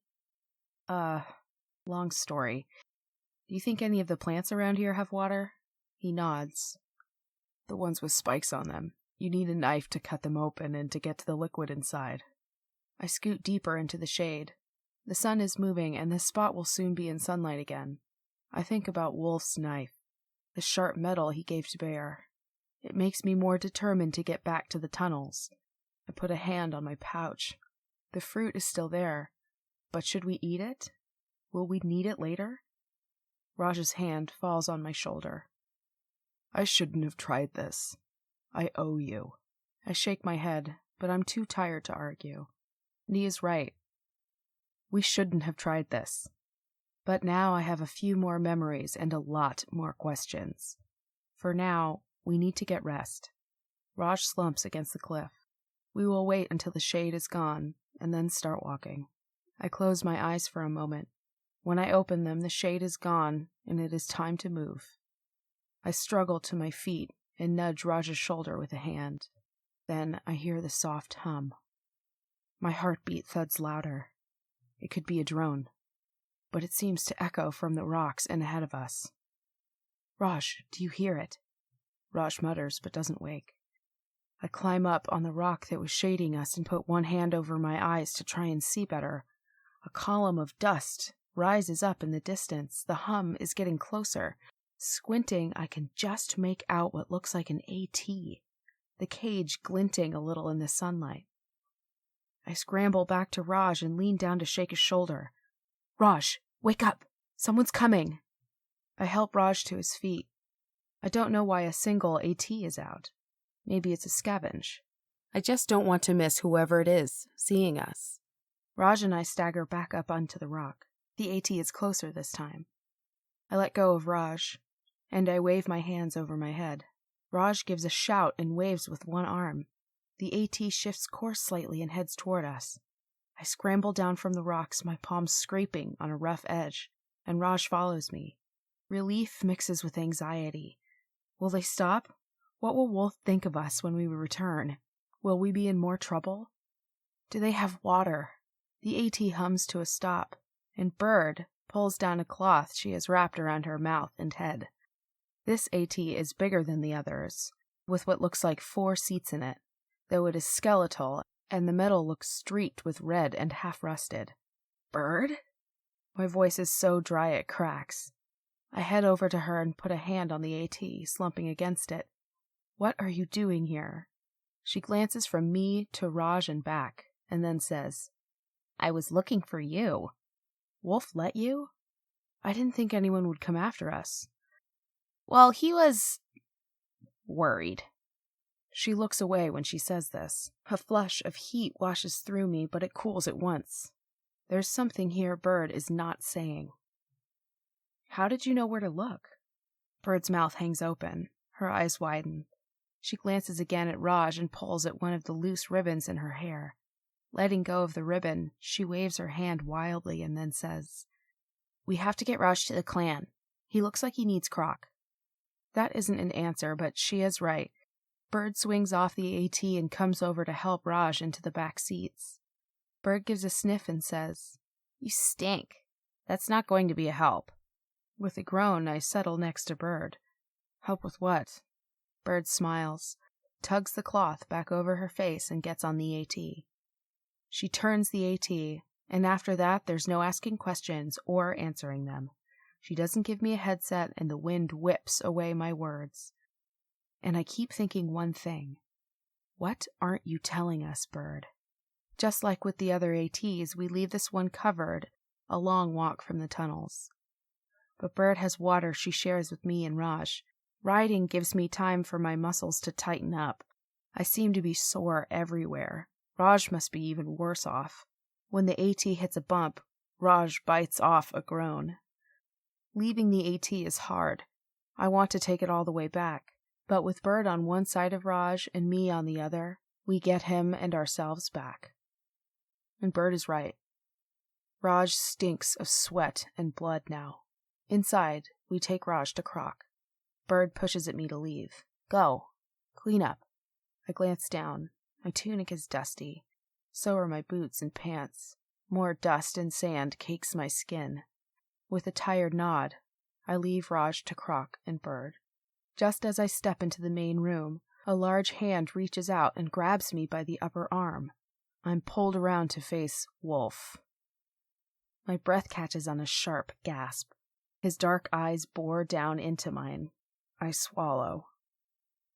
What were you thinking? He demands. He puts his other hand on my other arm and pulls me closer to him. It's impossible to be aware of anything other than his muscles, his size, and the snapping brightness in his eyes. My mind, however, seems to have gone non-functional, leaving just my body moving. My heart is beating faster, but I like the feel of Wolf's hands on me. It's as if I'm in a connect, but a good one, a grounding one. I know who I am with Wolf. I also know if I tell Wolf the truth, he won't understand. I cannot tell any of the rogues about my encounter with the AI. If they thought I was bad before, they will think I'm even worse if they hear my purpose might well be the AI's purpose too. So, I lie. Raj and I wanted to try a bigger connect and a hack. We thought we could get not just access to the norm, but a larger supply of water and food. I remember the fruit in my pouch. I pull out one now and hold it up between us, offering it to Wolf. He leans back, stares at it, and then pulls me closer so my hands and the fruit are caught between our bodies. If Bird hadn't had her vision, he breaks off. Vision? What do you mean? We just wanted to be useful. His eyes narrow. 2 glitches on their own. How long would you last out there? That's not being useful to throw your life away. That's being a stupid, broken glitch. The words sting. I don't know what to say to him. He lets out a shuddering breath and I catch a glimpse of worry in his eyes. I bite my lower lip and try to push the fruit up higher so he will see it. We got food. Fruit. He drops his hands from me and says, I want a promise. You'll never try a connect again, with just you and another glitch. I bite my lip. His voice holds so much intensity, but I cannot make that promise. I already told Raj we will go back to the norm, and we can't do that with rogues. With Wolf looking at me now, his eyes so dark and hopeful, I want to tell him what he wants to hear. Should I lie again and keep it up? Over and over? I shake my head. I need to be useful. You said I'm a glitch. That means I need to make connects. You won't survive out there. Glitches won't survive. We all do what we have to.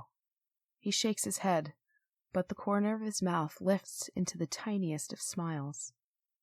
Yeah, then you're going to have to learn how to survive in the outside. I blink at him and tighten my hand around the fruit. I wasn't expecting this. He steps back and folds his arms across his broad chest. And I'm going to teach you. I swallow hard. Somehow Wolf doesn't make that sound like it's going to be fun or easy. Chapter 16. Wolf doesn't make it easy on Raj either. Raj is still meant to rest due to Croc's orders, but Raj and Wolf share yells that are so loud they echo down the tunnels. Wolf's deep growl says something about Raj leaving, and almost everyone hears Raj say, You don't own me, and half the time you don't even want the glitches here. It gets quiet after that. I glance at Sky, but she presses her lips tightly and will not say anything. I head over to see Raj. Wolf is gone. Raj will be able to self-repair, but his bruises look terrible in shades of black and purple and edges of yellow that don't blend with his smooth skin tone. The other glitches, Chandra and Mark, come by and ask to hear everything about the norm. I'm more than happy to slip away and let Raj tell them, because I have to train. Training for me begins with 2 young rogues, both girls with dark hair and eyes, who look at me like I must be stupid to be my age and need to be taught things. Wolf meets me and the 2 young rogues in the main room. He glances at the young ones, nods to me, and heads down one of the tunnels that lead to an exit. Wolf wears the dark pants and same black boots as always, but his shirt is different. It is cloth and hugs his wide shoulders and chest, showing off his muscles. He looks like he did in my dream last night. The dream had Wolf and Raj in it, and an animal that howls its last breath into the night. I don't understand it, but I'm grateful it was not the image of blackness that swallows up everyone. I let the 2 young rogues follow Wolf, and I follow them. When I climb up the rope and step into the outside, the heat makes me want to turn around and go back. But Wolf is already walking ahead of us, followed by the 2 young rogues. Just like always, no one speaks. I don't mind. No one, except the other glitches, asks about the norm, and I don't want to talk about it. I worry now that the rogues will find out somehow that the AI gave me a purpose, to find the glitches. I worry even more that once I do, it is not going to be for a good reason. But who can I tell? The AI seems to be everyone's enemy. Except Connie did not send texts after me. What does that mean? Keeping my eyes on the ground, I follow the rogues. Wolf stops, and so do the young ones. I almost bump into them. Wolf shakes his head and says, "You need to walk swiftly, quietly. Walk toe first." He hesitates, then says, "We're not going far, so practice." The two young rogues swap smiles, and one snorts out of breath. I frown at them. I can do what Wolf asks. I nod to show I'm listening. Wolf starts walking. We trail after him, single file. Walking toe first makes my steps quiet, but soon my calves and feet ache. Sweat makes my tunic stick to my back. The sun beats down hot and hard. I have to squint to see. I realize no one has any pouch.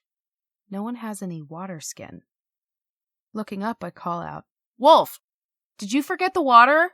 The two young rogues snort again, and Wolf glances back. "We'll find what we need." That doesn't sound encouraging.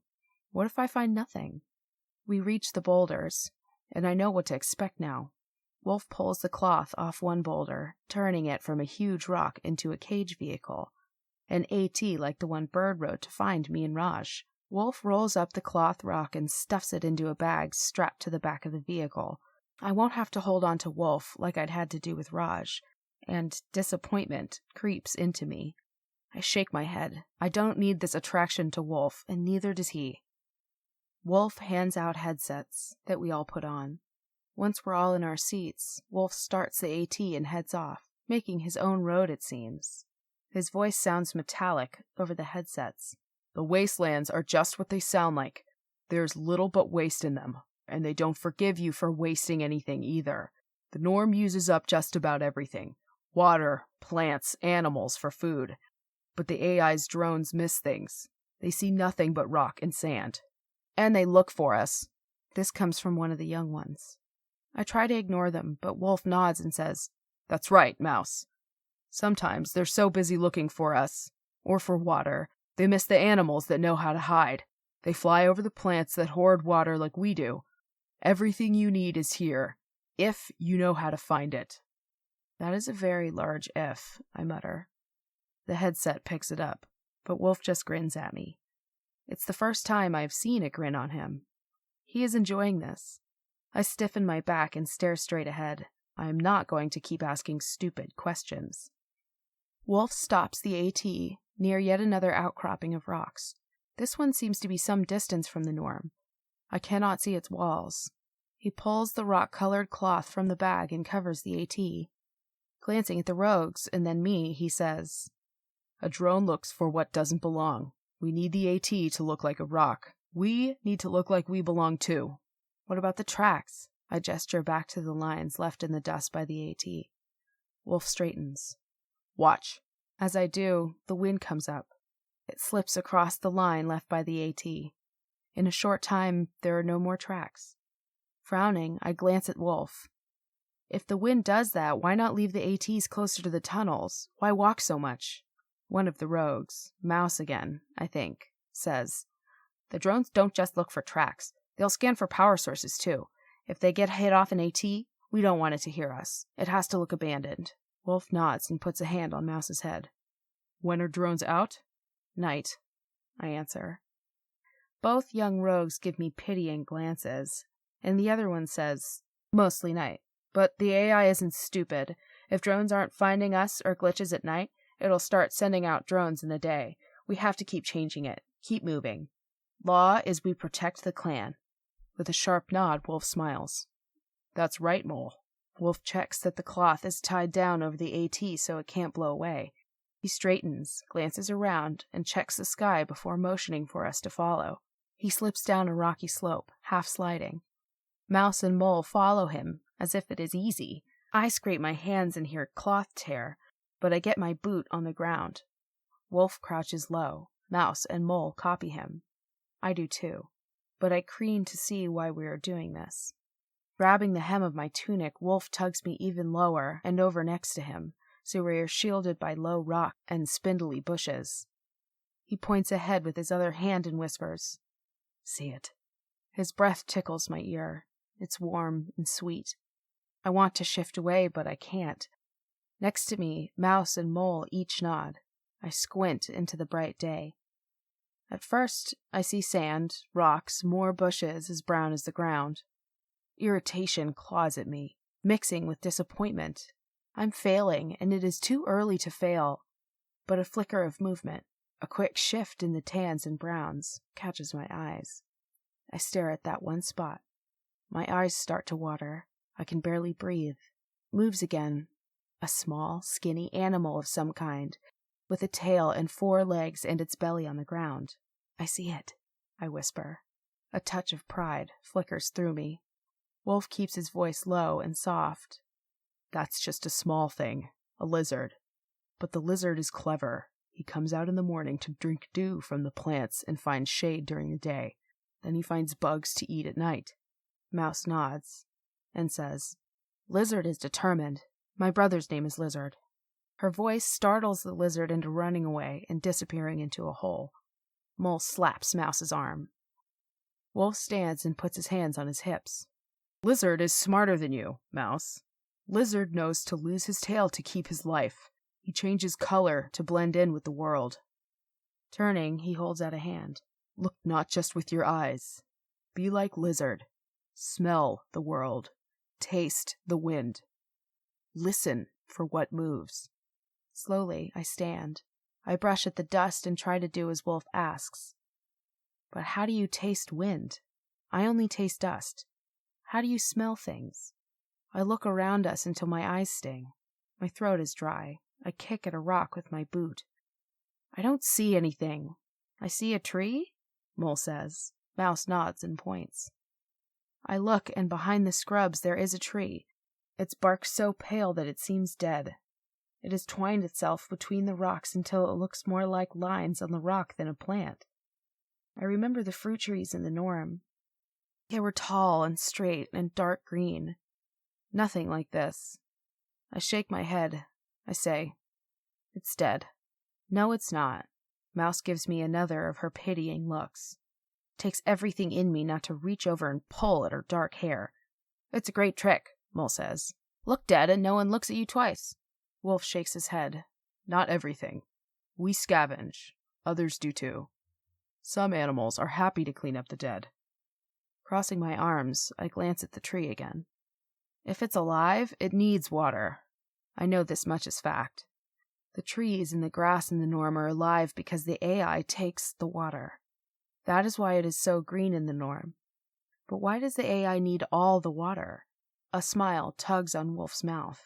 My skin warms, for I put it there. Now you are looking. Trees will lead you to water. So will the lizard and other animals if you follow them. We have to be like this tree. We store as much as we can, use as little as we need, and wait for the next rain. Or the next hack. Now Mouse and Mole stare at me, eyes narrowed, as if they are thinking I am not so stupid. I close my eyes and lift my head to pull in a breath. I can smell the tree, better than I can see it. It has a dry, sharp scent. What else can I smell? With my eyes closed, I hear a distant cry. A bird, maybe. I open my eyes and look around. I see so very little. Has the AI taken everything?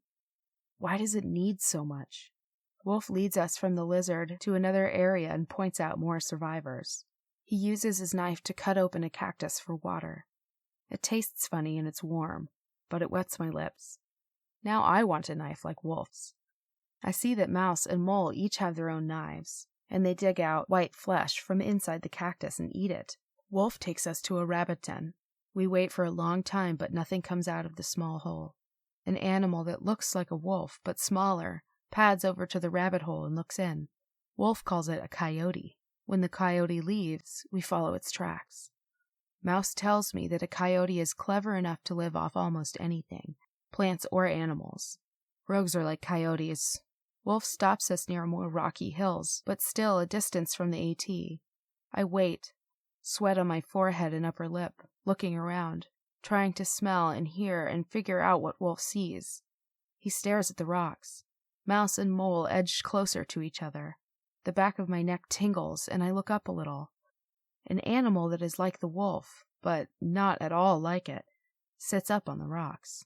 It has a black face and a tan body and a long tail that flicks with what looks like irritation to me. It gets up and slinks away. Mouse lets out a breath and mutters, "Good eating, if they don't eat you first." Wolf glances at Mouse. "What's the law?" She frowns and shuffles a foot into the dirt. "Kill only when the clan must eat and waste nothing." He gives a small nod. I think again about all the fruit in the norm. There was more than enough food to feed everyone I saw in the norm, and have some left. It suddenly seems so unfair that the techs have so much and the rogues so little. And where do the glitches fit into this? They were techs, but now they're living more like rogues. Do they have to learn the rogue's law? Do they follow it? The sun is starting down. Wolf keeps us out to see the animals start to come out from hiding from the sun. We see both a mouse and a mole, and they are nothing like the two rogue girls with us. But the girls grin to have seen the animals they were named for. Wolf tells stories in that deep voice of his, how the mole can find its way in any tunnel, and how the mouse has to be smart enough to avoid the great birds that hunt at night. My stomach grumbles a little. We've had nothing to eat. Wolf tells us to find plants for our meal. Mouse and mole run off to do just that. I can only think of the cactus, but there are none here. Sitting down, I wonder if I could go back and catch that poor little lizard. My stomach tightens, but I would eat it if I had nothing else, and if I could catch it. "Why don't we hunt something?" I ask, looking up at Wolf. He sits down next to me. "You want to hunt with your bare hands? Besides, we have meat back at the clan. This is about what to do if you're out here with nothing." I nod and glance around. I want the fruit that is back in my pouch at the tunnels. I hear a tearing and glance over to see Wolf pulling up a small clump of grass. He brushes off the roots and pulls one off. "Try this. Learn what is good by smell and rub it on your skin. If it burns, doesn't smell sweet, or smells like a drone, it's bad." After staring at the root, I take it. Wolf pops a root into his mouth. I do the same. It is sweet. I'm ready to eat more, but Wolf only gives me one root at a time. "Chew slow. Waste nothing." We've eaten all the grass roots by the time Mouse and Mole get back. They have a green pod that Wolf throws toward the rabbit hole, saying, "Not ripe." He approves of the flowers they pick. They are bright orange and taste bitter, but I like them. In the distance, I hear a soft hum. Everyone holds very still. The hum goes away and Wolf stands. He says nothing, just starts to walk. Going back to the ATs, I hope. I am certain the hum came from a drone. We get back to the AT without hearing another drone. The night seems far more alive than the day. I hear distant howls and the sound of bird wings flapping. The wind brings the smell of something sweet nearby. How long will it take me to learn the names of everything? Near the AT, I stop and stare out over the land. It looks different, with the stars to light it. Softer and more alive. I see the flash of an animal's eyes as it watches us. I can see why the rogues would rather come out at night. So would most things. But drones are out too. I see another distant flash. This one in the sky. A light blinks. Steady, on and off. That is a drone from the AI, scanning the hills where we were today. Wolf starts the AT. This time we don't wear headsets, and no one seems to want to talk. I think maybe Mouse and Mole are as tired as I am. The trip back is bumpy. Wind brushes sand into my face. This time I try to taste it to see what it will tell me, but it only tells me I am thirsty. The AT stops, and I blink. Are we back? But no, we have to walk yet.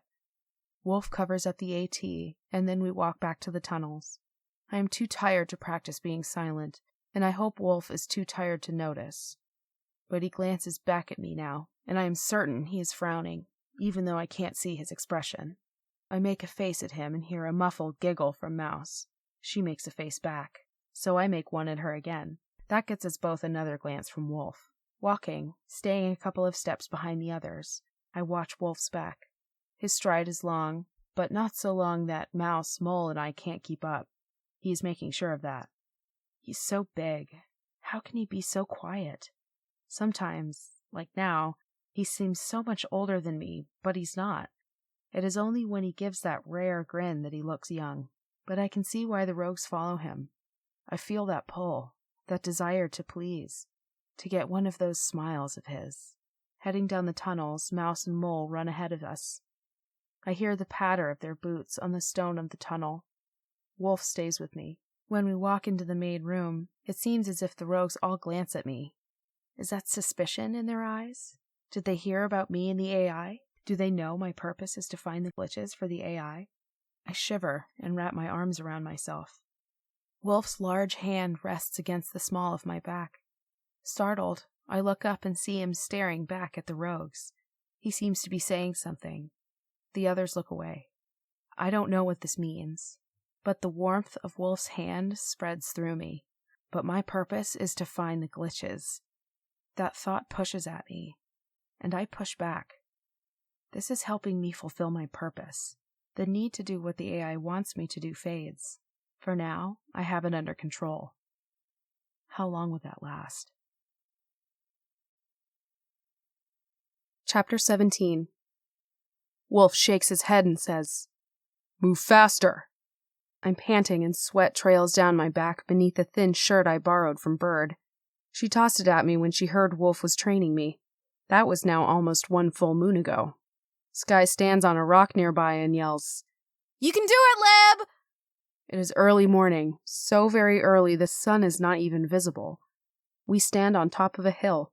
A few rocks surround a smooth, sandy area. That is where Wolf and I stand. I'm supposed to learn to fight. Raj sits beside Sky, not far from us. He's repaired, but he and Wolf seem to avoid each other.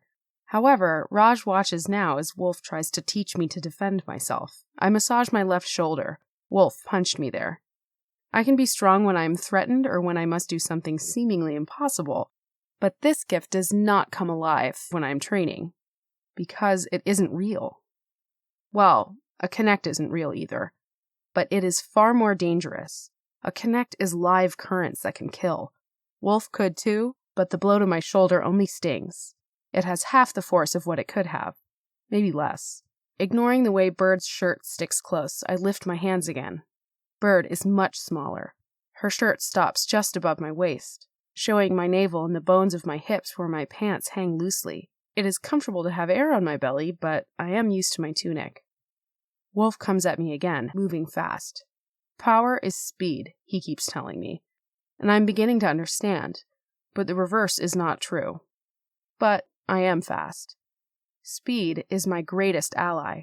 I wait until Wolf is practically on top of me, and then I duck and slide my foot at the same time. I throw a kick that catches his hip. It isn't enough to do much of anything. Wolf steps back and shakes his head, but his mouth curves up. Better, but we have to do strength building. I barely even felt that. Love tap! Sky shouts. I have no idea where she learned that term. I wave her off and lean over to catch my breath. When I look over at Sky, I see Raj frowning. He folds his arms across his chest. In the next instant, Wolf's leg hits my knee. With one wide sweep, he knocks me on my butt.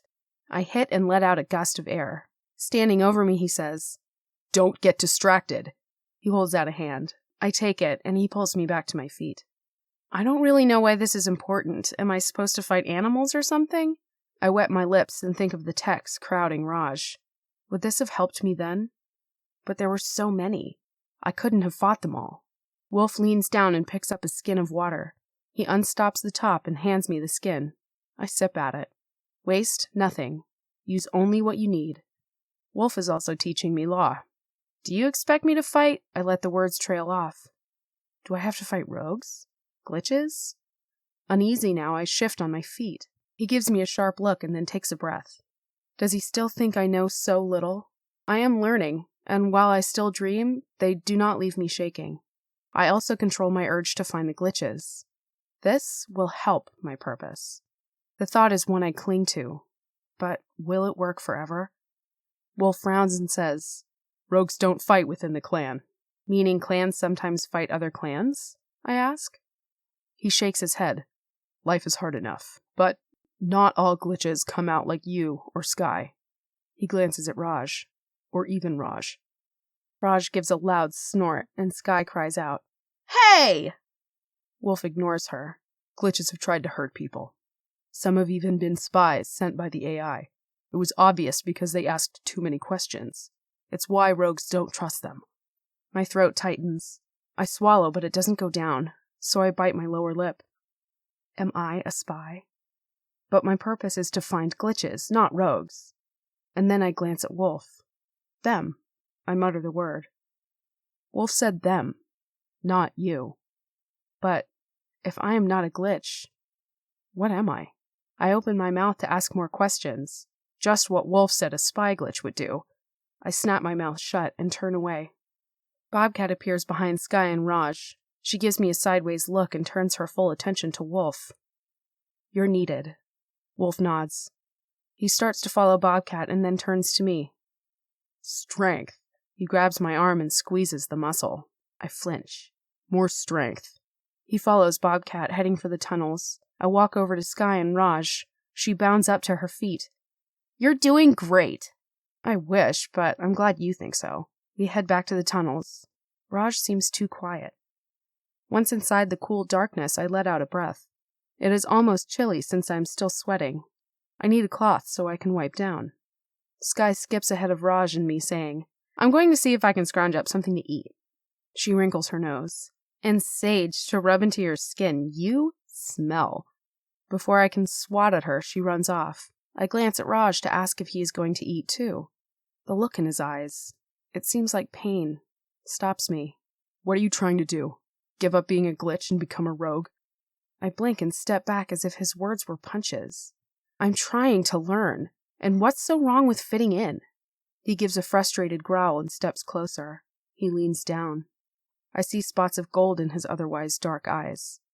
You're not like them. And you're not like us, are you? My face goes cold. Not like us. Not a glitch. It hurts to hear him say this. Fear shivers through me. What if others think this? What if others find out I spoke to the AI? That Connie has a purpose for me? That I am a tool of the AI? Wolf just said rogues don't trust glitches because of that. Will Wolf turn away from me? Will all the glitches? Or will it be worse? Will the rogues turn away from all glitches? I know Raj, Sky, Chandra, and Mark can't survive without the rogues. Even I am still learning how to get by in the outside. Without the rogues, how long would any of us last in the outside? Is this why the AI wants me to find the glitches? To bring them back to the norm? But if that was true, why wasn't Raj welcomed back? I shake my head. I want to argue, but I can't force the words out. My chest hurts and my stomach cramps. I don't know why, Lib. Raj puts his hands on my shoulders. You're special. You're better. My eyebrows shoot up. What? Better? Since waking up in the desert, I've thought of myself as many things, but not... Raj, you're wrong. Raj's hands tighten and his fingers dig into my skin. You are. You got us into the norm and got us out. You're going to do amazing things. He glances down the tunnels and then looks back at me. Don't let all of this make you lose sight of your real skills. The connect, I mutter. I pull away. I don't want to connect to the AI, not even to a subroutine. I'm having enough trouble without any more contact with Connie. But Raj smiles at me. Tomorrow, you're with me. I'm taking you out, and we'll practice some hacking. Chapter 18. The next day, I go out with Raj, but we don't go out alone. Bobcat and several other rogues go with us. I don't know their names, and no one bothered to tell them to me. Wolf isn't with us. When I ask Bobcat why, she says, he can't be expected to hold your hand every day. My face heats. Did I ask for that? I turn away and head over to Raj's AT. His bruises yellow his skin and his moves are stiff, but he smiles at me. I'll hold your hand. My face warms again. I shake my head and swing a leg over the AT. We ride the small ones, and I wrap my arms around Raj. He flinches and gives a groan. I loosen my grip. Still hurts? Only when I laugh, he mutters. Bobcat gets on her AT with another rogue. She leads the way. We follow her for several miles, winding through dusty canyons until the cliffs open up into an almost grassy area. The grass is thin and grows in clumps, but it looks like the grass Wolf showed me how to eat. Bobcat slows and comes to a stop. I glance around, remembering what Wolf said. I close my eyes and listen and smell. I can smell faint traces of oil. I hear wind whistling through metal. Opening my eyes, I see a platform buried by sand. I get off the AT and head over to the platform. It's in worse shape than any I have seen, but it must be connected still. My hands are clammy, my nerves eating at me. I don't want to explain why I don't want to connect. Raj goes down on his knees and brushes away the sand. He exposes a railing. The platform fell on its side. Half is buried, but the railing is near the top. He grins. The more obscure, the less likely the AI will be monitoring this platform. We still have to be careful. The Sentinels still patrol every connect. I nod, but don't step any closer to the platform. I don't want to go in. I never want to go in again. If I go in, will Connie let me out? Will Connie tell me things I don't want to hear? Will I be reminded of my purpose? I rub the sweat from my palms on my hands. The back of my neck is tingling and I want to rub it too, but that would make it obvious how nervous I am. Raj waves me forward, but I hesitate. My hands are shaking, my heart pounds, and my breath is fast and uneven.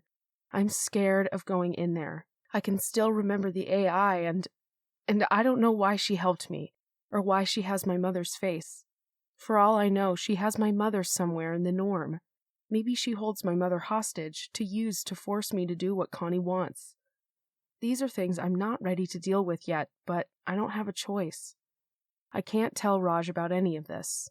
Certainly not with Bobcat and the other rogues watching us and watching the skies. "Hurry," Raj says. A flicker of irritation grates his voice. "You want to wait here until a drone flies by?" I have no way out. I force myself to walk 3 steps forward, my heart pounding so loudly I'm certain everyone can hear it. I stand beside Raj. The wind hums through the rustled metal. Maybe it will be fine. Maybe there is no power to this platform anymore. Maybe it is non-functional, nothing will happen when I try to connect. Maybe I'm dreaming. Raj gives a tight nod. "Connect. I'll let you know what we're looking for once we're inside." Before I can agree or disagree, he places his hand on the railing. His eyes glaze over, unfocused and distant, until it seems as if his body is in an empty shell. I hadn't thought about how a connect must look to others, but now I glance at the rogues. They look away and shift uneasily. It must seem to them that Raj isn't really out here anymore, which is true. His mind is tucked inside a vast computer right now, floating in an endless flow of data. I can't leave him there on his own. He might encounter Sentinels. Or Connie. With a steadying breath, I force myself to reach out for the railing. The familiar prick of thousands of tiny pins stings my palm, and I blink. Connection. Secure. I'm standing in a room, cool and blue and vast. Beside me on my left, rows and rows of what look like tall metal filing cabinets fade into the distance. They could just as easily be something else, but the words filing cabinets stick in my head. Raj is standing in front of me, and I'm glad I connected next to him. Relief prickles my skin at not seeing Connie. In the norm, it almost seemed as if she knew where I was at all times and could sense every connect, but that must be only the norm. It wasn't like that on other connects. The tightness in my chest eases. Raj waves a hand. "We don't want to waste time. The longer we stay, the more likely it is the AI will notice us." "We're looking for water, right?" He nods. "We're always looking for water, but let's hold off on that today. Water is scarce enough that if we start a search, it'll activate Sentinels." Raj begins to walk between 2 rows of tall cabinets. They reach higher than I can see. I follow him, though I'm not sure I see the point. The world around us doesn't really change. It just shifts as we pass identical rows of filing cabinets. And why not just pull what we want? What else would we be looking for? He glances back and grins. A quick flash of white teeth softens his features and brightens his dark eyes. It makes him look boyish and fun instead of bitter. I like him more when he's like this. "All kinds of things. Nutrients to add to the soil so maybe we could grow food again, like in the norm." access to seed storage, even antidotes and medicines to help with poison or sickness. Don't we need to get that from the norm? His grin fades. He hunches a shoulder and looks away. He is afraid of going back to the norm. I know that now. This is information storage, a place where everything is cataloged for easy reference. The physical goods will come from a storage facility in the norm. When we find it, we're actually sending a request to transfer the materials to our location in the outside. Don't you think it's strange to think of this world as not real? I trail a hand over a cabinet. It's cool and hums a little. In some ways, it's more real to me than anything. It's familiar when the rest of the world is strange. Raj isn't listening to any of this. His long stride carries him far ahead of me. I'm not sure he would understand, even if he heard me. Raising my voice, I ask, why don't we just go search for the physical location of the storage so we can go get what we want when we want it? Raj glances at me, his eyebrows tugging down slightly, before he says, Funny. Wolf asked the same thing. How's that funny? You're not smiling. It's an expression, and storage is within or under the norm. I nod. That says it all. Going inside the norm is almost as hard as getting out again. Watching Raj, I frown now. Why is it that any mention I make of Wolf has Raj acting defensive? It's a good question, I tell him. Raj continues walking. I guess. It doesn't matter. I shrug. How do the materials get to the outside? Drones? Something else? Doesn't the AI monitor that? Isn't Connie watching everything? That's why we need to hack into a place where the AI isn't watching at that instant and get out again. Now that he's said it, I feel stupid for even asking. This is the point of the hack. We use the connect for access, and then use the hack to manipulate access. We are creating our own path to what we want.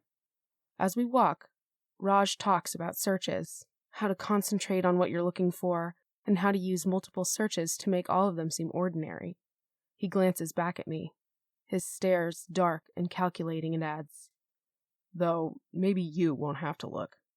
I know he is thinking of how I brought the water to me, but I don't say anything. Raj turns and finds a ladder. We climb the massive tower of files, and Raj pulls out one drawer and then another. I feel as if I should look too, so I just think of soil nutrients and seeds. A drawer opens for me. I glance at Raj. He is not looking. Like always, I have lines of light spreading out in front of me. I pluck one. Half-invisible cubes, small enough to pocket, appear in the drawer. Raj still isn't looking. I pull out one and ask, Is this what we want? Raj glances at me. His eyebrows flatten, but he nods. I don't need Raj's caution not to take too much. My skin itches between my shoulder blades. We are being watched. I take 3 cubes and close the drawer. As we climb back down and reach the floor, I notice a glittering ball. I move toward it, but Raj touches my arm. That's just data, mostly old data. The AI never deletes anything. The ball pulls me. Data means information. Maybe it's data about me. I almost don't want to touch it, but the colors are so bright, like one of the tiny flowers in the outside. When I touch it, the access is instant. I absorb several terabytes before Raj pulls me away. Are you okay? You went, I don't think you're supposed to go blank inside a Connect. Staring at him, I try to sort the data. I'm stunned. Raj, it was data. Did you know that the norm wasn't the only dome? There were dozens of them, cities all over the world, but the AI, Connie, shut them down and consolidated everyone here. He frowns and tugs on my arm. We have to go. No, the data. I want to know more. I don't know why she shut them down. There wasn't a norm, it was domed cities. But now there's just the norm. Connie's consolidating resources for some reason. She wanted everyone here, in one place. But those who wouldn't come into the domes got left out, and I didn't have time to find out the date on that. Raj starts walking, pulling me with him. If you keep accessing data, the Sentinels are going to notice. And then the AI will. We have to go. I turn back to catch a glimpse of the data orb, but it has already moved on. And now I have more questions. Why is there only one dome now? Why does the AI want all the resources of this world that Connie once called Earth? Before I am ready, Raj breaks the connect. I am relieved, disappointed, and angry with him. And I have much to think on. I'm also itching for more data, and that could prove to be a dangerous thing for me and the rogues. Chapter 19. Perfect, neat rows lay at my feet. Too many to count, but I know it is a perfectly square box. A box of bodies. It is worse because I'm not horrified, just detached. These are only bodies, and bodies are meant to be recycled.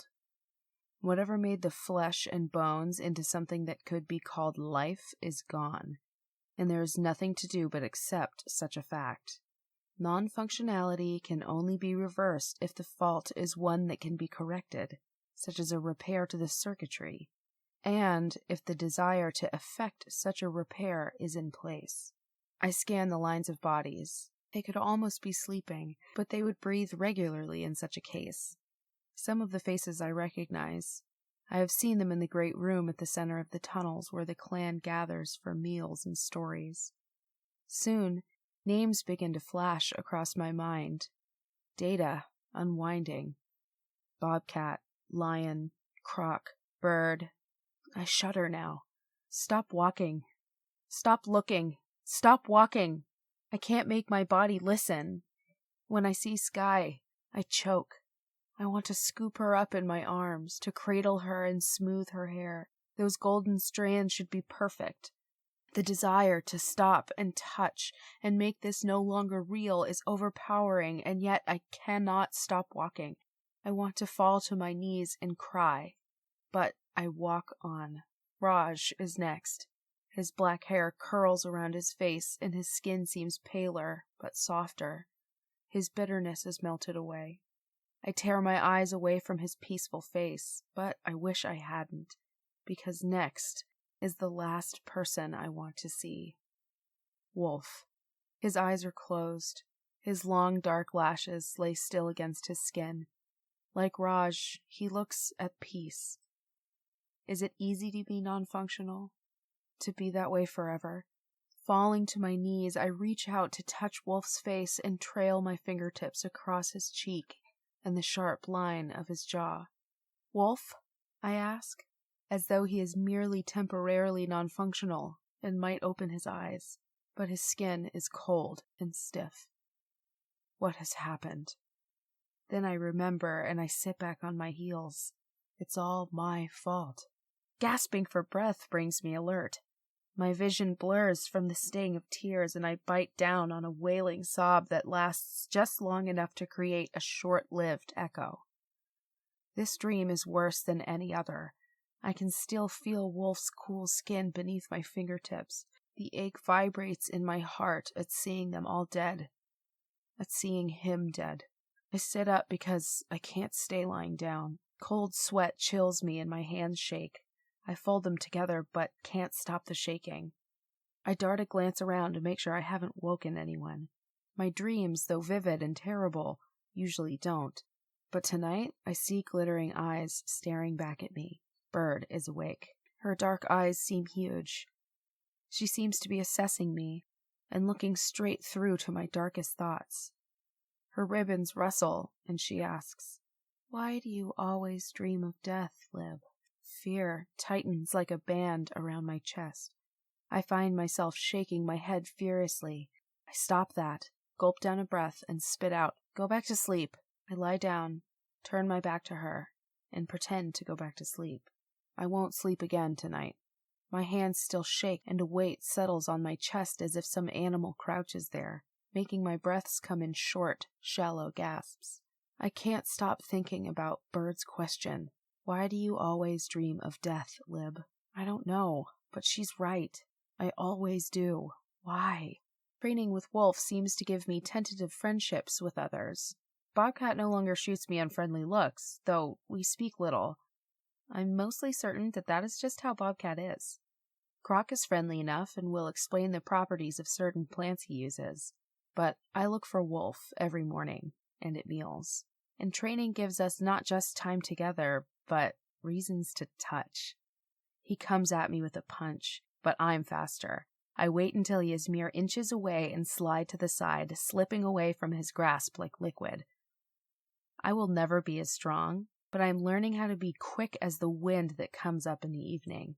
I swivel around to come up behind him and wrap my arm around his neck, catching his throat in the corner of my elbow.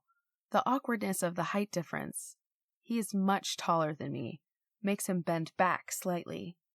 That is enough for me to gain what leverage I need to twist and heave him over my hip. I let go and step away. With a grunt, he lands in the dirt.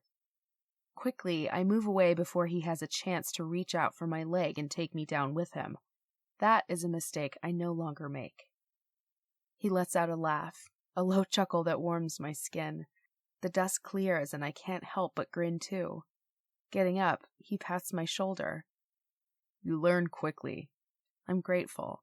The training leaves me flushed. I've had a good teacher. He waves off my compliment. You put in the work. I've never seen someone improve this fast. I have to swallow hard. Is that really a good thing? Or is it like when Raj says I'm different?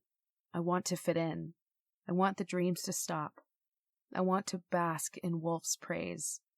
Perhaps it is only my imagination, but I think his compliments come more frequently now. But I worry. What if he finds out the truth about me? I already know Raj has not told the others about the data I discovered. I take his silence to mean that I should not tell anyone either. The seed and nutrient cubes we took from the Connect were left by a drone not far from the platform. We were able to pick them up without being seen, but I learned that day how dangerous Connects really were. They weren't just dangerous inside the Connect, but it was also difficult to go and take the materials brought to the outside. Wolf slaps my shoulder again, startling me. I think we're done for the day, he says and tries to wipe away some of the dust from his face. It's not so easy because the dirt has mixed with his sweat to become like a fine coating of mud. I must look just as bad. Tired already? I ask, teasing and light, hoping he takes it that way. I don't want to think about the AI, about Connie, today. I just want to be with Wolf. He shoots me a sideways glare, one eyebrow lifted, but it's not a real glare. I'm saving you from eating dirt. Come, let's find something tastier. We head back to the tunnels. I've learned to walk almost as silently as Wolf, and we walk single file. I know how to put my steps in his, fewer tracks to follow. Down in the tunnels, Wolf touches my arm. This is not one of his friendly slaps. This touch has something else in it. Something seems to twist in my chest, and I can't catch my breath. I have to ask. He lets the words trail off and does not ask. I turn to look at him questioningly. Wolf? He takes a deep breath before looking me in the eye and saying, You're ready now. I didn't think it would happen so soon. My heart starts to pound. Is he going to ask me to leave? To tell me my training is done and we will never meet like this in the mornings? My dream flashes into mind and my stomach gives a lurch. I put a hand over it. What's going to happen? He rakes a large hand through his thick, dark hair. It is rare to see him nervous. I mean, you can choose to join the clan. I stare at him for a long time. He shifts on his feet, looks away, looks back, and shifts again. My mouth seems dry, but I finally process his words. Become a tracker? He gives a nod. I can't stop the grin that breaks across my face. Lunging at him, I throw my arms around his neck. His skin is hot against mine. Of course! Yes, I want to. I choose. With a laugh, he twirls me around. I don't want to ever let go. After we eat, I tell the other glitches. Well, I tell Raj and Sky, because Mark is getting the food and Chandra is turned away from us and seems completely uninterested. Seriously? Sky's blue eyes widen and seem as huge as the sky. I think of Bird staring at me, her eyes wide also. Why do you always dream of death? I push the thought away. Dreams are only dreams. My purpose is to find glitches, and this will help. It's all my fault.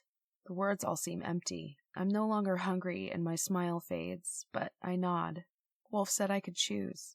Sky laughs, but Raj is quiet, and his eyes look troubled. I glance over at him. I see something unhappy and bitter in his eyes. He stands and says, his tone sharp, You don't need to be a tracker. This isn't where we belong. Have you forgotten your promise? Sky glances at him. What is your problem, and what promise? She looks at me. I put my stare on Raj. I haven't forgotten anything, and being a part of the clan doesn't mean I will forget anything. Sky turns her back on Raj and takes my hand. He's just jealous because you were asked and he wasn't. That's not it, he snarls. I believe him. Raj would never want to join the clan. He's angry I want to. Sky tries to say something, but Raj slices the air with his hand. If we fix the AI, we can go back. We can go back to our families. Sky's smile drops away, and she shifts and lets go of my hand. She looks troubled now. A longing lifts inside me to return to a place I hardly remember. But I have seen the norm. I know the beauty. Every connect leaves me wanting to go back. But now there is a war with an intense desire to stay, to become a part of this clan. We didn't do such a good job last time, I shoot back at Raj. He waves his arms wide. We'll know better. I shake my head. So will the AI. It learns too, and I like it here. Raj barks out a laugh. Ha! I know what you like. This is about Wolf. You like him. You really think the rogues, that he is ever going to really make you part of anything? My cheeks scald. I stand as well and face him, my fists bunched. I could put him on his ass, but I hold my anger back. I can make a choice and keep my promise, but I'm not going to try to go back anytime soon. Course not. Rogue. Raj spits the word at me. Turning, he stalks off, muttering under his breath. Her voice small, Sky asks, "What is Raj talking about? What promise did you make? Why does he think we would ever go back to the norm?" She sounds bewildered. I shake my head. I don't know what to tell her, but someday I will have to keep my promise to Raj. I will have to go back. Closing my eyes, I want it to be a long, long time before that day comes. But I fear I will never get that wish. Chapter 20. Raj stops talking to me. Even Sky acts odd now. She seems stiff. It is like she must pick sides and didn't pick mine. Chandra and Mark are like they always are. They never talk to me anyway. Having the glitches shut me out and not want to talk at meal times or even eat with me stings in a way I never thought it would. It hurts, but it doesn't change my decision. I want this. I want to be part of something. Unfortunately, right now I'm not welcomed by glitches, and I'm not really a tracker. Bobcat and Bird come to me and tell me the day of choice has come. This day is special. They take me to a room in the tunnels that stinks. Water bubbles up from the ground, and steam gathers thick in the air. Bird says it is a hot spring. I stare at it and ask, "Why do we have to do connects for water if you have a spring right here? Just cool the water." Bobcat laughs. "Try and drink that? Go ahead. It's full of things that could kill you. Crocs tried to filter them out, but it never works. It's only to wash, and only then on special days, like today. Now get in." I don't like the idea of stepping into something that could kill me, but Bird and Bobcat strip off my boots and tunic and pants. I am not given a choice. They tell me I have the springs all to myself. Ritual has made this day special. Bird sits with me, cross-legged on the floor, not in the water, but close to it. She weaves strips of leather and shimmery beads into my hair. This, too, is needed on the day of choice. "You did all this, too?" I ask. She, too, has been quiet around me, like Sky. I'm not good friends with Bird, but I have never thought of her as hating me. She nods and turns my head around again. "Long time ago, when I was saved." "Saved from what?" I ask. She's quiet again. I glance back and see a flicker of emotion in her eyes. She pushes my head forward again. I don't think she wants to tell me, but a moment later, her voice quiet, she says, "I'm from the Seas Far clan. I was born to them and raised with their gifts. But my clan has gone back into the ground, devoured by the storm." I can't see her face, but there is so much pain in her voice that my heart aches. Crackers found me, took me in, and for that, I owe them my unquestioning loyalty. Her hands tug at my hair. I can hear in her voice and feel in her touch that her loyalty is not all that unquestioning. But I remember family too. You have to remember those come and gone. She pauses to pick up something else to weave into my hair. She is a pile of brightly colored cloth and even metallic copper wire. She pauses, and I turn my head to see her caress a medallion hanging from a leather thong around her neck. She tucks the medallion back into her shirt and pushes my head forward again. I'm sorry about your family. Around me, hot water bubbles. It would be relaxing if drinking it wouldn't kill me. I wish I had more to offer Bird.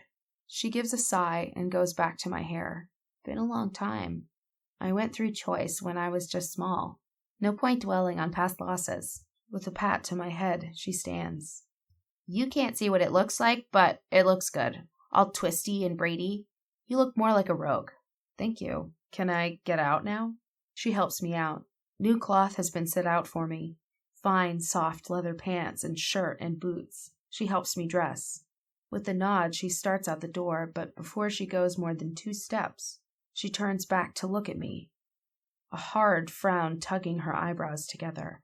She almost looks as if she drank some of the spring water. She shakes her head and looks as though she isn't sure she wants to tell me anything. But she says, her voice low and rushed, "Something's coming, Lib. It's been coming. I don't know what it is or what it wants, but it's bad." Her words send a cold chill through me despite the lingering heat of the hot spring. I want to tell her not to worry. Wolf looks after us, but my dreams linger. I can't deny the truth. I know just what she means. Bird only offers me a weak smile and a nod and says, "Tonight, we go to the empties." Bird's bad feeling stays with me. I want to think only about the choice I am making. Is it the right one? Is it right only for me or for all glitches? Will other glitches become rogues after this or see me as betraying them? And what about my purpose?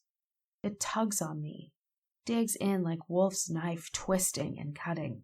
I'm supposed to find the other glitches, not become a rogue. But what if this will help me with that purpose? The thought doesn't settle the drive to accomplish my purpose. I wait in the sleeping room, pacing on the floor. It's empty right now. My stomach jumps and part of me wants to just tell everyone I was wrong and it can all go back to how it was. But change is a sign of life. I have to change. And that has me thinking of Connie and how she said growth was a sign of life. She has to grow.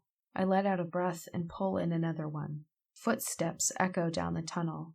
I turn to see Raj step in. He picks his way around the bedding on the floor. This is like when he came to me and asked me that I go with him toward the norm.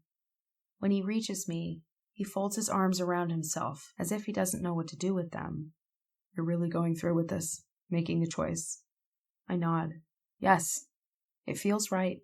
He frowns. "But are you really thinking this through? You want to give up what you are?" "This isn't about giving anything up. I'm taking on something more." Raj shakes his head. "You're going to end up nothing. Not a glitch and not really a rogue. Is that really what you want?" "Why are you saying that? It's not like that. Bird made the choice." "She was a rogue to start, but you know Wolf doesn't trust us. None of the rogues do. We're different." I stiffen. "And that's bad. Now you sound like the AI." He winces, but I don't care. He's just trying to stop this. "Raj, maybe this is good. Maybe it's good for me. And I know Wolf trusts me." He sighs and rubs a hand over his face. I know this is the opposite of what he wanted, but I won't change my mind. He must realize he won't stop this, because he gives a short nod and turns to one side. He gives me a last, lingering look and walks away, his head down and his shoulders slumped. I reach out. I want to stop him. I want to make him understand. I want to tell him I will keep my promise. Later. I close my hand on empty air. So I cling to the one thing that is the only thing I care about right now. Wolf trusts me. And I trust him, that I really can choose to be a tracker. Choice happens at night, but we leave early in the morning. Day's journey, Bobcat says. 5 rogues come with me and she happens to be one of them.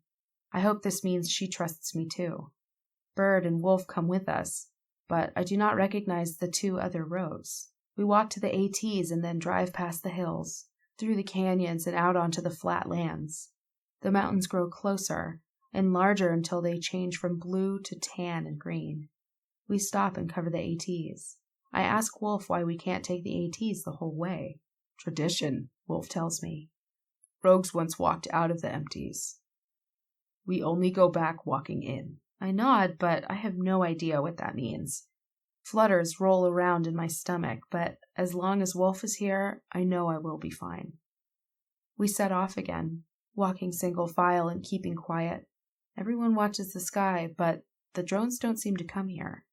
The mountains glow larger, but as the sun sinks low, I see they aren't mountains. They're too straight and too angular. Metal juts up now from the vague shapes into specific ones. The empties glitter and shimmer in the dying sun. The empties.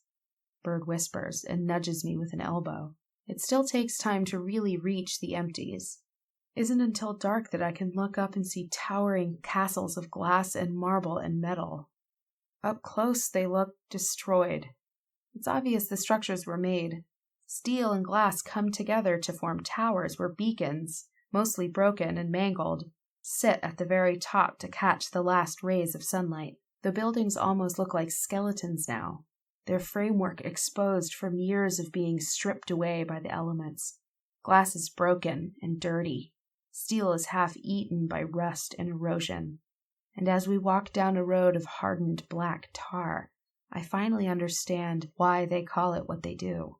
A word comes to me from the data orb I touched. City. This was once a city, vast and whole and busy. Now it's utterly empty. No wonder they call it the empties. It is silent too, save for Wolf's deep, quiet voice. This is one of the last places, from a time before the domes rose and before the AI. This is where our people gathered and lived. Some say in peace, others say in war. The storm came and swallowed it up, and the people fled. The rogues walked away. We walked as we walk back, but the empties stand. They go on, like the rogues. Now they wait here, silent and empty, for caretakers that will one day return. Wolf turns to me. I can only gaze back. I feel like I've just been told about the creation of the universe. In a way, I have.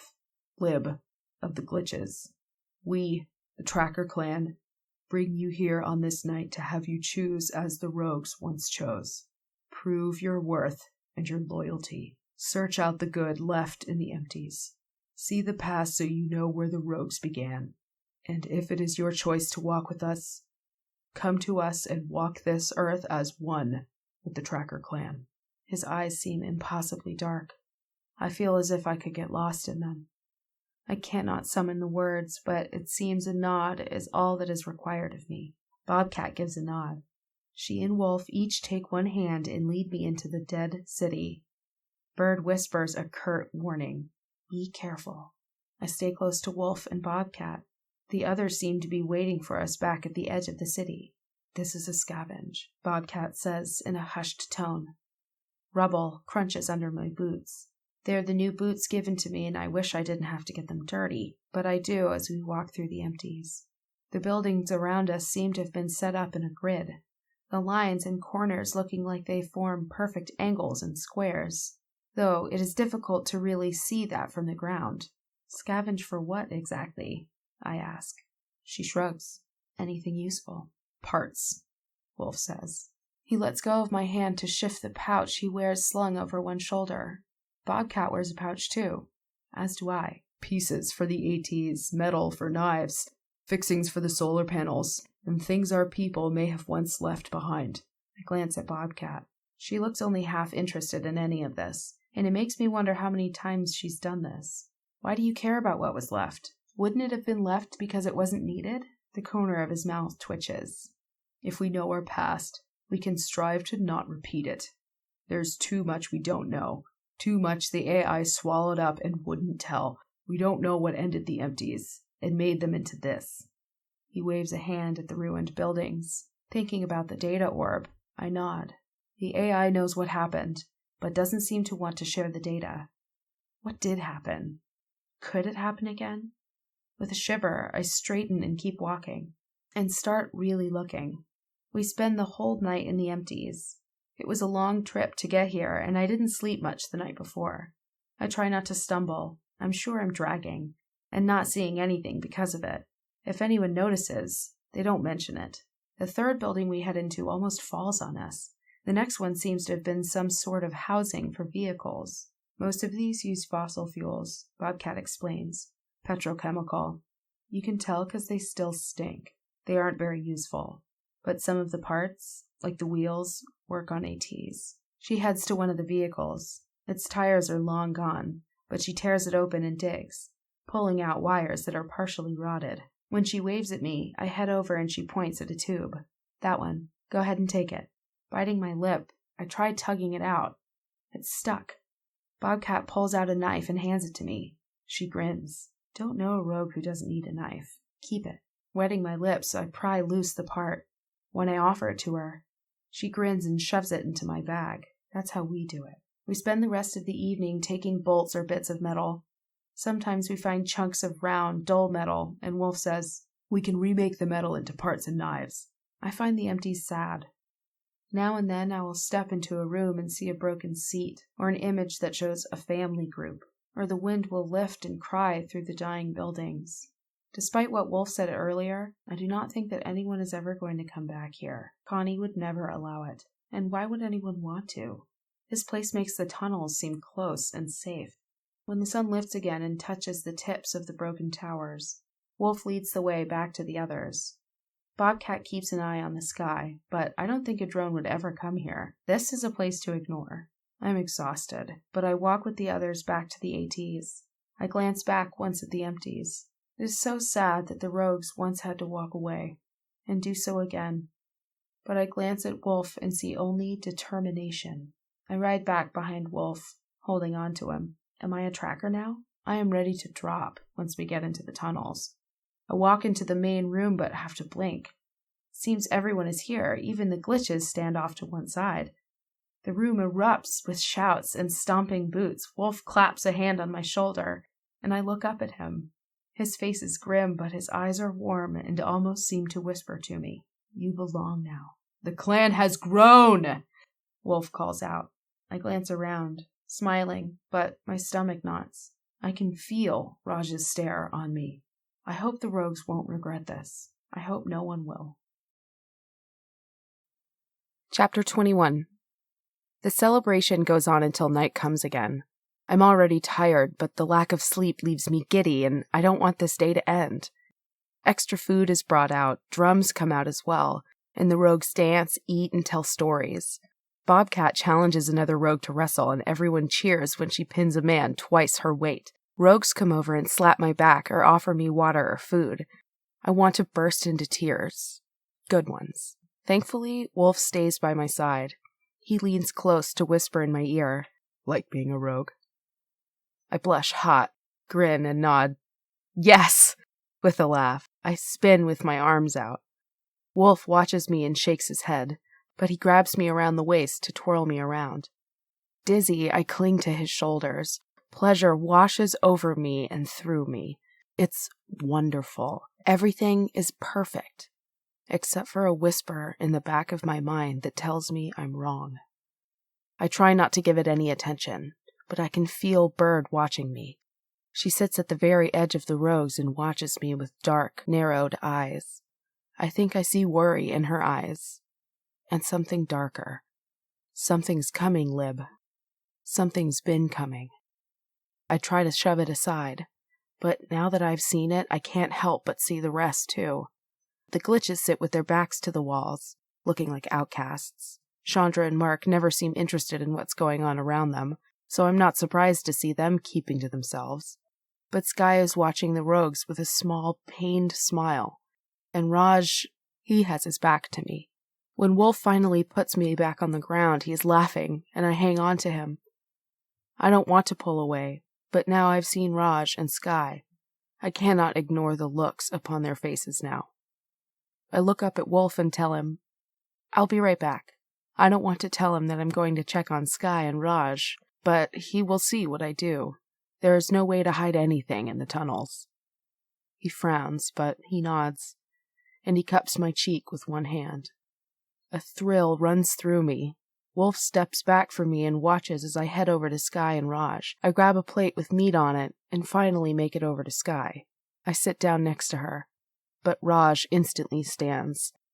He gives me a cool look that leaves me chilled, turns, and disappears down one of the tunnels. I turn back to Sky and hold out the plate of meat.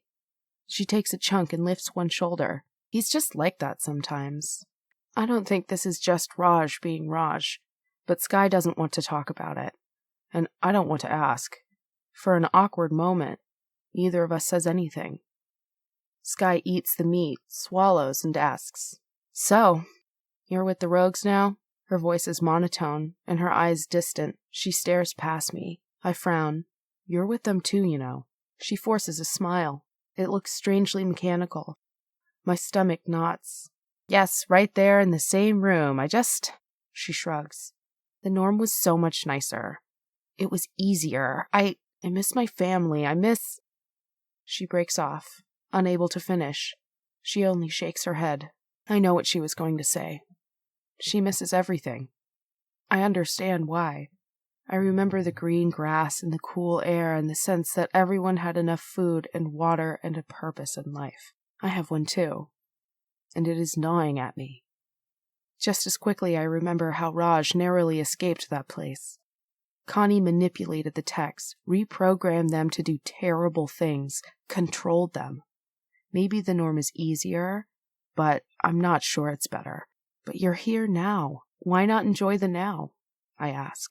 Sky flashes another dull smile and takes another piece of meat. She doesn't eat it. Biting my lip, I search for something that is honest. Finally, I say in a quiet voice, "I'm glad you're here. I wouldn't have made it without you." Sky looks at me and puts her hand over mine, but then she pulls it away and says, "You'd better go back to your new place." Chapter 22. Life shifts, in some ways for the better and some not. My sleeping arrangements change, though just barely. Sky sleeps next to Chandra, and Bird sleeps as far from me as she can. Bobcat seems to take pity on me, and sometimes sleeps nearby. Some of the rogues will eat and talk with me, but only some. At meals, I never know if I should eat with rogues or glitches. Raj won't eat with me, and so I start to avoid the glitches. But not all rogues will stay if I sit down. I can eat with Croc or Bobcat. I haven't dared to sit beside Wolf during meals. He is their leader, and those he sits with never change. But I catch his gaze on me, often, during meals. Maybe it is only my imagination, that he wants me to sit with him. I can't tell anymore. Mostly, I think things are better. My days are busy. The rogues teach me to work metal, and I can hunt with them. But I still have horrible dreams, and a whisper that is telling me I'm not doing the right thing. I'm not fulfilling my purpose.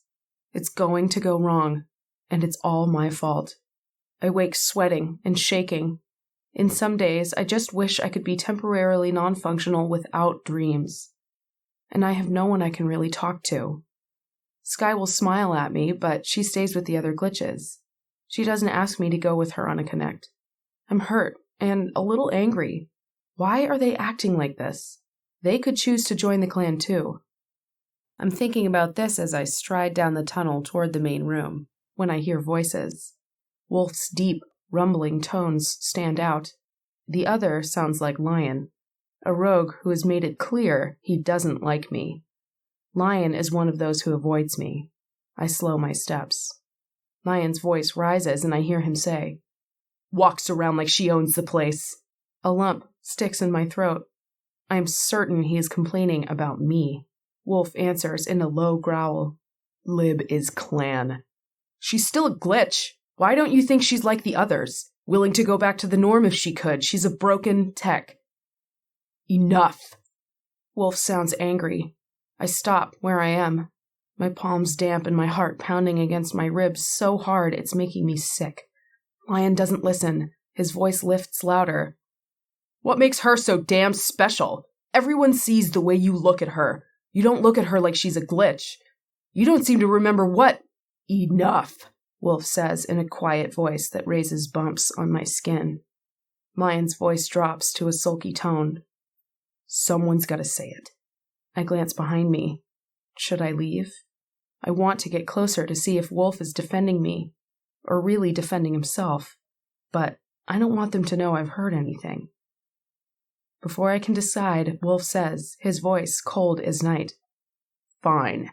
Say it. I hear Lion's boots shift on the dirt, and then he says, Everyone talks about how you ignore Bird now. The clan thinks she's the right one to lead at your side, and now you barely notice her. The lump moves from my throat to my stomach. Bird. Wolf and Bird. My skin chills. Didn't Sky once say that Wolf and Bird were supposed to be together? I know Wolf looks at me in a way he hasn't looked at anyone else. But maybe I want something I have no right to want. Wolf's boots also scuffle the dirt. What is between me and Bird is between me and Bird.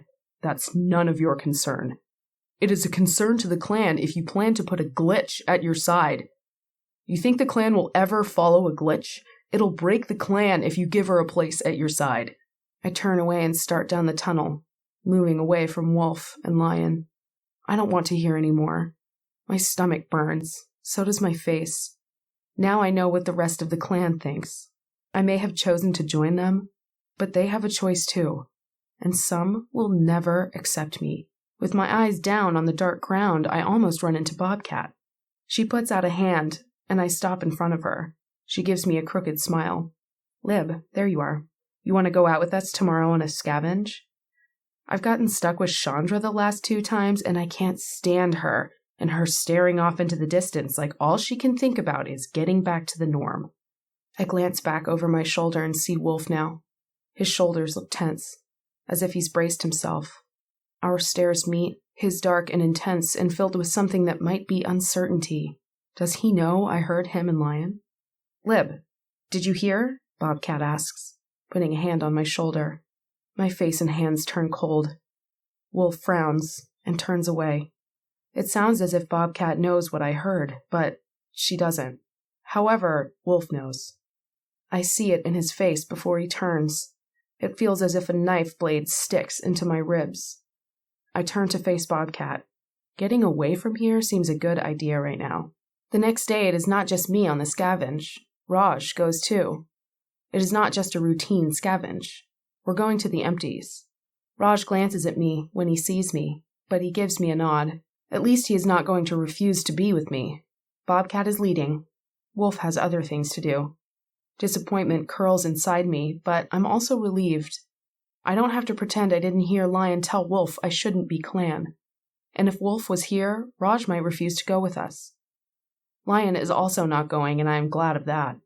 Now I want to avoid him the way he avoids me, and that's hard, given how small the group is and how we have to be in the main room for meals. The trip is long. Just like always, we leave the ATs outside the empties and walk. On the way, I ask Bobcat. I thought going to the empties was just for special days. Bobcat shakes her head. The choice is tradition. The empties are a resource. Yes, all of Wolf's stories are true. The rogues once walked out of the empties, and we walk back on special days, but the empties have things we can use. We can't ignore that. I nod. Waste nothing. That's law. Bobcat tells everyone to spread out. 6 of us are on the scavenge. I'm paired with Raj, and am surprised when Bobcat doesn't tell another rogue to come with us. When Mouse says something about this, Bobcat waves a hand. Lib's clan. No point wasting manpower on a babysitting job. A spark of pride warms me, but Raj scowls and takes off without me, walking fast and keeping ahead of me. I have to hurry to catch up. The roads are hard in the empties. It's not rock and not dirt, and I wonder what the people who built the empties used. I ask Raj, but he just shrugs. So I say, I haven't seen a platform. Do you know where we connect? Raj spares me a glance and says in a tired voice, There aren't any. The empties were built before the AI existed. Didn't they tell you that? Or do they still keep things from you like they do the other glitches? The bitterness is biting.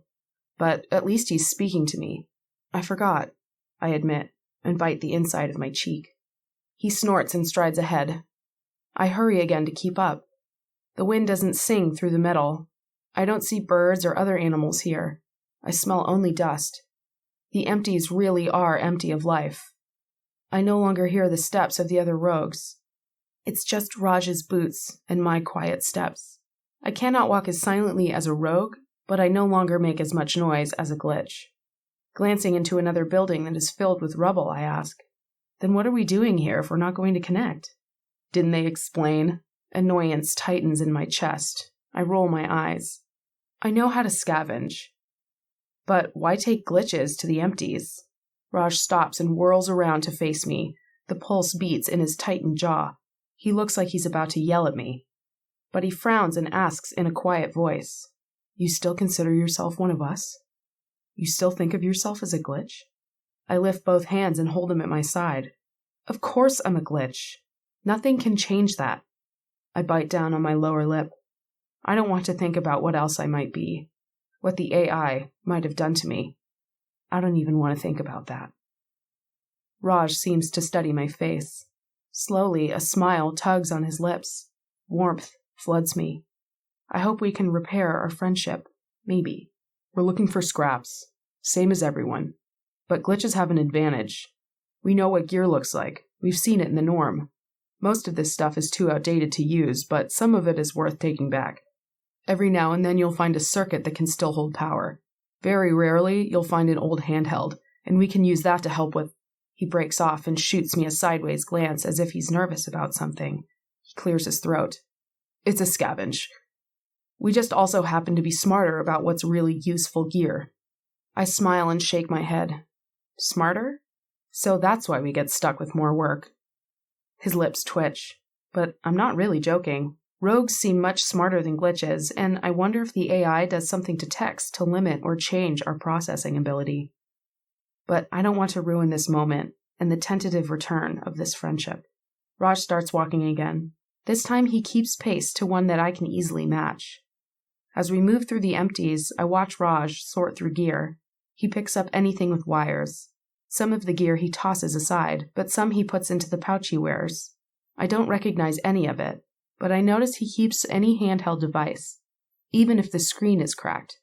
He also digs through the rubble, pulling out circuit boards that are similar to the paneling on a platform. Sometimes the boards have raised keys and unfamiliar markings. He grabs cords and shiny rocks that he tells me are rubies. You can use these to make a laser. Create coherent light.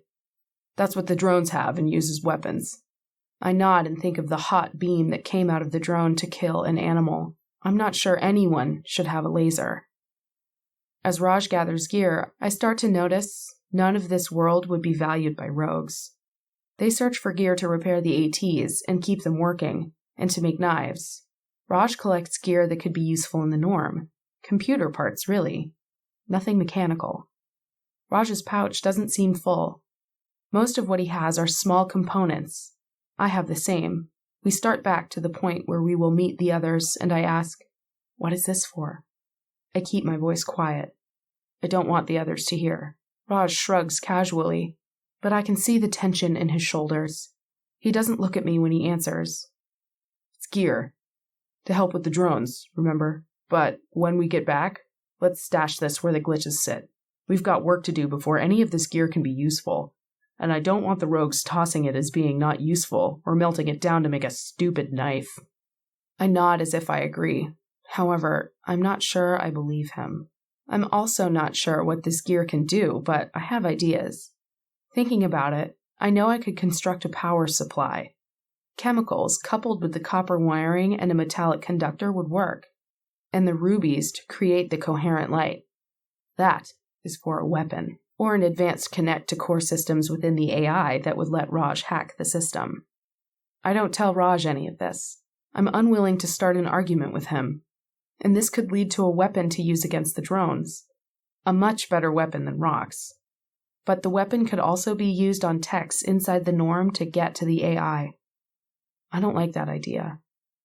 I decide I'll watch for Raj. I fear there is only one reason he wants this gear. He still thinks he can find the AI. And I know Nothing can. Chapter 23. I'm not thinking about Raj or the AI as I duck to one side. Wolf's fist sails past my head. Using the momentum, I spin and come up behind Wolf. This is a good opportunity to set him on his ass. But I only tap his thigh with my boot to let him know that I am there and I could do more. He swivels around and narrows his eyes at me as if he's going to throw another punch. But the effect is lost when I catch the curve of his mouth, tipping up into a smile.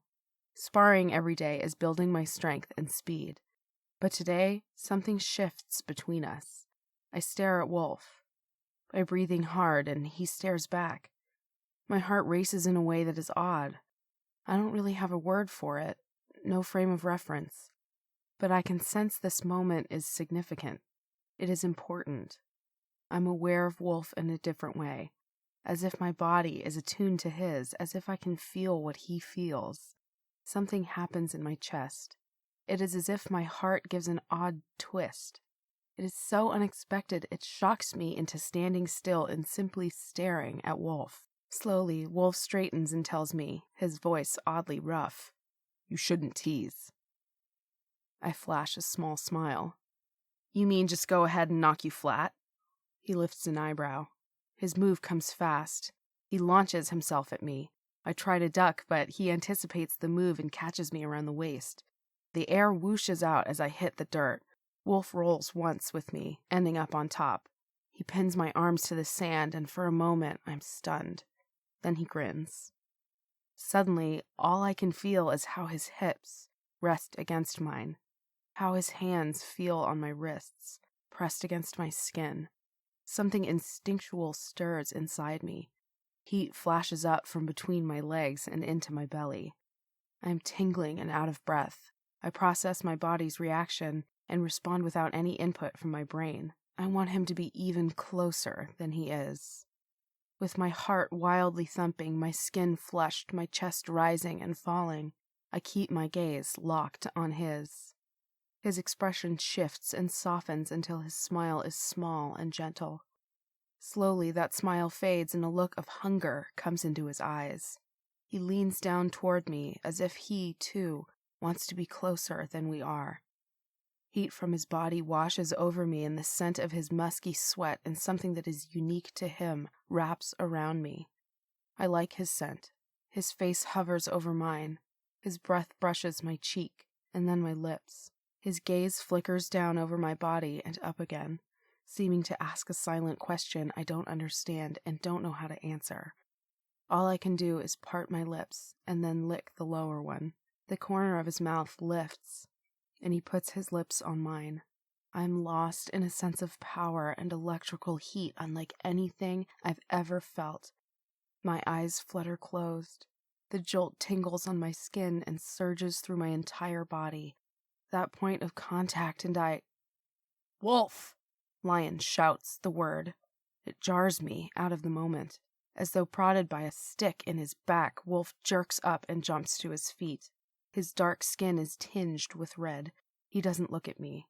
Turning, he brushes off his pants and holds out a hand to me. I'm dazed enough that I only stare at it. But then Lion is here at the training ground. He ignores me. "Wolf, you're needed. The scavenge went bad." Lion leans over and braces his hands on his knees. He has been running and barely gets the words out. Wolf is already running. Lion turns and follows. I climb to my feet and follow, my head spinning, and now with the back of my neck tingling. This is not good. Lion's face, pale and strained, tells me that much. Back in the tunnels, I head to the main room. It seems like everyone is here, but Croc is here and looking pale, too. Sky crouches on the ground, her arms around herself, and is rocking back and forth. I don't see Bird, and that kicks my pulse up even faster than it was before. I take a deep breath to slow my heartbeat and look around. 2 rogues stand over another who lies on the floor. Mark sits by himself, far away from everyone else, hunched over as if he wants to disappear. It is odd not to see Chandra with him. 2 other rogues stand with their hands over their faces. Lion glances at me, eyes narrow and hot, and I almost take a step back. That look is filled with hate. "What's going on?" I ask Mole. who stands nearest to me. She looks up, her eyes brimming with moisture. She turns away without saying anything. Wolf's booming voice echoes my question. What happened? Croc puts one hand on Sky's trembling shoulders. Her face looks as if she's covered it with white ash from a fire. Croc says something, his voice so low I can't make the words out. He looks grim, his mouth set into a thin, angry line after he speaks. How? Wolf says, the one word sharp and cold. Sky looks up. Her pale face makes her eyes look bigger, but they, too, are paler than I remember, a blue that looks like the sky in the cold morning. Her stare finds me and lingers with something I can only describe as fear. Others glance at me now, too. Rogues turn to glare at me with their stony, accusing stares. Something tugs at my arm. I glance over and find Raj pulling at my arm. I go with him and he pulls me away from the others, but I glance back at the rogue who lies on the ground. The rogue isn't lying there to nap or because of an injury. The head rests at an angle, and the open, blank eyes are like those I have seen in dreams. This rogue is forever non-functional. She is going back into the ground. Bobcat is no more. My skin chills and my stomach clenches. For a moment, I fear that what I last ate will come up again. It doesn't, but a sour taste fills my mouth. Now I'm trembling, just like Sky. Raj leads me over to where Mark crouches and sits down. I sit with them. The rogues turn away from me. I blink and wipe at the moisture in my eyes. How can Bobcat be non-functional? How can this be happening? Chapter 24. In a quiet voice, Raj tells us what happened. I wasn't on the scavenge, but Bobcat went out with Chandra and Sky. Mark nods as if he knows this. Raj glances at him and then puts his stare on the rock wall opposite us. 8 went out. 5 made it back. Bobcat, Snake, and Chandra didn't make it. Horse and Tiger brought Bobcat back, but she didn't make it. Not really. Sky? I ask, glancing over to her. She sits holding herself, and I can't tell if she is hurt badly or not. Raj glances over to Sky, too. By what I saw, injured. But she should be able to self-repair. Croc won't let me get close enough to her to tell. When I glance over, Croc's gaze darts away from mine. My mouth dries. It is not unheard of to go back into the ground in the outside. I learned that the day Bear did not come back to the tunnels. But I have forgotten how unforgiving the outside can be. What happened? I ask Raj. I put my hands in my lap. Mark shakes his head and turns away as if he doesn't want to hear anything else. Raj sighs. Horse was babbling when they came back. Said it caught them off guard. He stops and glances around as if looking for who might be listening, but everyone else is over with Wolf and listening to Horse and Tiger tell the story. Mole sits on the ground next to Bobcat, stroking her hair. I look at Raj. What did you hear? He makes a face and says, his voice grim. A drone. The words spike cold down my back. I remember the hum, and seeing a drone kill. I swallow. Raj lowers his voice. They haven't been out during the day in a long time. Tiger said they were heading for one of the old platforms. Horse said no one was watching the sky. He frowns as though he's not sure he believes this. Shaking my head, I tell him, Bobcat would have been careful. He shakes his head. Or maybe the AI was waiting for them. The AI doesn't leave things to chance. I nod. Raj is right. We fall silent and sit, watching the doors. It seems to me that Wolf is listening to the other rogues and not saying much. But he looks up. I see both anger and worry in his eyes. The same knots my insides. For 3 sleep cycles, Wolf will not send anyone out on scavenge, but water is running low. It's always a top priority to bring in more. I volunteer to go. I hear from Croc that Sky is still repairing. Mark is more withdrawn than ever, and I worry he's not eating enough. No one seems to care. Raj and I avoid the others. Bobcat is put back into the ground. The rogues go out at night to do this. I am not asked to go with them. Bird sits with Mouse and Mole and tells Bobcat's story so they remember. I go to Croc to ask what he has tried to make the water in the hot springs something we can drink. He tells me he has no time to talk to me. I go away with my face stinging and my head down. It is the first time Croc has acted like this to me. Unable to sit and do nothing, I go to Wolf to tell him I will go in the next scavenge. I can connect and hack for water better than anyone. Wolf answers me with a slash of his hand and a shake of his head. We no longer train in the mornings, and I miss it. I miss him. I want to ask if we can meet tomorrow morning, but my courage is fluid and slips away before I can grasp and hold it. Wolf glances at me and says, "Mark and Raj will scavenge." He starts to turn away, but before he does, he reaches out with one finger and touches the back of my hand. He pulls away at once. Worry still haunts his eyes, and that leaves me worried as well. I tell Raj to be careful. Very careful. I remember my dark dreams where death fills these tunnels and leaves everyone non-functional. I cannot look at Bird without thinking of her warning.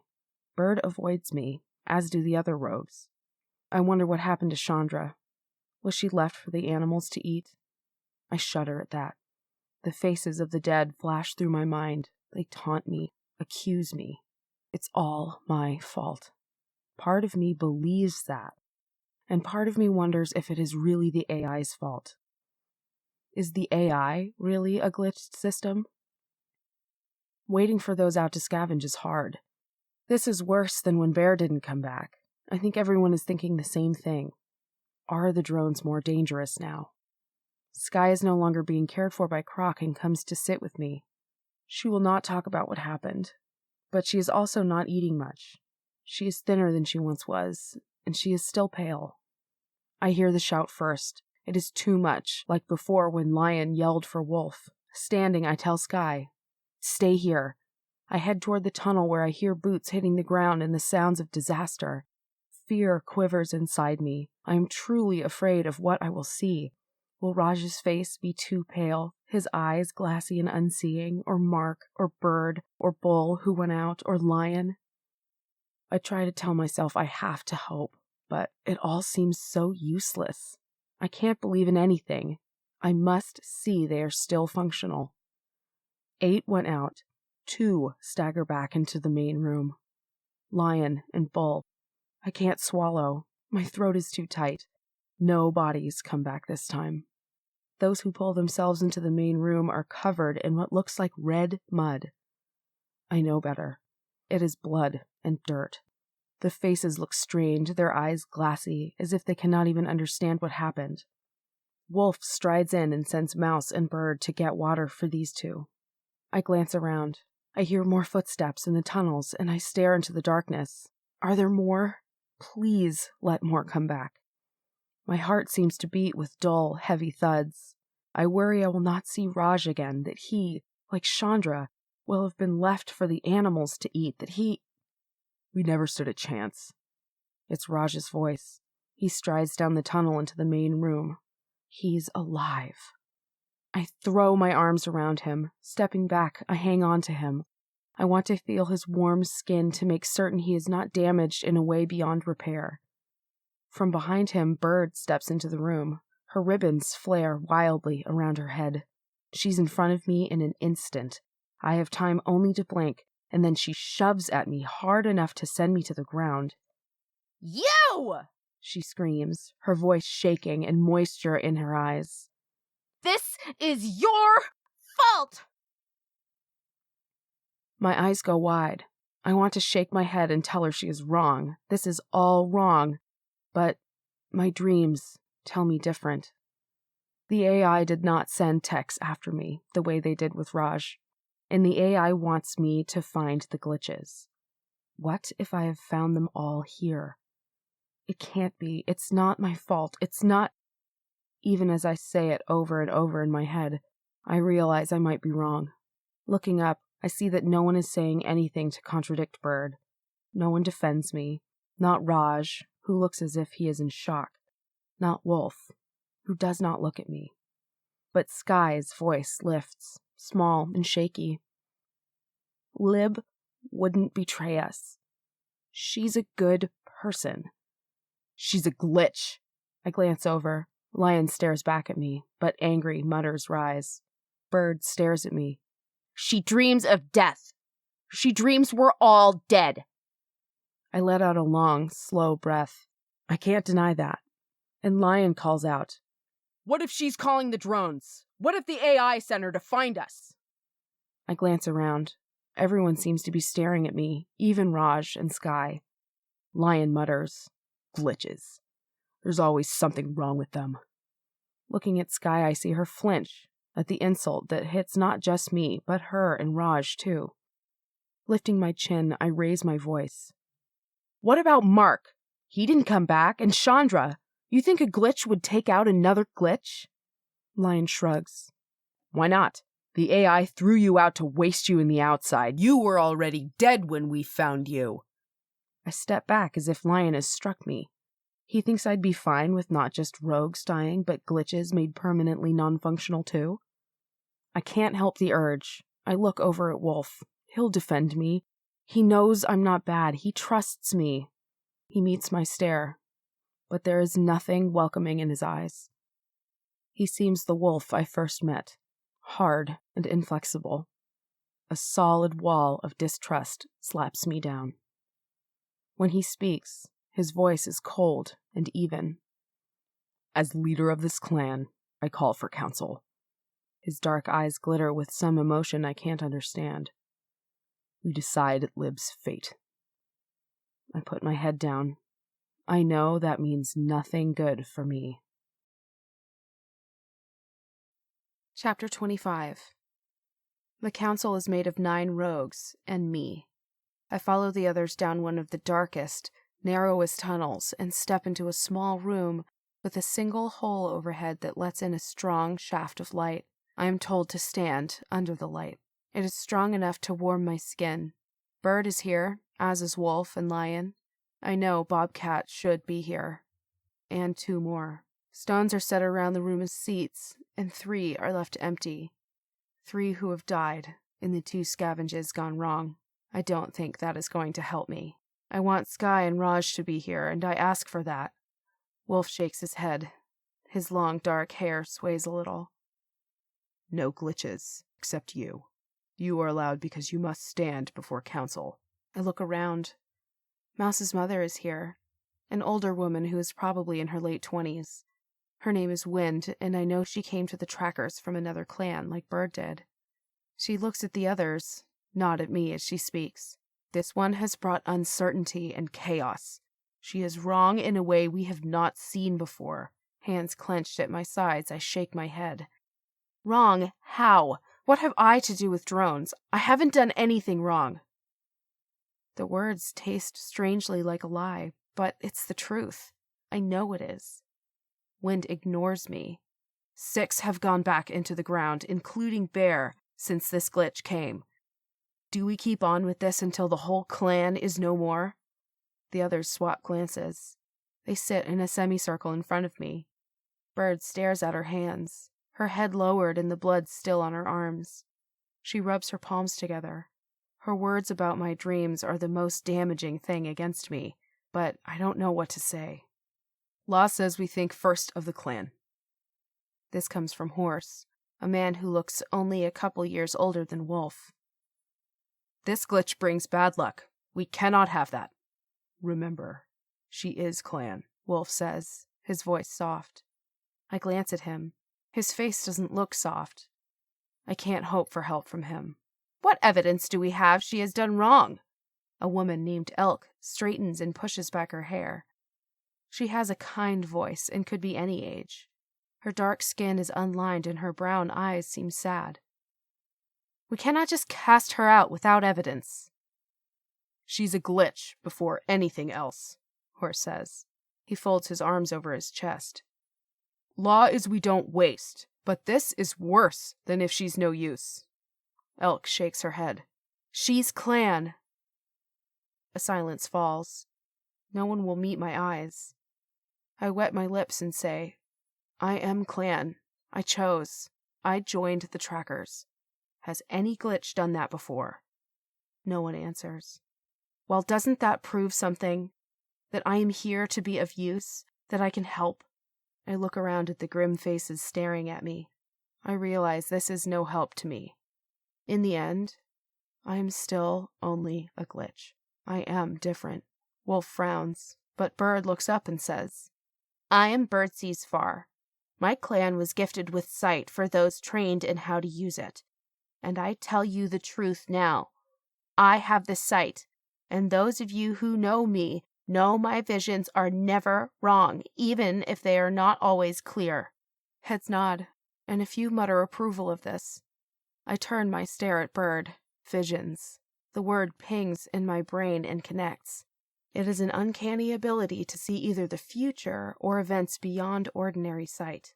This is how Bird came across me and Raj. She saw us. What do your visions show? Elk asks. Bird looks at each person, and then she puts her gaze on me. Her eyes glow hot with anger and fear. I see the smoke of ruins. I see Lib walking in shadows. She's something odd. I thought she would do great things, and she will. But now I see more. I see a valley of death. She brings destruction with her. She will change the world, and mercy be upon us when she does, for it will forever alter every path of every living thing. And I see a link, a tie between her and the AI. She is sheltered by the AI. She is used by our enemy. The room stills. Bird's voice fills me with a terrible dread. A certainty settles inside my chest like a weight. I don't want this to be true, but there are threads of truth. It's all my fault. But can I change that? A vision is simply a sign. It is not yet fact. However, glances slip away from me. Those who look at me do so with mouths thinned and eyes dark and cold. Bird has made up their minds about me. I dare not look at Wolf. I don't want to know what he thinks of me now. But my gaze slips to him. His eyes are dark and unreadable. He stands to face me and raises his hand. We cannot decide in 2 beats of a heart what one of the clan must endure for the rest of time. Think on this for 1 cycle of time. For a day and a night. When we return, your fate, Lib, will be decided. The others file out one at a time. Wolf is the last to go. He stops and stares at me. It reminds me of when we first met and he put me into the coffin. Now will he put me into the outside, where I will most certainly end non-functional? Or will I? Do I know enough to survive on my own? Or could I go back to the norm, to the AI, and tell Connie I failed? Would she take me back? I shudder at the thought. The AI's drones killed Mark and Chandra. They have killed too many rogues. They will kill the clan if they are allowed. Lifting my chin, I meet Wolf's stare. He gives a nod, as if he has decided something. I don't know what it is, but I have things to think over too. Chapter 26. The council room dims and stars come out overhead. I stare up at the ceiling. I can't sleep. Sleep brings dreams filled with death that only reminds me there is truth in Bird's words. I'm supposed to do something. I bring destruction with me, but whose? So many have become... I stop there. I hate that phrase, non-functional. That is a glitch. No, that is an AI phrase. Death is what comes to any human. And I am human, too. How can it be my fault if I haven't done anything to help the AI? But I think of the AI, secure in the norm, and with all her systems in place. How she spoke to me calmly even though she knew I was trying to help Raj all along. She was so familiar to me. She had the face of my mother. I long again to be back in a connect. That world is so much more comfortable than this one. No, I whisper to the empty room. It's not. Saying the words aloud doesn't chase away the feelings. I sit up and stare at the darkness. My eyes are used to seeing with very little light. I know how to use my hearing to judge where the wall is. I can smell fresh or stale air. Folding my legs up beneath me, I stare at the rock where Wolf sat and wonder how quickly I got here. It seems another life, the one where I was clan, but in so short a time I had. It could almost be a dream. I touch my lips. Even the press of Wolf's mouth to mine seems as if it happened to someone else. Perhaps that was a lib who forgot her function, her real purpose. It no longer matters what the rogue council decides. Slow knowledge builds within me. I must leave. I will not stay to allow others to decide my fate. The AI threw me out of the norm. I am done with others choosing for me. But there is more at stake than my own life. I think of Sky and how I found her facing sentinels in a bad connect. She's thin now, and I know she will get thinner. The outside is hard on her, dangerous and biting. It isn't for a girl like her. The norm, however, is. It's so perfect. There's no struggle to survive, no scraping and scrounging, no need to hunt for food, and no killing heat. Sky could be safe in the norm. She could be happy. So would Raj. He wants to be with his family again, and should be. But that can't happen with the AI as she is now. I promised Raj we would go back to reprogram the AI. If I do that, Sky can return to the norm. She can be happy. Raj can find his family. Maybe I can go back with them. Maybe I will find my mother and all my memories, if they exist. But I'm not like Raj and Sky. Bird is right when she says there is something strange about me. I am not really sure I want to know more about myself. But I need to think of Sky and Raj now, and any other glitches who might be with rogue clans. Standing up quickly, I decide I must go. I will go. I can tell Connie I found the glitches, and I will find a way to make her take them back as texts. I will correct the errors. And maybe I can figure out how she's tracking rogues, too. A wild hope lifts that I can return to the rogues if I do that. I will be welcome back. Wolf might put his mouth on mine again and press his body close. Or I will die. I will deal with all that later. Right now, I must escape the tunnels. Moving as quietly as a rogue, I stand and quickly head to the main room. I do not worry about being caught. I worry about being stopped before I can get what I need to make it to the norm. That fear makes me move faster. In the main room, I head to where the glitches sit and pull out my pouch, which still has the gear from the scavenge that Raj and I did in the empties. I'm going to miss him. But I don't let that thought slow me down. If this works, I'll see him again. Maybe in the norm. With my pouch straps slung over my head and sitting crossways on my body, I head to the storage room. A short tunnel that is just off the main room. I grab one skin with water and a handful of dried meat. I glance around. Croc keeps his dry plant for healing in his room, but the storage room holds cloth, food that is dried or salted to keep, barrels of water, and even the seeds Raj and I scavenged that haven't yet been put into the ground to grow. Everything for the clan to survive. It seems so little. I don't want to take from the clan, but I must. They are wrong about one thing. The clan needs to think more about each individual. The clan couldn't go on without Wolf, but it will go on without me. Before I go, I remember the cold outside and take a single jacket of thick black cloth. I hope it will help me blend in with the darkness. I pull it on and head for one of the exit tunnels, lifting my head to smell for the cold, clean air. I have no idea what awaits me in the norm, but I know the AI will be awake, and maybe Connie is waiting for me. Chapter 27. The desert is cold. The jacket is too big for me, the sleeves too long, but that means I can tuck my fingers up into the sleeves for added warmth. I walk for almost an hour before I think it is safe enough to stop and rest. Mindful of the creatures that will be out, I can hear their scenting and their howls and sometimes their padding paws tracking me. I find an outcropping of rocks and check it thoroughly before I sit down. I drink 2 sips of water, eat 1 bite of meat, and then settle to do the real work. I unpack the items scavenged from the empties. My lips are dry and I want another sip of water, but I resist the urge to drink. I have to use only what I need when I need it. That is the law. Wolf taught me that. The memory of Wolf leaves my eyes stinging and my nose burning. I really do not expect to see Wolf again, despite my hopes. I know none of this is likely to work, but I must try. I pull out a spool of copper wires, flat scraps of metal, some scorched black, some half-rusted, and an ancient handheld. I also have one of the rubies Raj found. I am going to need something else. Part of a drone. I put together the weapon Raj talked about, the laser.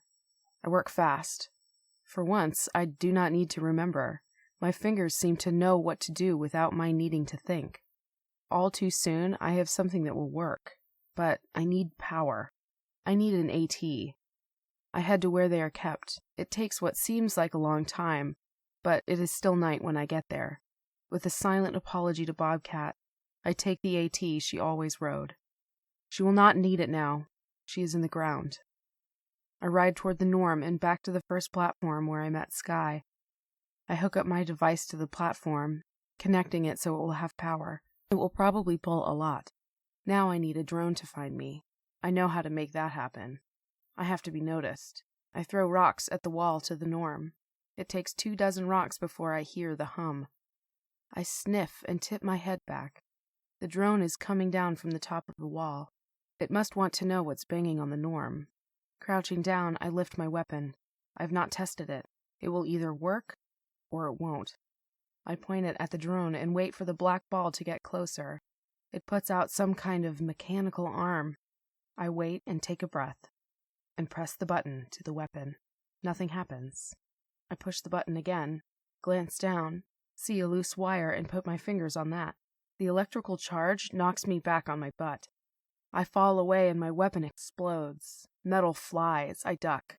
I hear the clatter of metal on metal and then a thud. Smoke tangs the air. Looking up, I see the drone is on the ground, sputtering, sparks flying out. I get up, walk over and kick it. It goes silent. It really is non-functional. I glance at my weapon. It didn't work as planned, but it worked. I think I might have had too much power connected to it. I might have shorted out the platform, too. Pulling out my knife, I start to take apart the drone. I have to work fast. The AI will send other drones. The insides of the drone surprise me. It is partly organic, partly gear. Bits of data I have from the data orb start to make sense. The data orb had a file called bioengineering.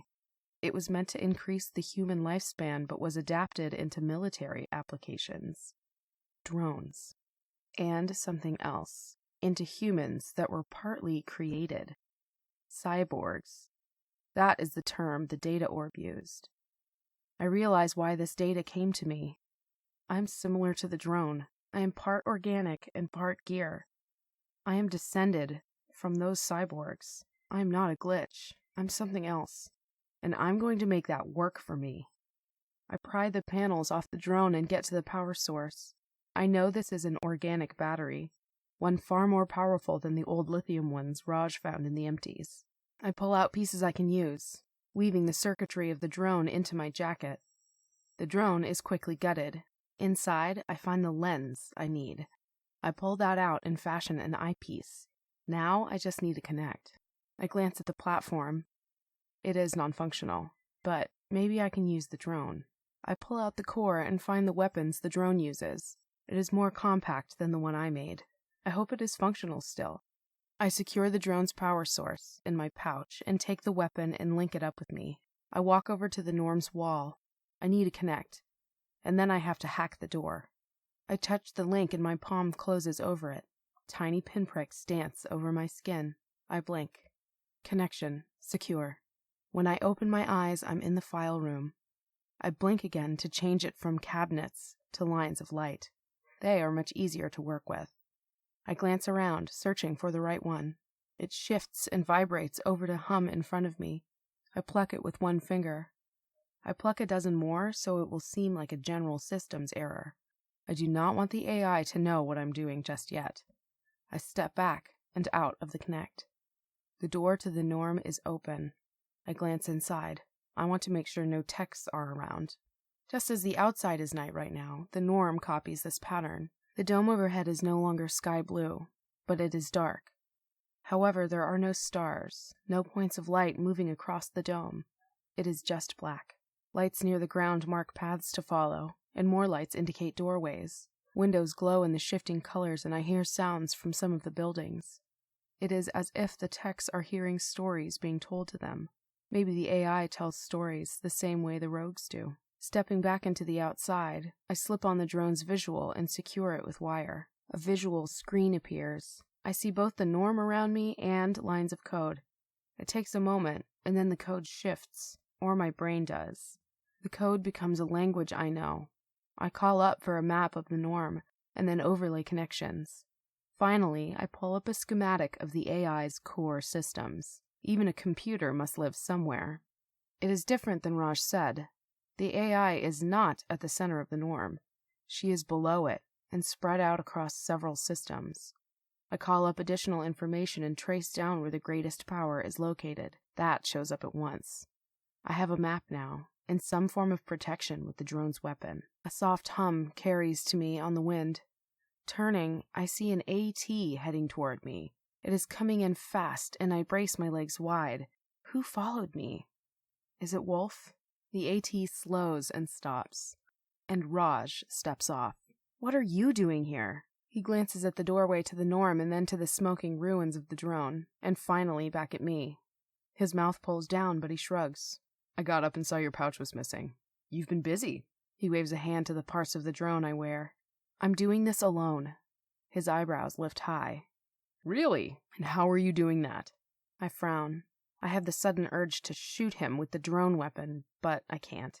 I could hit him, however, and knock him on his ass. He seems to know this, for he drops his arms and says, If we stand here arguing, that's just giving the AI time to track down your access. Or we could just get this done. He begins to walk past me, heading in the direction of the open doorway. For a moment, I'm stunned, and just stare at him. I make a frustrated noise, but I'm also relieved to have help. I don't want this to be a repeat of last time. Catching up to him, I place my hand on his shoulder, forcing him to stop. He does, and I stare into his eyes. If I say we bail, we do. This is dangerous, and I don't think the AI is going to give us another chance to walk away. He brings up his hand and puts it over mine. His fingers are as cold as mine, but he gives my hand a squeeze. You don't have to do this alone, Lib. I won't let you. We're going to fix the AI and the norm. I manage a small smile and nod, and I wish I had his certainty. We step inside the norm. The door stays open behind us. I might have broken it. Because it is night, it seems the techs are asleep or inside. I nod the direction we need to take, and we head out at a slow jog. The core's not where you thought, I whisper to him. He gives me a glance, but he follows me. We stay in the shadows between buildings, half running. The drone's visual lays out the route we need to take. Raj's breathing becomes labored. Mine doesn't. I'm both faster and stronger. Maybe it's all the training with Wolf. Or maybe it's the bioengineering in me. The skills and power I used to get Raj out of the norm return. They are stronger here. Or maybe it's just that I can access them here. Either way, we're moving fast, and I see the building we must enter. The doorway is dark. I nudge Raj. Just up ahead, I say, keeping my voice quiet. I want to head straight to the AI core, but other blips appear on the visual. There's movement up ahead. Drones. I halt at the corner of the building, holding out an arm to stop Raj. He leans against the wall. I watch for drones. 2 head down the screen, scanning, moving slowly. We stay still in the shadows. The drones slip past. How did you do that? Raj mutters when he's caught his breath. He motions with his hand to the gear I'm wearing. I bite my lip. But this isn't just about the gear. It's that I could integrate it with my systems. I'll explain later, I say quietly, hoping he'll drop it. He puts a hand on my arm. Drones are advanced biotech. He lets the words hang between us. His face is half cast in shadow, making it difficult to know what he's thinking. I shake my head and say, we need to move, now. We dart out and run into the building. The norm seems to think it needs to be daytime because the dome overhead is starting to lighten, as if it is dawn. That doesn't matter. We head to the building indicated on the map. I yank on the door. It sticks. So I glance at the map and then at my hand. My palm tingles almost like a Kinect, except I remain in the norm. To my surprise, the door swings open easily. We duck inside. Behind us, the door closes, leaving the room utterly black. I find that I don't need light. My eyes adjust instantly, and the drone views show everything in tints of green. I can't see anything, Raj hisses. Don't worry, I can. I take his hand and lead him down a long hall. According to the map, the AI core has to be housed below us. That's what's pulling the most power. Other systems are spread over the norm, but Connie would need extra power. She has to be here. If we can reach her, we should be able to connect and hack her program. Then we can shut her down. But it's not going to be that simple. 3 drones appear on the map. They're small blips and they're heading our way. I glance around and heft the weapon in one hand. Can I make all 3 non-functional before they fire on us? I'm not sure I can, and I fear it would only alert the AI to send more drones and techs to swarm us. I point ahead of us and then up. Raj lets go of my hand and holds out his palm. Need light. And that. He whispers and nods to the weapon in my hand. I give it to him and glance at the wall. Light is not something my biotech was designed to need, but that doesn't mean I can't use it. Reaching out, I place my palm flat on the wall. Fibers tickle my skin. I concentrate and think one word. Lights. The floors and ceiling brighten with that cool blue light of the norm. Raj aims and fires the drone weapon. A beam of light that smells like burning metal shoots out. Raj sweeps the hall in front of us. I would have tried to separate bolts, but his sweep does a better job. The light cuts the drones apart. The drones crash to the floor and lay there, sparking, smoke rising from the remains. I glance over at Raj. He's breathing heavily and sweat gleams on his face. How'd you know how to do that? He straightens and the corner of his mouth lifts. Games, when I was a kid. Before the AI kicked me out of the norm. I nod. This isn't a game. Raj doesn't hand the weapon back, but he says, Good. I'm not playing. We start down the hall again, but there's no way Connie doesn't know we're here now. Chapter 28. We find stairs, and I follow them downward, and then it becomes a ladder to go even deeper. The map shows me this is repair access only. I wait for something to go wrong. Drones can't fit in the access tube, but my palms are damp and so is the back of my shirt. I was expecting more defenses, and I begin to think she is letting us walk in for her own reasons. Glancing over at Raj, I see him lick the sweat off his upper lip. I wonder if he thinks the same thing I do, but I don't bother asking. It doesn't matter what we think. The tube opens out into a narrow hallway. The drone visual shows we've almost reached the room we needed to access. The place is oddly quiet, except for a distant hum of power and electrical wires. Raj glances over at me. No drones? I shake my head. I don't know what's next. He shrugs. Doesn't matter. He points to the door ahead. That's the only way out for us. We start down the hallway, our boots echoing against the metal floor. At the door, I stop and Raj stops a step behind me. I glance at the door. There is no way to open it, but a railing, just like the other ones on the platforms in the outside, rises up next to the door. It is thin and green. I reach for the railing and wrap my hand around it. Instead of the prickle of a Kinect, a memory washes over me. Muted blue walls, and the brighter white-blue lines of data. It's calming to watch it flow. I know she will protect me. Watch over me is her favorite. I fret sometimes that I do not go into the norm, but there is so much data to absorb. She shows me what is important. The memory ends. It leaves me chilled to my core and my heart pounding. I glance over at Raj. He hasn't noticed a hesitation, meaning it happened in less than a nanosecond. He doesn't know, but I do. I lived here. I was happy, or at least content. He can't know that. I decide. Not ever. Are you going to open it or what? Raj asks. I glance at the railing at my hand. I fear we are walking into a trap, but I cannot turn back. I close my eyes. Whatever's beyond this door isn't going to be good. I vow I will do everything possible to make certain Raj makes it out of this alive. With a steadying breath, I twist the railing and command the door to open. It does with a soft hiss, like a breath. Up to this point, it has all been so easy, so calm that I'm actually not expecting the swarm of things that fly at us. These aren't drones. They're scabs. I know what they are at once. Instead of being smooth globes like a drone, they have arms and legs and attachments sticking out of a flat disc. They rush us. One catches my arm, its metal claw cutting my skin. Raj fires the drone weapon, slicing through metal.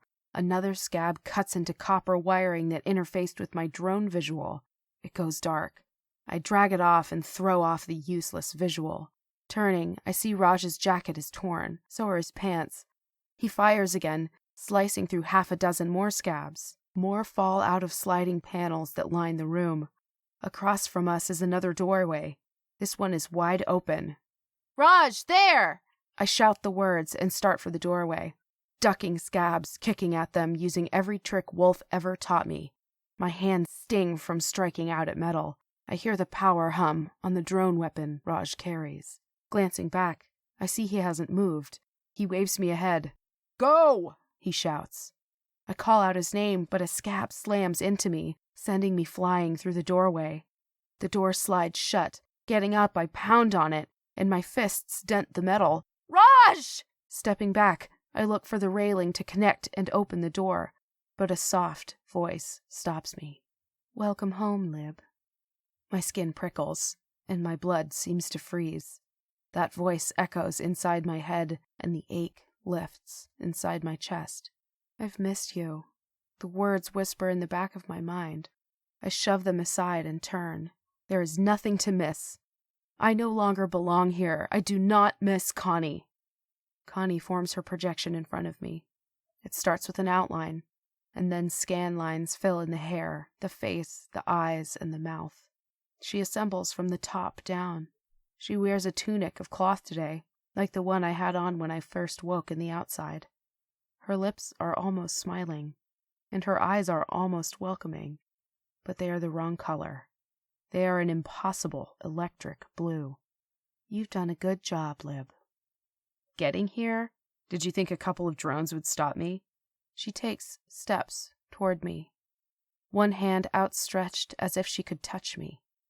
She needn't bother with this, and I wonder why she does. "Of course not. Their purpose was to take out the glitched tech with you. But the scabs can do that. You wanted me here. It's not really a question. I can still hear the noise of the drone weapon on the other side of the door, whining and high. I walk through Connie and head for the opposite side of the room where the controls must exist. I have to stop in front of the controls. There are so many railings and status lights. I have to get into the system, but how? Connie walks over to my side. Her feet do not quite meet the floor, and she makes no sounds when she walks. But she smiles at me. "I knew you would return." Her voice is calm and might be sweet if it wasn't so cold. "You were meant to return once you fulfilled your purpose." She struggles with a frown. It doesn't quite form, and she gives up and says, "You were meant to come alone." "Why did you bring a glitched tech?" I study the controls in front of me, but I ask her, "Why not?" "And what do you mean I was meant?" The projection flickers but remains still. "The purpose I gave you. It is your entire meaning. It is the reason you exist." I have to look at her, even though she's not really there. Reason? I trail off because I know this is the truth. I am a created being. Manufactured. No. I have a mother. I have Connie. Images blur in my mind. I have a mother, and yet I don't. How can both be true? Connie wears my mother's face. I know this for a fact, and yet I also know I've been engineered, given purpose by the AI, and then manipulated by Connie. I stiffen my back and stare at Connie.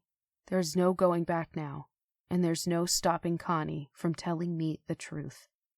I reach for the control railing, but a sharp prick stabs my lower back. It's like a Kinect, but different. I glance around. A glowing cable extends from me. It's buried in my lower back. I know this at once. The data dump rips information from my skull. With a cry, I fall to my knees and clutch my head. Memories are dragged from me. New ones, old ones. They try to come together only to twist apart. Connie steps up to me. Sending the glitched text wasn't a good solution. I did not anticipate they would join up with the descendants of those who rejected the security of the norm. She strokes my head with a hand as if I can feel her touch. I struggle to fight the download, but I can't. What will I be without memories? Will I be back to being nothing, empty as the ruined cities? The program was sound. Recycle glitched text to the outside. Instead, they did not recycle. They return and connect through back doors and use low-level systems to steal. Stealing is wrong, Lib. Bad enough that this affects the norm. It puts schedules in danger. That puts everything inside the norm at risk. I protect the norm. I keep it functional. I maintain the schedule for the plan that will save humanity. The departure is exact and cannot be delayed. I choke out a cry and flail at the connect to my spine. I can't reach it. That is why I grew you. The perfect glitch to be put in the outside. Your purpose was to find the other glitches. Search them out and return with the data on their location.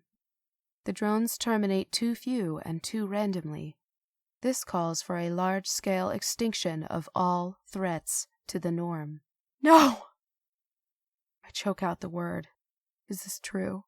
The drone attacks were random. I'm not at fault for that. But I am now. Connie straightens. You have given me the location. I will correct the error. Imperfection constantly burdens humanity, but that can be remedied. In the end, the survival of humanity is all that matters. The download takes locations and landmarks, but skips past Bear's choice to go back into the ground, and the sorrow I felt. It starts to download Wolf's image and skips again. It can't deal with emotion. That is Connie's flaw. She has no physical body. She can simulate feeling, but she can't understand it. That's why she needed me, and that's what I can use against her. I think about Wolf, about how his body pressing against me left me tingling and warm. I think of his mouth covering mine, how he stole my breath. I focus on the pride of getting a hit on Wolf and the pleasure of his smile. Connie tips her head to one side.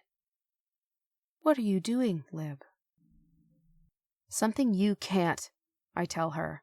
I let the tears spring to my eyes. I think of Raj, fighting for his life, and how it felt to have him put his hand over mine. I think of Bird's fear and anger, my frustration, and I let go of a low growl. The download stutters again, and I use that instant and flip it around.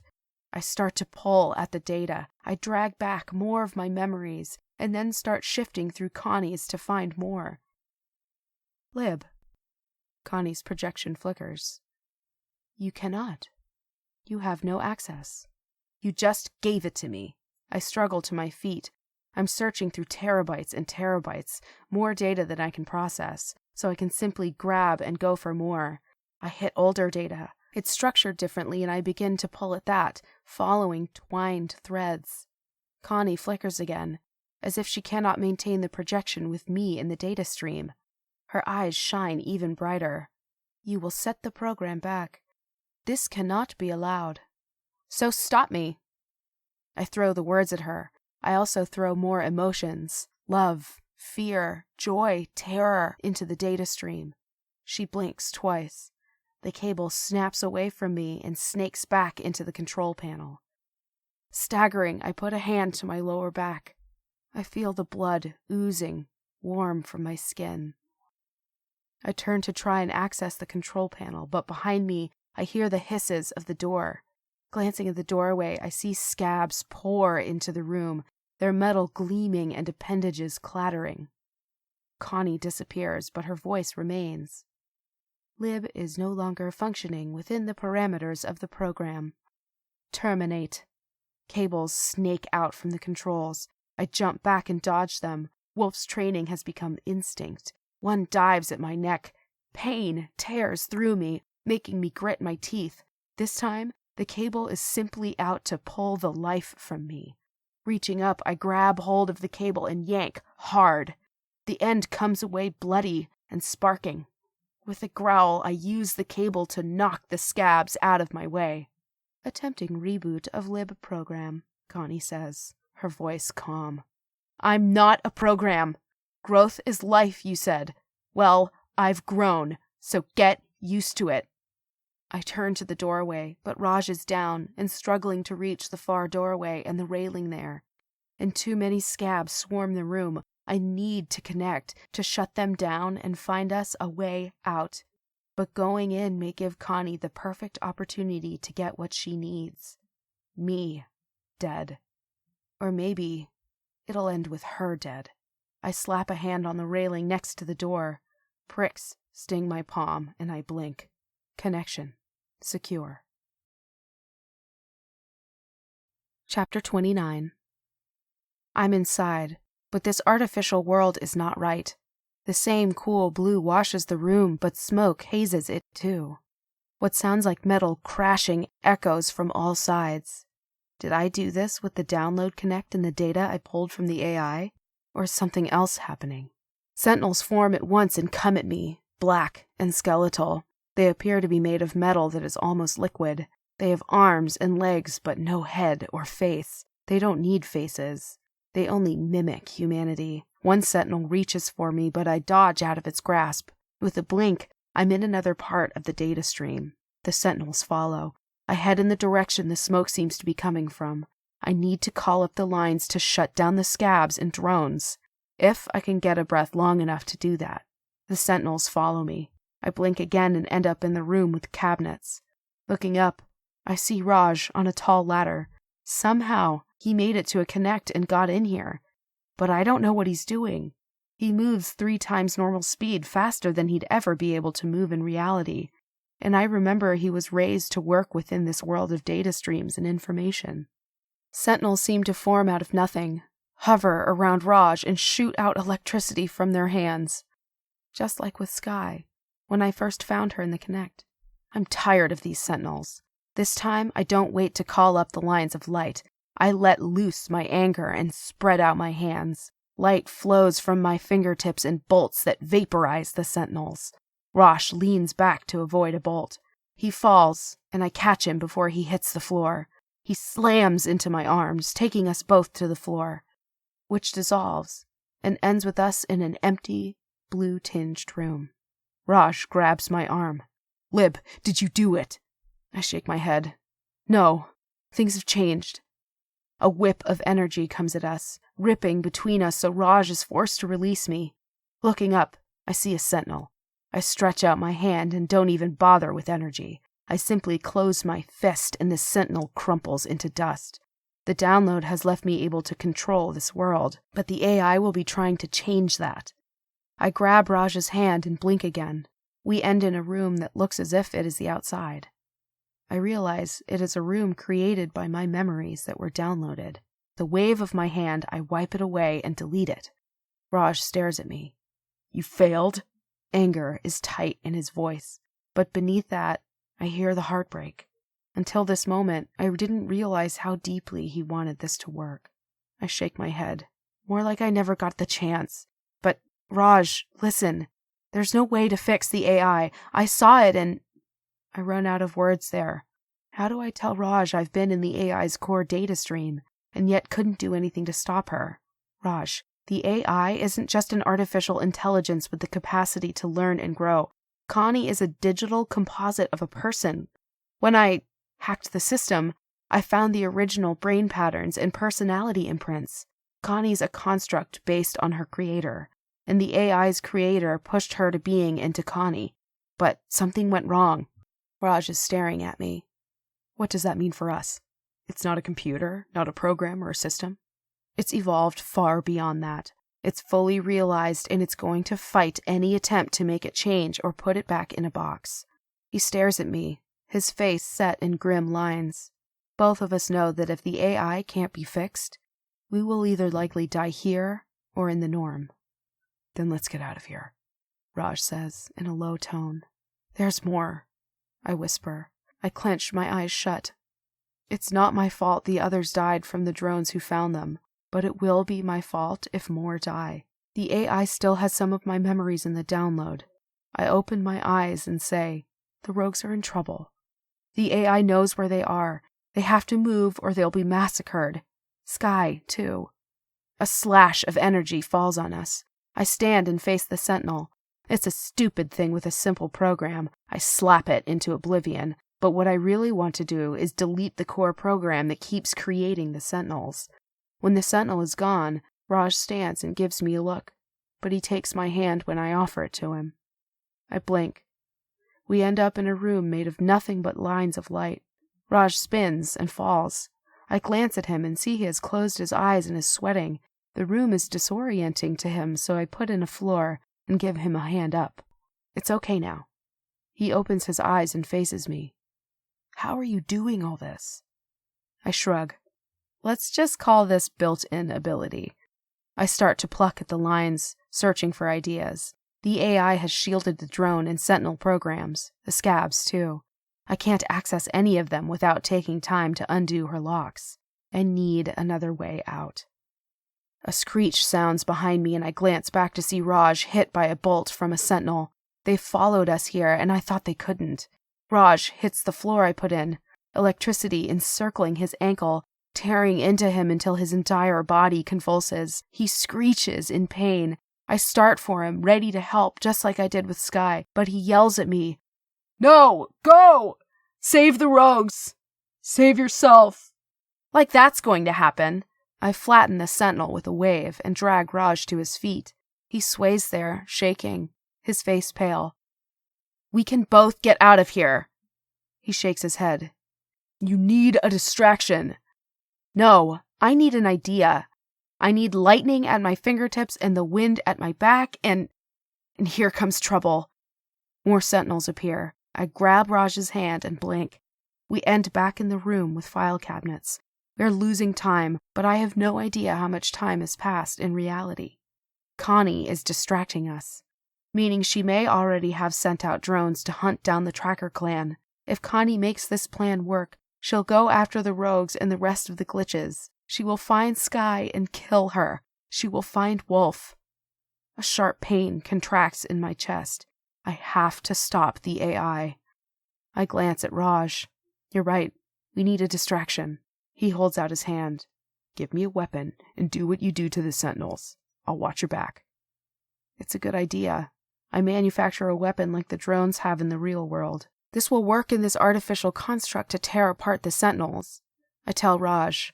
It works just like anywhere. Point and press the button. He nods.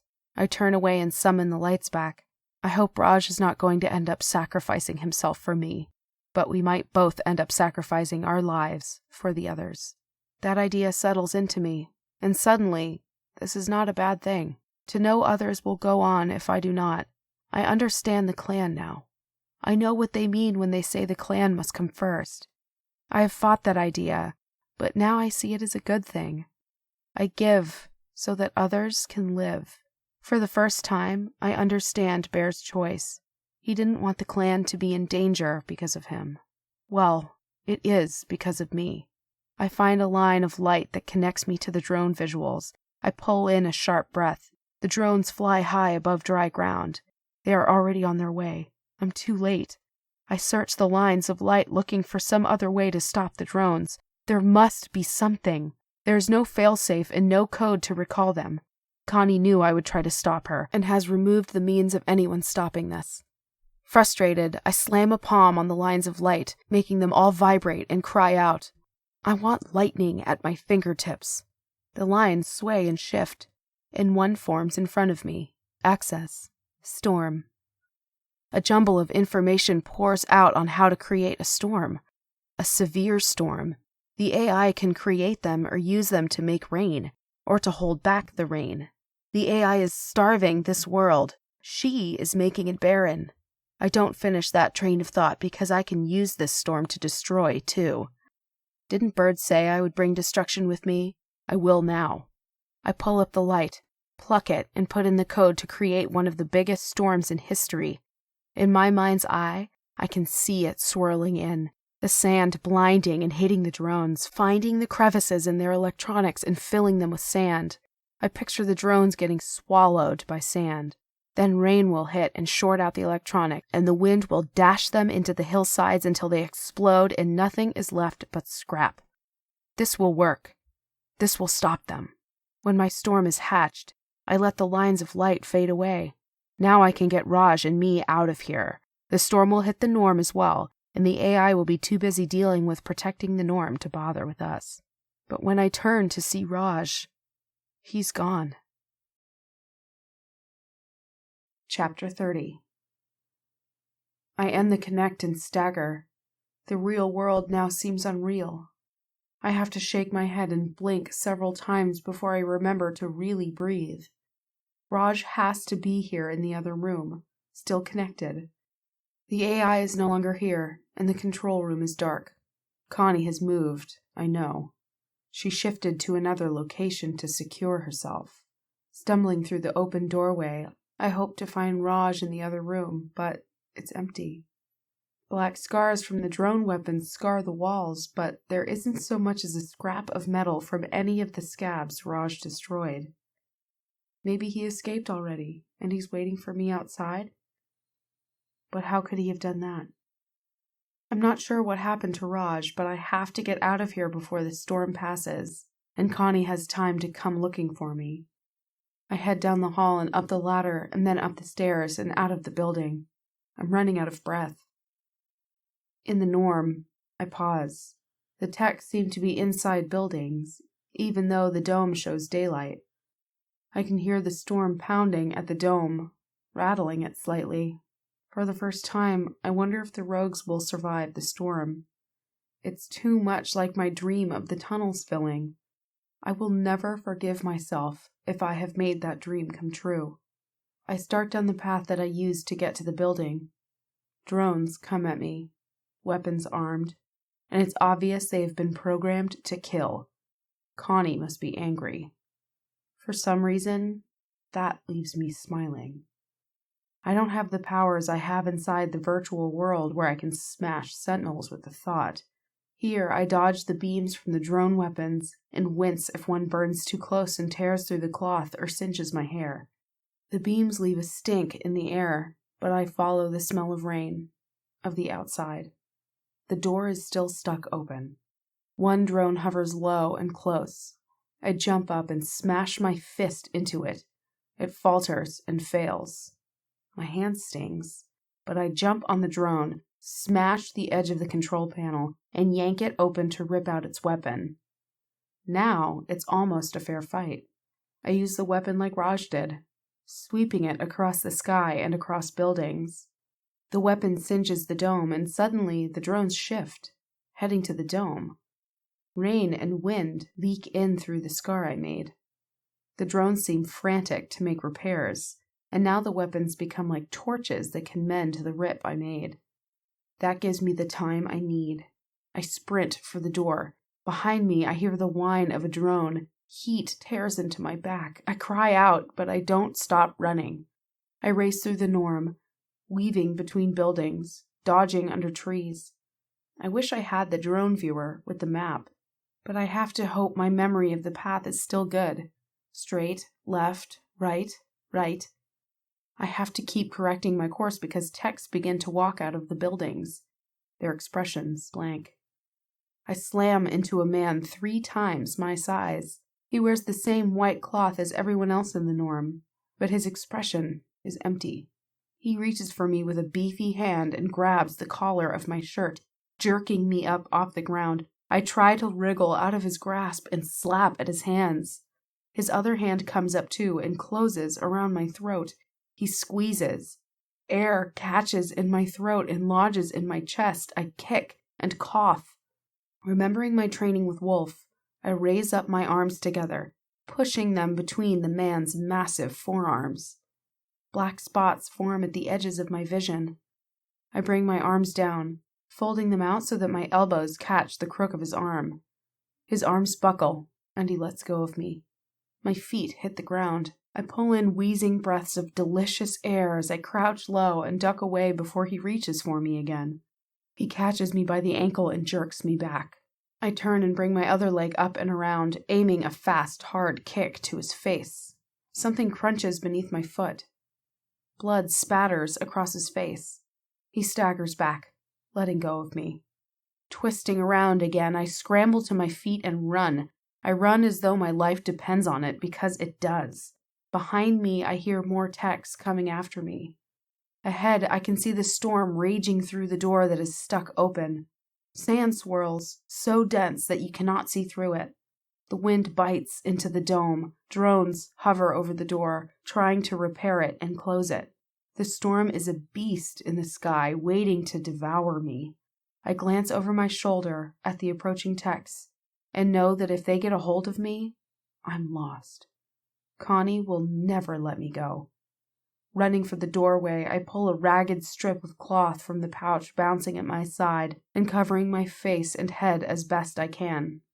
The door starts to slip closed. I lunge forward, throwing myself into the outside, half falling and half sliding. The door catches the heel of my boot and then sneaks closed, leaving me to face the storm I created. Chapter 31. I'm going to die. As soon as I step into the storm, the wind slaps at me. It howls so loudly, it deafens me. The sand scratches at my eyes and scours my skin. It catches in my throat, forcing its way down. I put an arm over my face to try and keep the cloth over my head, but I can't see much. The door behind me is closed, and there is no way forward. I'm going to die here, and now, alone. Raj is not waiting for me. I don't know where he is now. How can he be back in the norm, or even in a connect? I have no idea where he vanished to, but now I think maybe he has the kinder fate. I collapse in a heap. Sand sweeps up around me, half burying me. I think I hear my name being called, but I'm certain it is just something I wish would happen. Another yell carries to me with the howl of the wind. Here! It sounds like Wolf, but he can't be here. He's hiding in the tunnels, fighting not to be buried by my storm. I slump against the wall to the norm, ready to be buried. Giving up seems a good idea right now. I saved the Tracker clan. I found the glitches. And it's not my fault anyone died. Sometimes that just happens. But I'm ready to go back into the ground. I see Bear take the knife from Wolf and I smile. It is a good choice to give up so others can go on. Bobcat would do the same. And I am Tracker Clan. The law is clan comes first. Strong arms scoop me up. It's nice to be held. I snuggle closer to a man's chest, hard and muscled. For an instant, it seems like being back in a Connect reality and non-reality blur. But I can hear Wolf's heartbeat. I smell his scent. The virtual world only lets you see illusion. It doesn't do a very good job with all the senses. Prying my eyes open, I squint up. Wolf wears cloth over his face and it almost hides his eyes, but I know this is Wolf. Only he has that scent like dry sage. He's come to save me. Vaguely, I see the AT parked nearby. It is one of the bigger ones. It also has cloth over the cage now, but the wind tries to strip it away. Wolf carries me to the AT. The engine hums to life. Beside him at the controls sits Bird. She glances at me and frowns, and I think I hear her say something about destruction. But she has a cloth over her head and face too. The AT turns and plows a path away from the norm. The wind pushes at us, as if it's trying to tip us over. I can't see much, but something wet stings my face. I hold out a hand. Another drop of water falls from the sky. I smile. About time my rain showed up. Going to be a wet one, Wolf. Hope the tunnels are ready. Then I give up holding on and let the world fade into nothing. I wake to see Croc bending over me. He straightens. Can you sit? I nod, but when I try, I find I can only lift a hand. Croc takes it and pulls me upright. The world spins, coming back around me. Croc spreads something cool over my back. It's then I realize I don't have a shirt on. Never seen burns this bad on someone still alive. That's nice. I frown. Did you give me something? Croc waves something burning and smoking under my nose. It smells nice. Just a little smoke to relax you. Didn't know how you'd wake. Any headache? Dizziness? Do you want to throw up? I frown. If I say yes to any of that, I'm not getting out of here. Croc comes back around, his fingers shiny from the stuff he put on my back. It has a smell like a plant. He puts the jar of stuff down and hands me a shirt. It has a burn hole in the back. He glances at it, tosses it away, and hands me a shirt made from animal skin. I take it and put it on. Glad it's soft. Every muscle in my body screams, but the smoke at least makes the screams seem like they come from a long way away. Let me guess. Council still wants to see me? More like everyone. Croc folds his arms over his chest. I hear tell you came in with Wolf and Bird and a storm that's filled our drink storage. We don't need to do a connect for some time is what I hear. I also hear there's drones littered across the land like some big ol' wind came along and smashed them into the hillsides. Going to be parts for gear for a time. I nod. I also manage to get onto my feet. Croc lets me, watching me the whole time. If you're good enough to stand, best go face the others. It will get Wolf to stop poking his face in here every 5 minutes. With a smile for him, I head for the main room. I have to trail my fingers along one wall of the tunnel to stay on my feet. I'm dizzy, my head does ache, and my stomach keeps twisting on me as if it's about to rebel, but I manage to step into the main room. Everyone stops talking and heads swivel so stares land on me. I don't really care. I've faced the AI and my own past, and I'm not sure anything can hurt me anymore. Wolf stands and comes over to me. He puts a hand on my waist as if he's going to catch me if I fall, and I might. You're hurt. Not that bad, or Croc wouldn't have let me out. He gives a nod and turns to help me to the fire, but Lion blocks the way. Why is she back? I glance at him, eyes narrowed. Lion meets my stare, but then his gaze drops and he backs down. I push Wolf's hand away and stride over to where the rogues sit. Sky is by herself, and that breaks something inside me. I stride over to Sky, grab her hand, pull her to her feet, and bring her into the circle of rogues near the fire. Someone starts muttering. I glance around at the faces turned up to me. Shut it and listen. I plunk Sky down next to me. We don't have time to be stupid, and the differences we have are going to make difference in our lives. Now, you want to blame me for everything that has happened. Well, you aren't entirely wrong to do so. It's a long story, mine is, and I'll tell it on a long night, but right now I've got important things to say. You want to hear them? Or you want to slap your hands over your ears and close your eyes and act like a mole that doesn't like the light? Mole ducks her head, but not before I see her cheeks flame red. I glance around. The rogues all swap glances. I start to see bodies stir, but Bird steps up. You best hear her. She brought the storm, the destruction. You'd best listen. I swap a stare with Bird. I'm not sure we'll ever be friends, but I can respect her honesty. It's time for some of my own. I look back at the rogues, and I take a breath, and a last glance at Wolf for courage. Sky touches my leg. I glance at her, and she smiles up at me and gives me a nod. I look around again at the group. I have to make them understand. First off, I'm not a glitch. Well, I am, and I'm not. I was never a tech. I was made to be what I am, and you'll have to take that as it is. We're all made what we are, Elk says. I flash her a smile.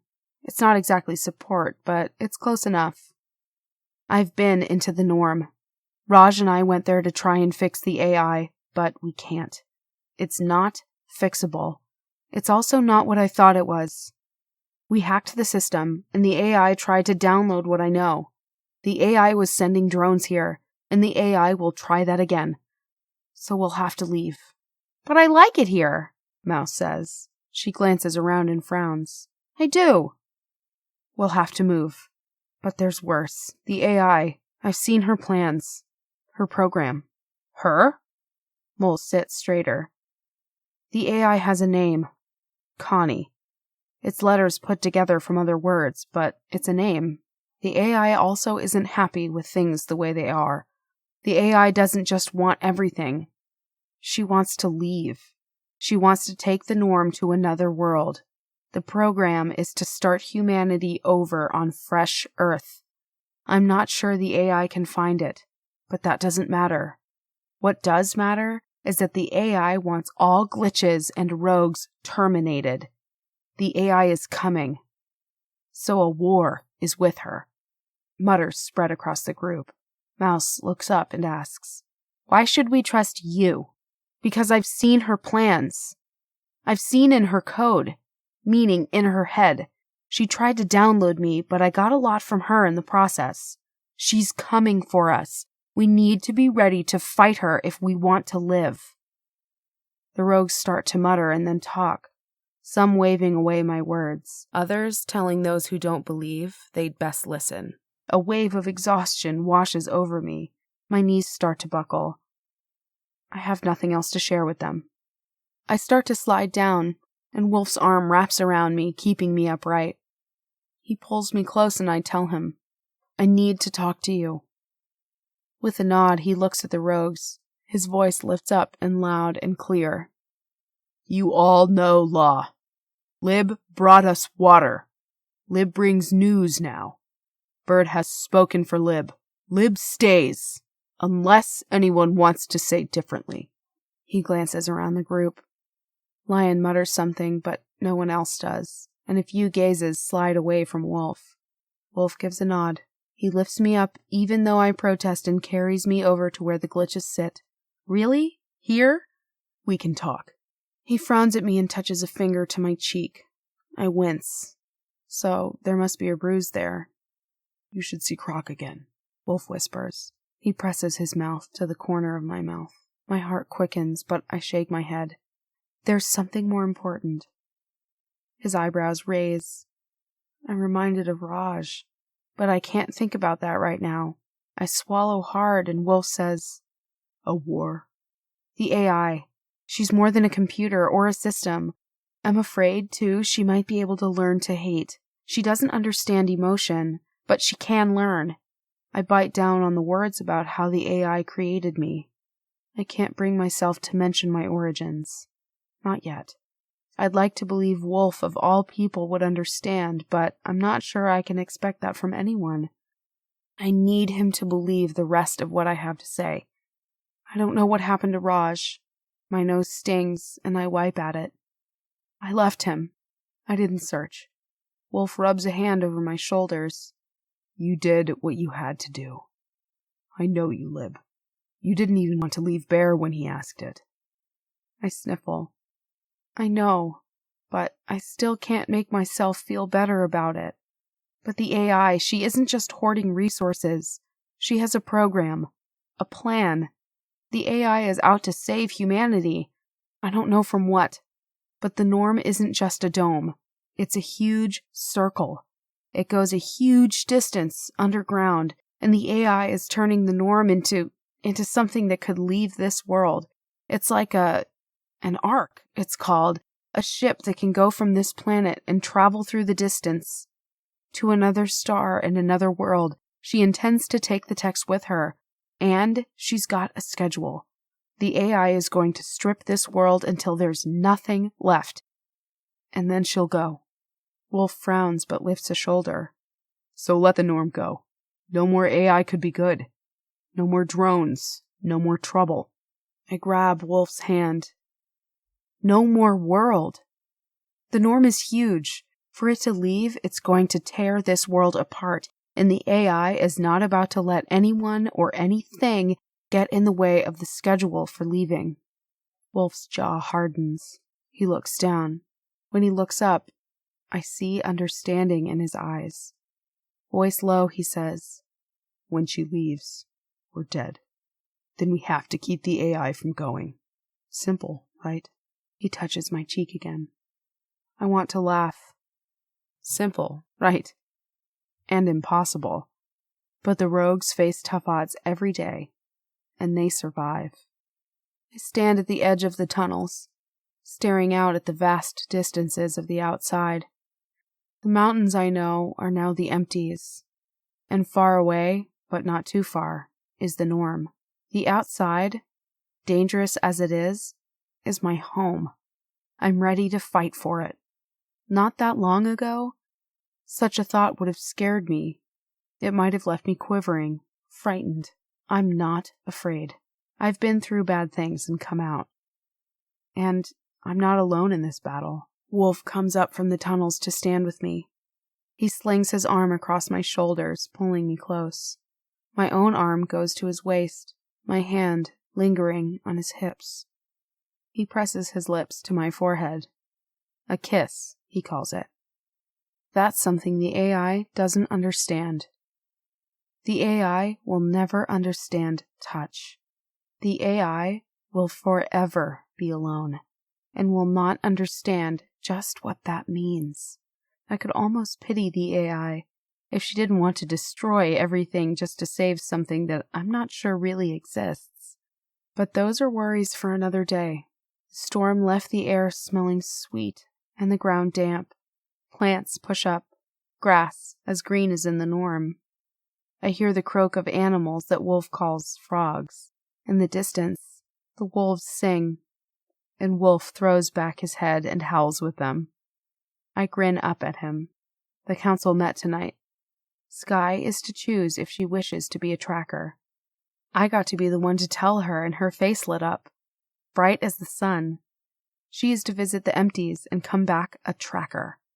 For the first time ever, we are not rogues and glitches.